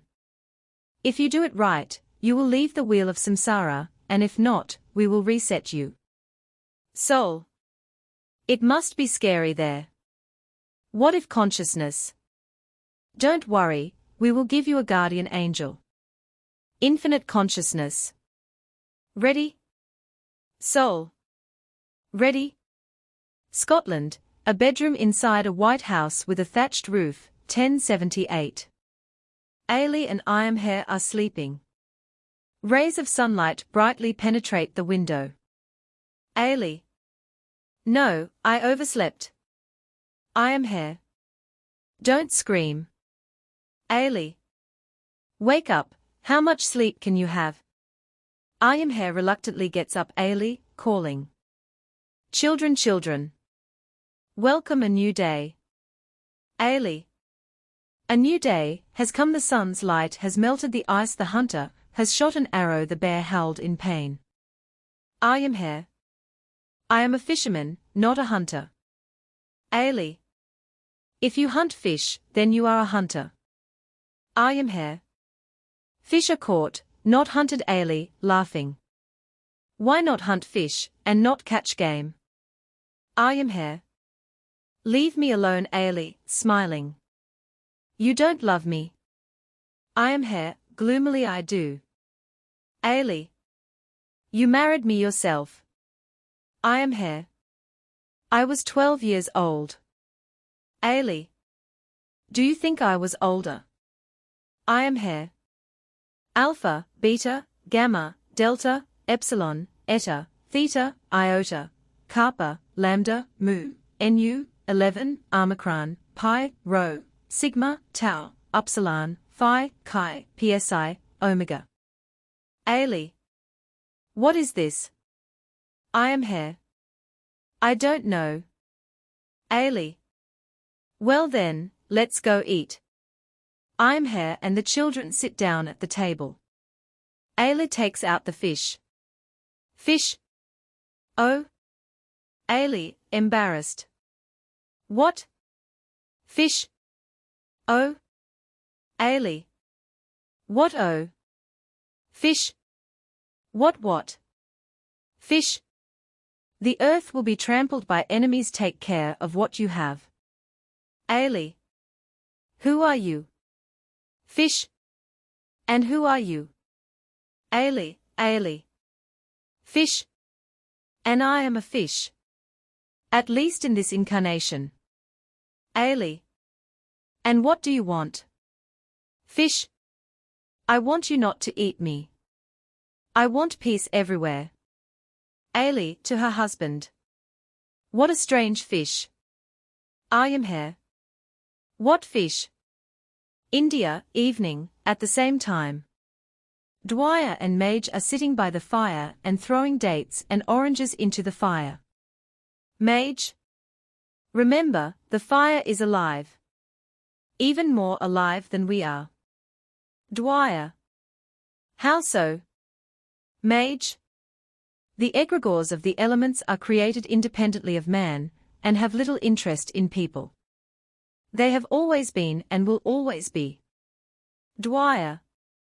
And will we always be? Mage. We are always. Always is a moment, and a moment is always. Dwyer. And Manipura is fire. Magician, fire. Your homeland is in danger. Go, quickly. Scotland, a garden. 20 years later. Ailey is walking in the forest, Dwyer is hiding behind a tree. Ailey, picking flowers. What a beautiful day. Dwyer. Sister. Ailey, surprised. Dwyer. Where are you from? I wasn't expecting you, but I'm glad to see you. Dwyer. I'm glad too. Don't pick the flowers, they are alive. Imagine if your arms and legs were torn off. Ailey. That's terrible. Dwyer. Any minute now. They are already here. Ailey. Who? Dwyer. Enemies. A rumble and screams are heard from afar. The Vikings appear. First Viking. What beauties. Second Viking. Oh no. Old women. Dwyer. Go away. Ailey hid behind her sister. Dwyer used combat magic and killed the Vikings. Ailey, screaming in horror. Ah! Dwyer, grabbing Ailey's hand. Let's go faster. Ailey and Dwyer run to the village. The village is burning. The crowd of Vikings trampled Dwyer and Ailey. The space beyond the three-dimensional universe soul. Where am I? Consciousness. Where I was. Soul. Who are you? Infinite consciousness. Who are you? Soul, Ailey. Guardian. No, you are us. Soul. Who are you? All? Emptiness. Consciousness. You failed. But your sister is great. She has reached the appropriate level of development. She will leave our universe. Soul. What about me? Consciousness. Reset. The soul's memory is erased, and it returns to Earth in a new incarnation. France. The attic of one of the old Parisian houses. 1985 Antoine. The hateful walls of concrete boxes, the human genome, blurred genes, cold heart, hot veins, your speeches make my ears wither. Who told you that you are better than me in the space of infinity? Take your paws away. Take your limbs away. Natural material, polymer, I am the same as you, a hypocrite. Your dirt cannot be washed off. Surreal dreams continue to be dreamed. It is time to fly away from this planet. Arrogance shines. Coins jingle. I am tired of pretending to be normal. I only got doused with dirty abnormal rain. Knock on the door. Open up, police. Antoine laughs. Go away, otherwise I will call the police. Knock on the door. Open up, police. Antoine shoots at the door. In response, the police open fire. Antoine falls. Space beyond the three-dimensional universe. Consciousness. Nothing at all. Guardian. Pulled down.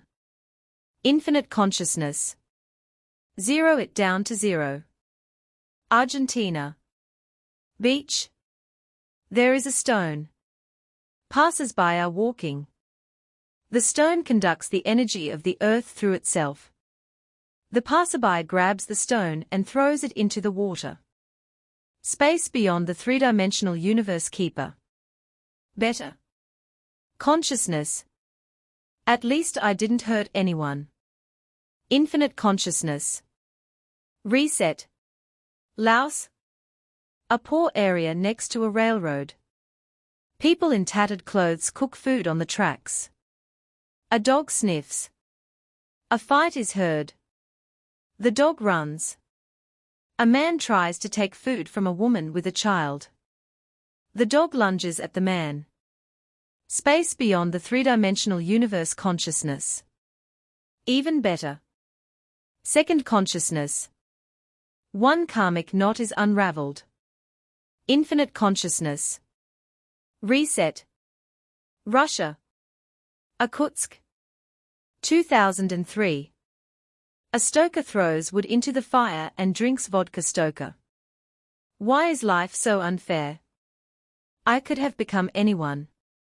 I could have become a diplomat, a scientist, a writer, an artist. But in the end I am here. What am I doing here? A plaintive squeak is heard. The fireman opens the door and finds a small kitten on the snowy street. Fireman. Poor thing is frozen. Right now the fireman warms up the kitten and pours milk into a bowl. Space outside the three-dimensional universe consciousness. So what? Reset it to zero. Infinite consciousness, sighing. Well, come on. Italy. Milan. 2032. An unknown virus has broken out in the coastal lands of Italy. A scientist is examining the bacteria of the virus under a microscope. Scientist. What is this? Universe, give me a sign. Please. The Guardian sends energy. A cup of coffee falls from the top shelf and hits the microscope. Scientist, angry. Wonderful. Excellent. Even better. It seems like everyone has decided to finish me off. The scientist continues to look through the microscope. The coffee has entered into an unknown chemical reaction with the bacteria. Scientist invents cure for virus and wins Nobel Prize in medicine. Space beyond 3D universe consciousness. Great. No one expected infinite consciousness. Zeroing out. Japan. Orthodox Church in Tokyo. 2172 Priest, praying. Forgive me, God, for I have sinned. A knock at the door. The priest opens it. Bandits burst into the church. Bandits, threatening with weapons. Where is the money? Priest. We are poor people, we have never seen money in our lives. Bandits. We know how you live, we will wait for you outside. The bandits leave. Priest. God, save me. A guardian angel leads the priest along a safe path. Throughout his life, the priest continues to help people. Space beyond the three-dimensional universe consciousness. Very good. Guardian. I think a couple more incarnations and he will reach infinite consciousness. Reset. New world. Technocratic society. 3780 Technocrat, writing. I always knew that magic exists. Ancient knowledge has always been on the surface. The ancient bioenergetic society of the Atlanteans was much more perfect than the current technocratic one. Perhaps society will one day again enter the era when each individual was aware of himself as part of quantum consciousness space beyond the three-dimensional universe consciousness. Reset. Infinite consciousness, no.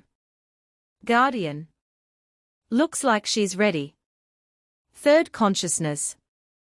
Gained experience, karmic knots unraveled, the soul leaves the cycle of reincarnations and enters a new level of existence. I don't know this story, the entrance is free, said the keeper and left in an unknown direction. There was a click, and the metal door that was the entrance to the cave opened. Monica looked at Finn and Liara. They were lying and suffocating, greedily gasping for air. Liara had 5% oxygen left, Finn had 20% oxygen left. They would not be able to get up. Now there was only one small thing left. Monica needed to drag Liara first, and then Finn into the cave. And they would be saved. Suddenly, something happened that Monica did not expect. A strong wind rose. On the horizon, the girl saw a sandstorm approaching them. Monica knew that in less than a minute they would be covered in sand. And sandstorms on Taluan last about 3 months. The cave was about 10 meters away. Delay equals death. Monica understood that she would not have time to drag 2 people at once before the storm covered them. She will have time to save only one. Monica de Brille faced a difficult moral choice. Who will Monica save? Finn or Liara? Her beloved or her mother? If Monica saved Finn, the following happened. Monica was dragging the barely alive Finn with all her might. The storm was about to cover them completely. The girl dragged Finn to the cave, and before closing the door, Monica looked at Liara for the last time. She was almost not breathing, and the sandstorm covered Liara's body. Monica sobbed from grief and helplessness. Goodbye, Mom, Monica thought. Once inside the cave, Monica saw 3 capsules. Red, blue and green. This is the entrance to Mushroomless. With her last strength, Monica put Finn in the green capsule. This capsule turned out to be non-functional. 2 capsules remained. Red and blue. Which capsule will Monica lie in and which one will she put Finn in? 1. If Monica lay in the red capsule and put Finn in the blue one, go to chapter 12. 2. If Monica lay in the blue capsule and put Finn in the red one, go to chapter 13. If Monica saved Liara, the following happened. Monica was dragging the barely alive Liara with all her might. The storm was about to cover them completely. The girl dragged Liara to the cave, and before closing the door, Monica looked at Finn for the last time. He was barely breathing, and the sandstorm covered Finn's body. Monica sobbed from grief and helplessness. Goodbye, my love, Monica thought. Once inside the cave, Monica saw 3 capsules. Red, blue and green. This is the entrance to Mushroomless. With her last bit of strength, Monica put Liara in the blue capsule. This capsule turned out to be non-functional. There were 2 capsules left. Red and green. Which capsule will Monica lie down in and which one will she put Liara in? 1. If Monica lay down in the red capsule and put Liara in the green one, go to chapter 14. 2. If Monica lay down in the green capsule and put Liara in the red one, go to chapter 15. Chapter 12. The Elf First Finale. Not much has changed in Mushroomless. It has been a little over 20 years since King Ermic united all the kingdoms. His realm was called the United Kingdom of Nimia, Prestonia, Elfsgrad, Pars and the Valley. The capital of Nimia was also the capital of the entire United Kingdom. And Nimia was the main province. Ruling such a large kingdom is not easy. Therefore, Ermic appointed his own governors in each province. In Prestonia and Elfsgrad kings, in Pars a duke, in the Valley of the Goblins a chieftain. Their power was nominal. All decisions were made only with Ermic's permission. Ermic himself bore the title of Supreme King. Any inhabitant of the kingdom, upon seeing the king, had to take off his headdress, lower his head and say a greeting. The greeting sounded like this. Long live the High King Ermic. King of Nimian, Preston, Elfsgrad, Duke of Pars, Chieftain of the Valley. You're sleeping on the go again. Where do they recruit you from? Queen Elijah screamed. Forgive me, Your Majesty. I was lost in thought. I'm from Elfsgrad, the maid said guiltily. What's your name? Irma, your majesty. I'll inform the king today to have you thrown out of the palace. Allow me to change the bed linen in the royal chambers. Put the tray down and get out. The maid put the tray with food on the dining table, curtsied to the queen and walked towards the royal chambers. Irma is new to the palace. Not long ago, she was a simple peasant in Elfsgrad. Recently, people from the palace came to her village. They were looking at girls.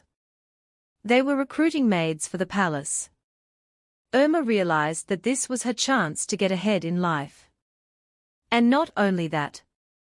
This was a chance to fulfill a mission. To fulfill Ayla's last will. Irma was not used to such treatment. She was angry at the queen. There, in her past life, she was a baroness, the most dangerous hacker on earth and the head of OZG. Here, Monica was a simple palace maid. Monica thought about how unlucky she was to end up in the body of some maid, and an elf at that. She couldn't get used to her long ears for a long time. But she was in the palace. This disgrace would soon be over. Over now. Walking along the empty corridor, the unsteady, constrained gait of the maid was replaced by the confident gait of a woman who knows what she wants from life. Monica resolutely headed for the king's chambers. Entering the chambers, Irma opened the closet. She felt the secret door. A button appeared before her eyes. Monica had imagined this moment for a long time. One press and it would all be over. She knew she would die. And she was ready. Irma closed her eyes and resolutely pressed the button. That's it. Monica opened her eyes, hoping to see the other world. Opening her eyes, she saw that nothing had changed. She was still standing in the royal chambers. The button didn't work. How so?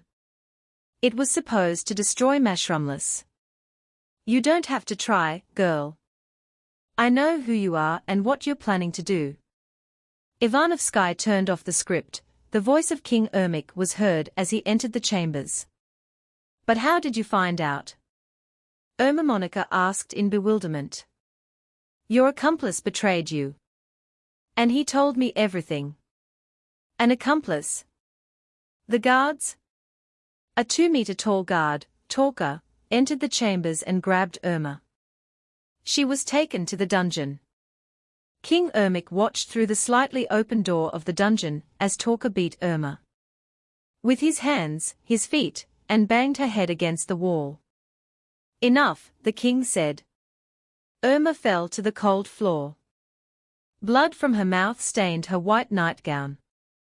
She lay there beaten, exhausted, humiliated. Is this really the end? Will she be executed tomorrow? Monica wasn't afraid of death. That's why she came here. But she couldn't fulfill the mission. She found her mother and lost her. Monica lay and mourned Liara. The image of her body being covered with sand stuck in her memory for a long time. And where was Finn? Was he alive? She never found him. Night had fallen. The crescent moon and stars playfully looked through the cell's lattice ceiling. Lying in the moonlight, in a bloody nightgown on the cold, stone floor of the dungeon. The girl seemed to have stepped out of a painting. The painting should be called The Night Before the Execution. The door opened. She saw Torka. Get up, let's run, the guard whispered. Get away. I'm not going anywhere with you, the exhausted Irma said, barely moving her lips. Monica, let's run. It's me, Finn. Finn. But why did you beat me? Forgive me, I couldn't show it. Let's run, a ship to Elfsgrad is waiting for us. And then what? Now is not the time for talking. I'll tell you everything later. Now get up, there's not much time. Torka took Irma's arm and put her on his shoulder, supporting the girl. She walked, limping. Several times they were stopped by guards with questions about where he was taking the captive, and whether they were thinking of running away. To which Talker replied that he was taking the captive to the healer by order of the king. And he showed a letter with the seal of the High King Ermic. All questions disappeared by themselves. They were let through. Having left the palace, Talker and Irma got into a boat. They sailed in the moonlight. "Where did you get the king's letter?" asked Monica. "I managed to forge it, otherwise they would not have let us out." "What about Elfsgrad?" "I have a friend there. He will help you escape." "So you serve Ermic?" "How could you hit me, Finn? You beat me half to death." "I'm sorry, Monica, I had no other choice. Ermic said that I was betrayed by an accomplice." "We are not sailing to Elfsgrad, right?" "You betrayed me." "Yes, that's right. You see, only on the brink of death do you begin to truly appreciate life. When I was lying and dying there, on Taluin, my only desire was to live." Irma tried to hit Finn and jump off the boat into the sea, but received a powerful blow to the face. Finn took a bag, twisted it and stuffed Monica into the bag, and drowned her in the sea. Chapter 13. A Human Second Ending. Elsa was a Preston noblewoman. True, without royal blood. Monica's consciousness was in Elsa's body. She was a human and lived in Prest. Not long ago, merchants came to the city. They looked at the girls. They were looking for a bride for Prince Godric. Monica understood that this was her chance to get to the royal chambers and complete the mission. She mourned Liara, but did not show it. Where was Finn? She never managed to find him. The merchants chose her and 15 other girls. Arriving in Nimsk, she stood in the same row with 49 other beauties from all over the United Kingdom. Prince Godric fell in love with her at first sight. A couple of months later, they had a wedding. As a wedding gift, Ermic gave the crown Prince Pars to own. Thus, Elsa became the Duchess of Pars. High King Ermic decided that ruling Pars would be a great preparation for his son's adult life. After all, he would one day become the High King. Soon Elsa became pregnant. 9 months later she gave birth to a son. Godric named him Ermic after his father. One day, while walking around the city, Monica recognized Finn in one of the residents. He was an elf. They began to secretly meet and make love. Over time, Monica's love for Finn began to fade, and for Godric to grow. At first, her plan was to use Godric as a means to infiltrate the royal chambers and destroy Mushroomless. But after becoming a wife and mother, everything changed. She fell in love with her husband Godric and her son Ermic. The mission to destroy Mushroomless faded into the background. She needed to end this attachment to Finn once and for all.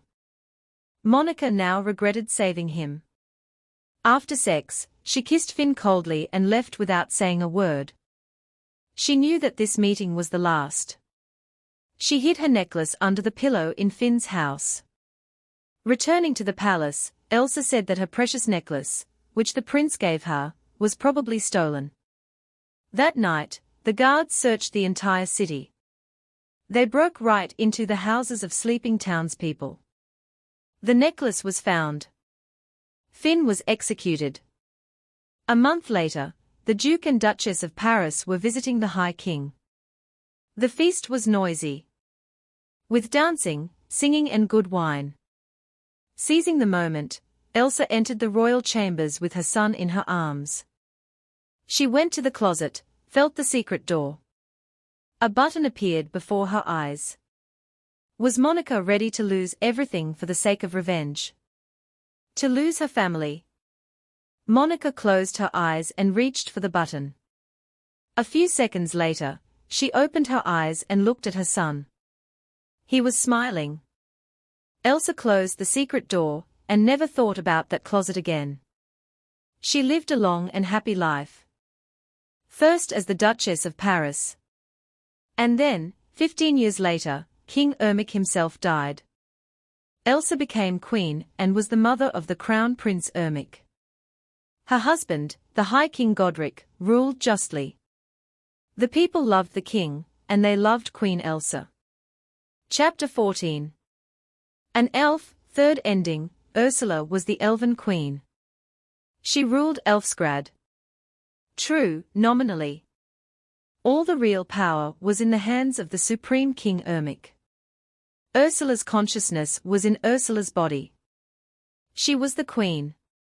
And Monica's mother, Liara, was in the body of her servant. Monica mourned Finn, although she didn't show it.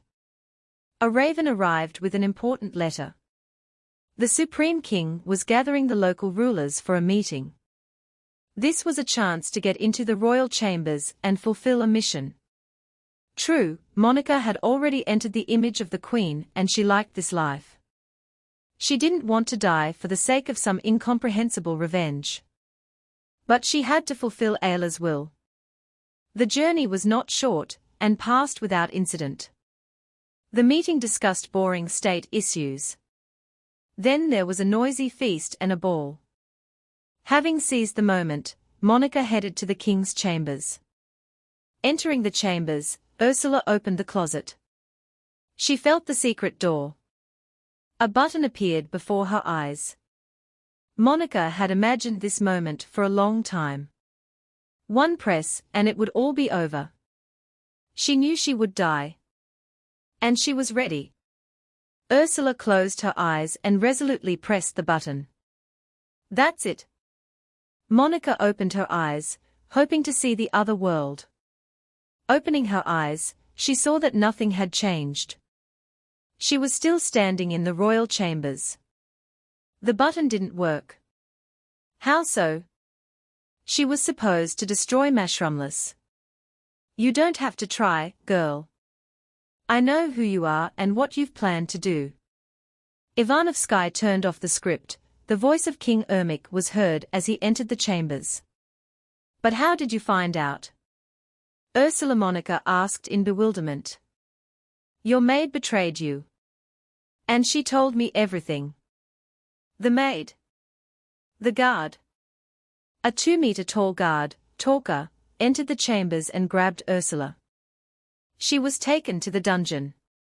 King Ermic watched through the half-open door of the dungeon as Talker beat Ursula. With his hands, his feet, he slammed her head against the wall. Enough, said the king. Ursula fell to the cold floor. Blood from her mouth stained her white nightgown. She lay beaten, exhausted, humiliated. Was this the end? Would she be executed tomorrow? Monica was not afraid of death. That was why she had come here. But she had failed to complete her mission. Monica lay there and mourned Finn. The image of her body being covered with sand was etched in her memory for a long time. Where was Liara? Was she alive? She could not believe that her mother had betrayed her. She had found her mother and lost her again. Night had fallen. The crescent moon and stars looked playfully through the lattice ceiling of the cell. Lying in the moonlight, in a bloody nightgown on the cold, stone floor of the dungeon. The girl seemed to have stepped out of a painting. The painting should be called The Night Before the Execution. Monica lay and looked at the moon through the bars.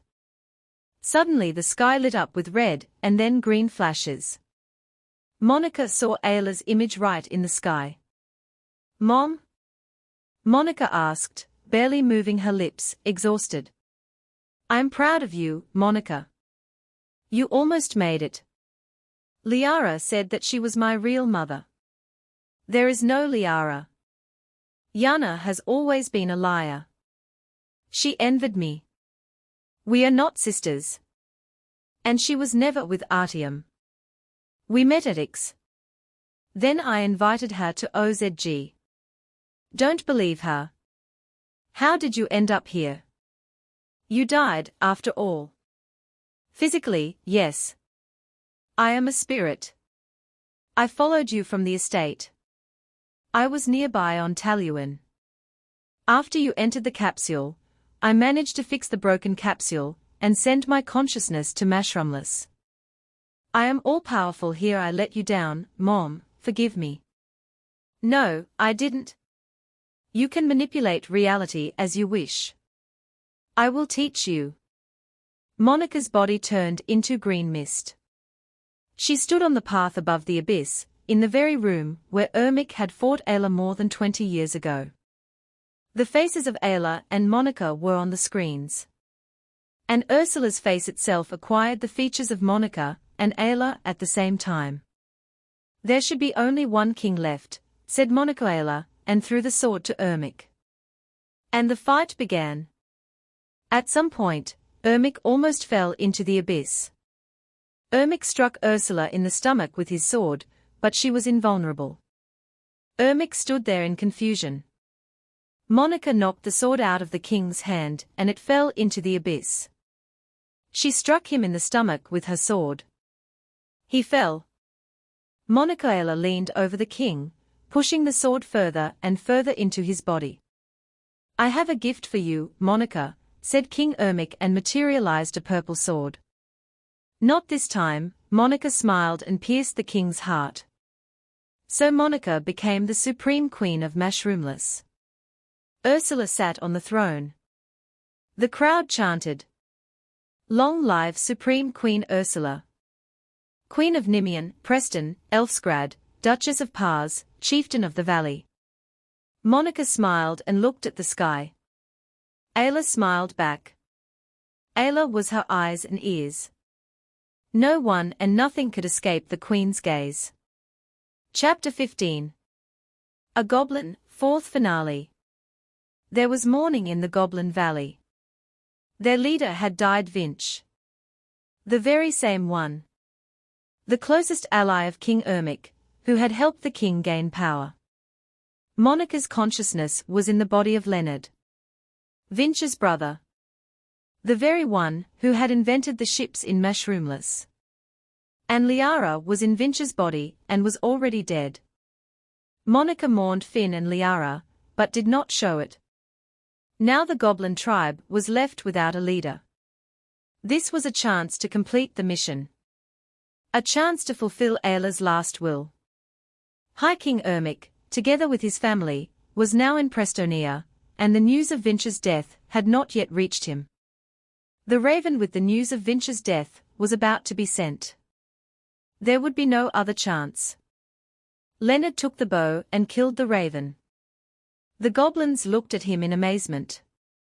Brothers, look at what we have become. They talk about equality. But we still live in the forests and valleys. Since when have goblins been friends with humans and elves? Our ancestors killed them. They never considered us equal, and never will. Down with the king. Leonard made a speech.